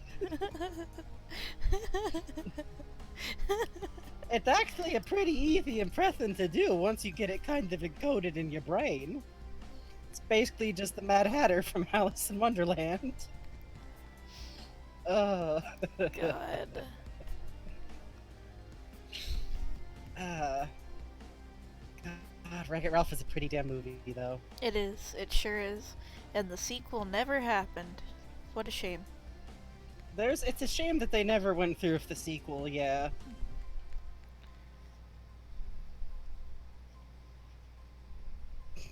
King Candy apology stream.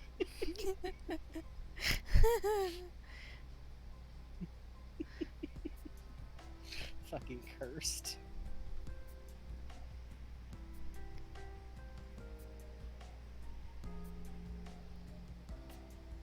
I actually have the Wreck-It Ralph art book around here somewhere.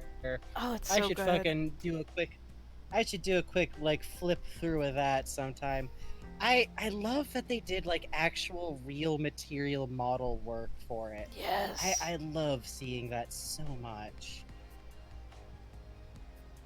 Yeah, it's a shame. Wreck-It Ralph was really popular, so they think they would have like done something with it. Yo, And then when they did something with it, definitely not have taken one of the worst ideas from the cutting room floor of the original movie. Sorry, go on. I heard that if they got a sequel, they're gonna put Mario in it. God. I do have a slight art book collection. I was raised, both of my parents, my dad and my parent, are both artists of various stripes. So I did grow up in a house with an art book collection, and I was kind of raised with the idea that like buying an object like that is valuable and is a tool, and it's okay to just like slap down a little bit of change on something like that. So I got a couple. I like getting them digitally. I know that that's like a No, little man. bit If it fucking works for risky. you, that's good. Yeah, it really does because for me, like not having to hold up the whole goddamn book helps a lot, and being able to zoom. I literally never saw Rex the Internet because I I was like, saw it. oh god. I I was like, saw it. I was very uncertain about the premise, about the premise, Hmm. and then I just kind of decided that maybe I just wouldn't. But isn't it fucked up Uh, when you're an animator and you work at Pixar and your daughter goes off to college and leaves you behind? Isn't it kind of fucked up when that God. happens? Also, Fish Skipper, I'm with you there though because Monsters University will always have like an important place in my heart. Oh yeah, I love Monsters University, to be honest. It's a very doofy. I love it too. I think it's a slightly doofy movie as like a concept. It's very much like they just wanted to make a college era 1980s hijinks movie, and I think that's like, you know what, Pixar dudes, lean into it. That is your legacy. That is Hmm. like the type of movie that you dudes can go for. Oh shit. Oh, the Pacific Rim art book. Oh, the stickers that come with Oh the Pacific Rim art book are good. I like the stickers. We had it at god, our Pacific. school library, and like most of the stickers were still in it. It is possible that Toy Story 3 is also. I haven't seen Toy Story 3 either. I Oh, it's good. I'm sure I'm sure it's good, but I've gotten to the point where I'm starting to get like bullheaded about when I can tell Pixar is being too open about their desire to make me cry. Hmm. Yeah, I can feel that. I have the same trouble with Up, where I'm sure it's a wonderful movie and there's a lot that looks great about it, but it's gotten to the point where there's like a lever in my head that gets yanked that's like, hey, Lassiter? Hey, Lassiter? Could we just have a fucking movie that's like a good time? Hmm. Do they all have to be up for Oscar consideration? Fucking Pixar? Make that fucking Oscar juice, baby. You want Kung Fu Panda to Yeah. win this year? Cry! Yes. No. I want Kung Fu I'm Panda just, to win. you Kung Fu know Panda what? is good. Maybe I'm just lashing out for the rest of my life because the Book of Life was robbed. Yeah. Oh, Jack Black, that's right.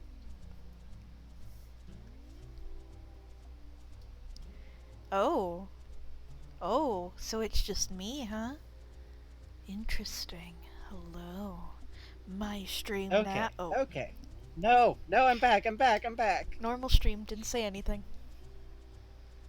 And honestly, Fish Skipper, that rules. I definitely think there's something worthwhile about movies that are like rough, but they mean something to you. Oh, Barney! I want to see that Barney. Oh, Let me that's see. a Let me really see. good Let me see. Barney. I really like how you rendered the Let me see. cheekbones. The little mustache is Yo! cute. Good He stuff. looks great. Oh, I love the scruffy mustache. Maybe that's because I have a scruffy mustache, but I do love that.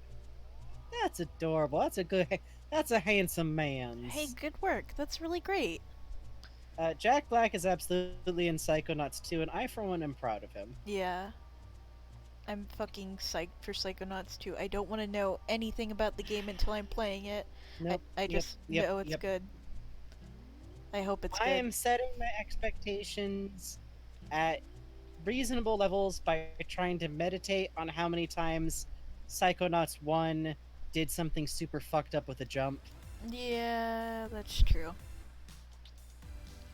Oh, hell yes. Now we got some Splatoon concert festival vibes. Yep. It's Halloween. Yay!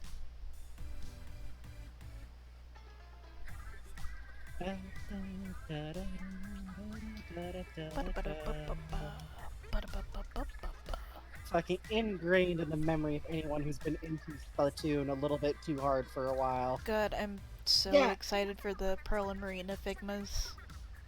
honest to God, the fact that like Psychonauts 2 and a new Half-Life game are like happening inside the same couple of years. Yes.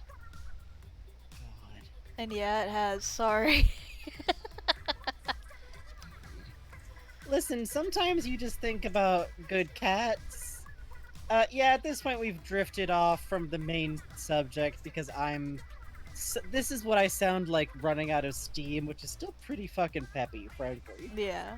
We are wrapping in about We're 15 in wind minutes. down time. I'm glad you do love them. No, Psychonauts is a game I super love, and I'm super ready for Psychonauts 2, and I believe it's going to be good.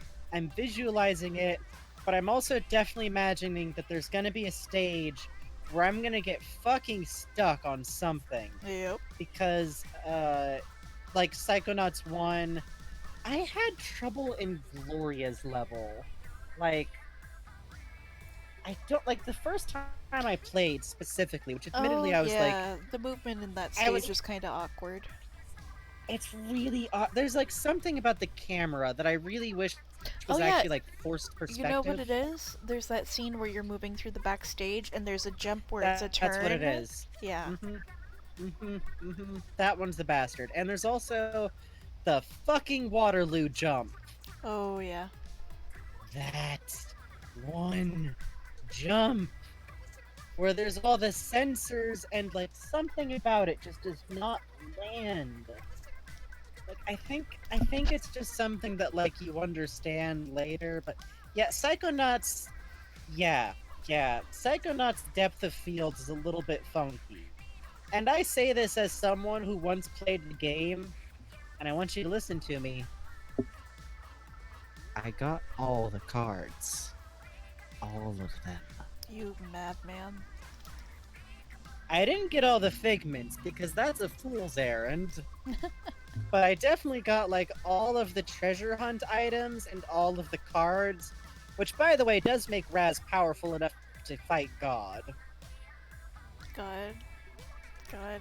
I don't get completionist on video games, but sometimes I pick a goal, like how I've played Earthbound and I've gotten the King's Sword multiple times, and I'm not proud of it. I'm not proud of it Hey man, if it. because I shouldn't do that.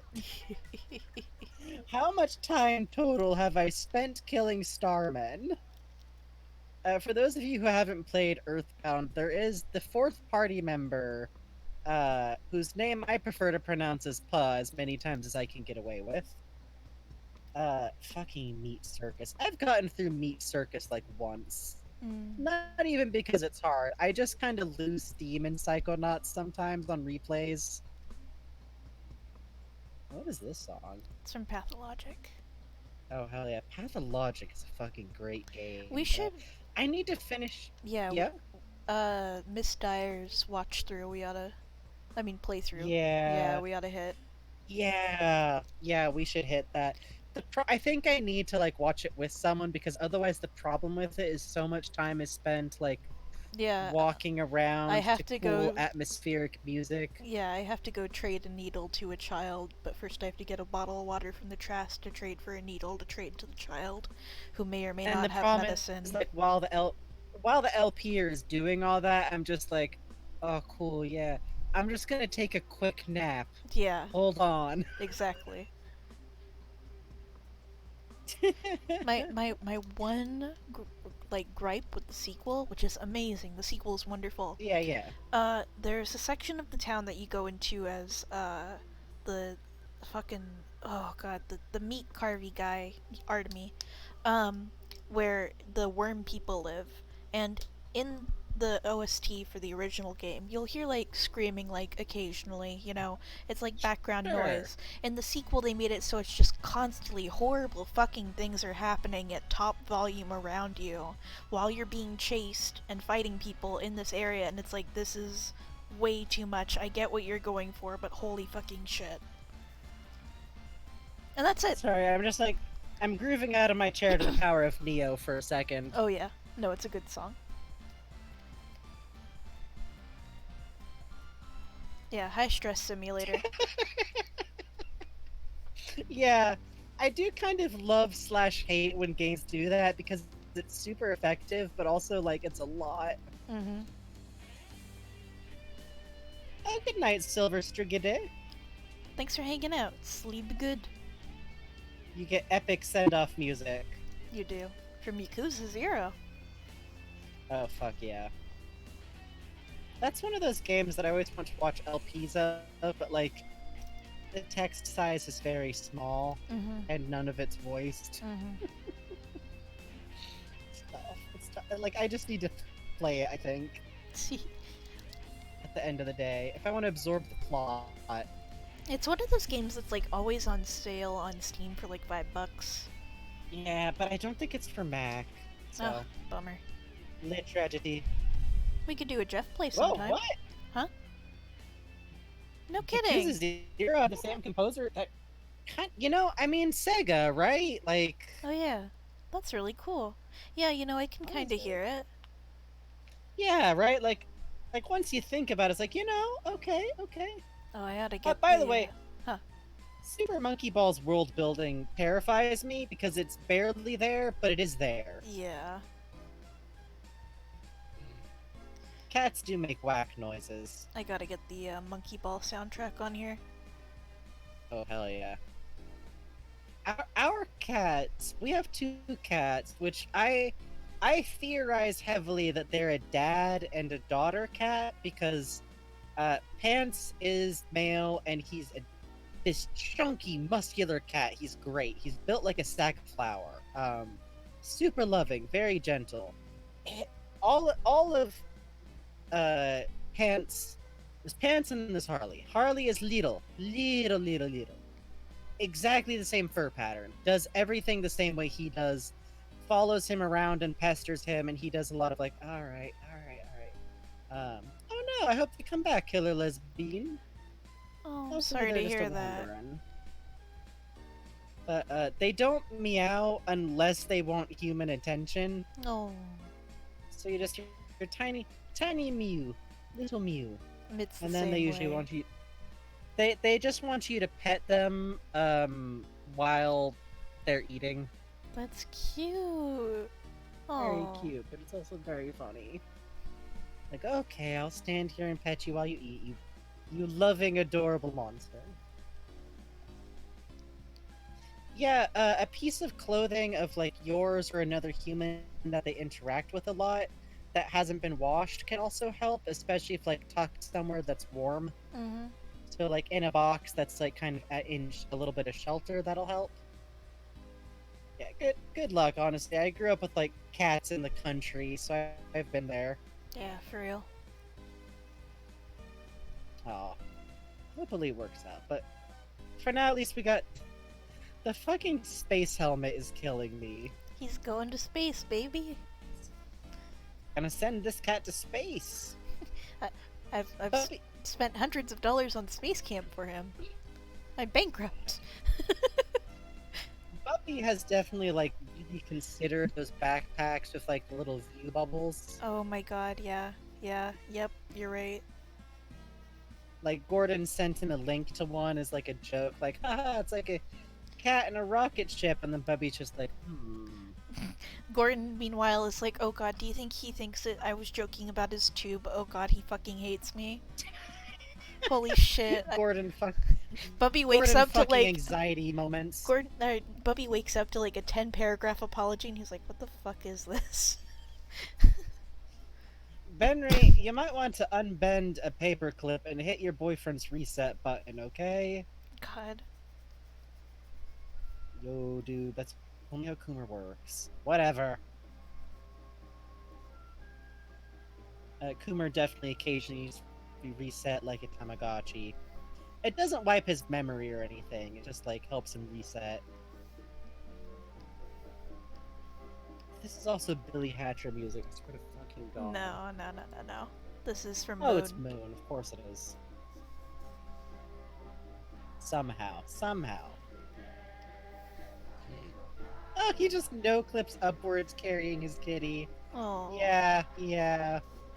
I like to think that, like, Bubby weirdly gets along very well with Joshy, and sometimes when Joshy's having, like, a really hard time because he's an overstimulated toddler, Bubby will just, like, pick him up and, like, very gently float, like, about, like, 20 feet up holding the kiddo, where it's just a little bit kind of quieter and cooler out.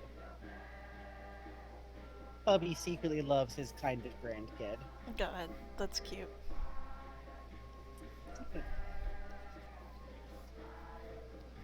Oh god, the Joker, baby. The Joker, baby. I'm the Joker. That's how that movie goes, right? Yeah, That's how the Joker goes. It's all about a mischievous baby. yeah.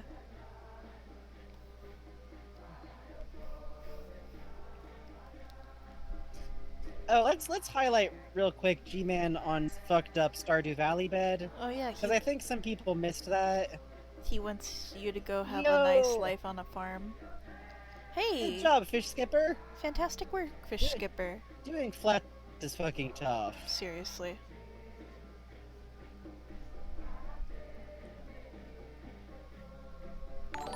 What? Hey, thanks Hey! for the follow. Thank you for the follow, Isias997. Yeah.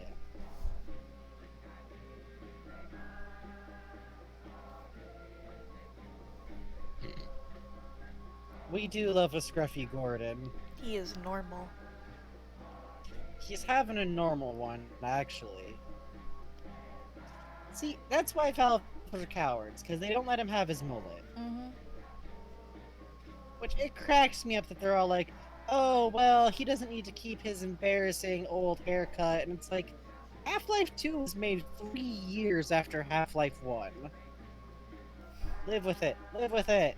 Live with your consequences. Oh, Gordon, you don't understand. And the fucking Barney is like, listen, that's gone really out of fashion since you were put in the cryogenic sleep. Priority number 1, let me add that ponytail. Priority number 2. Yeah, he... Turns out Gordon's just like... I would accept, like, Gordon is just sick of dealing with his hair, so he's like, just fucking cut it off. Just cut it off. Just cut it off. Yeah. Sometimes that's a mood. God. Oh, yeah, no. I'm all in on G-Man Bubby Coomer, let me be clear. Fucking Grandpa's got 2 hands. Oh yeah. That's my main chip for them. It's cute, especially with, like... I'm big sucker for alien non-human entity is in love with humans in general. Mm-hmm. It's As cute. you might be able to tell from how much I love fucking Vortigaunt romance. I'm the pioneer of Vortigaunt romance fanfiction, so... Is anyone else writing it? Is it just me? It might just be me. This song has been going for a bit. Yeah, that song goes, huh? Oh, How it's much memory does Moon devote? yeah. Well, so Moon has so many fucking songs, and like Has a lot of songs, like and 70 they're all optional, yeah, technically. yeah. Oh, here we go. Almost all of them. Oh, fuck yes. Oh, the vibes are here. God. Fucking every time I play Earthbound again, I actually always really love to, like... I try to time it so that when I get to this part of the game, I, like, have something to drink, and I always just, like, sit with the moment, you know? It's a nice moment. It really does. Like, what a wild concept in a video game to be like, hey, the adventure you've been going on is bananas. Let's, like, take a second and sit with it. What a beautiful, strange little game that it literally says, like, hey, you're a little kid who's really far from home, and this might be really hard, but, like, you've got all of the... How many, like, RPG games of the era, like, fucking speaking of Moon, have these moments where kids are having big, crazy adventures, and it's just fine, it's fine. Mm-hmm. I love Earthbound because it's like, hey, what if this kid misses home sometimes? Poor Ness. Oh, fucking Ness. Ness has it so rough because he doesn't even get closure. Oh. Ness canonically, like, yeah? Yeah. Real quick. Joshy is saying, "What's a toy?" because there was. A... That's a real Joshy quote. Oh yeah, you should defo clip that. Thank you. I mean, yeah, I'm thanking you for what stuff, Frankie honestly. said, but. Please always feel free to clip stuff. So there's this thing in the Talos Principle where they're joking about what the saddest thing a child could say is, because, like, Wayne's like, "Hey, Joshy Joshy." likes to say shit like, I only eat seeds. Yeah. And so it's like, like, fucking Joshy, be quiet and I'll give you a toy. And what's a toy? I just think it would What's a be. toy? I think it's fun for Joshy in the HLVRAI universe to extremely like fucking with Gordon Yes, by saying things yes. like this. Gordon and his demon child. Yeah, Gordon is a great dad. I don't want to make this seem like I'm joking about Gordon being Yeah, like a neglectful no, for dad, real. but I, It's just that it's very funny to have Joshy be functionally the same personality as Joshy, the synth voice being run by like 4 different people yeah. from Wayne streams, because it actually gets you pretty close to the personality of a very real toddler. Ugh, alright. Yeah, I'll probably wax Rhapsodic about Earthbound on another stream too. I got a lot of thoughts in me. I think it is time for us to wrap up and to think It about. is, but first show us that picture of Joshua. Huh, which one? Oh, New oh! After Dark. Yeah, let's see. I want to see the baby. Share the art. Share all the art. I do have thoughts, but we're wrapping up, so I'll share Earthbound thoughts on another time. That would actually be another very fun subject to have be like the main subject to talk and draw with sometime. Hell yeah. We both got many Earthbound feelings. But yeah, we're pretty much wrapping up for the night. Oh, here's the boy. Here's the boy. I see the boy. Let me see the boy. Oh, that's such a good boy. Oh, I love that. Oh, That's what a really great cute. concept. Oh, that's great.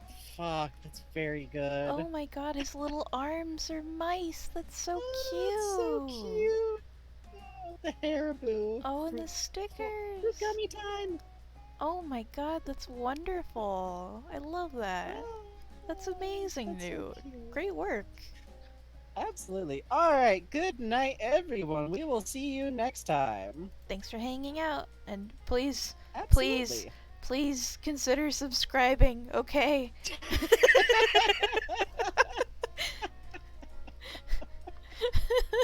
We could probably say that earlier in the stream next time. Yeah, we have emotes, okay? Thanks. Bye. Good night, everybody. Oh, wait. Let me figure out where we have to raid. Oh no. Hang on. Oh, we got them bug diffs. Oh, I know where I we're love going. The dancing bugs. Please, Oh, we know please. where we're going. Okay.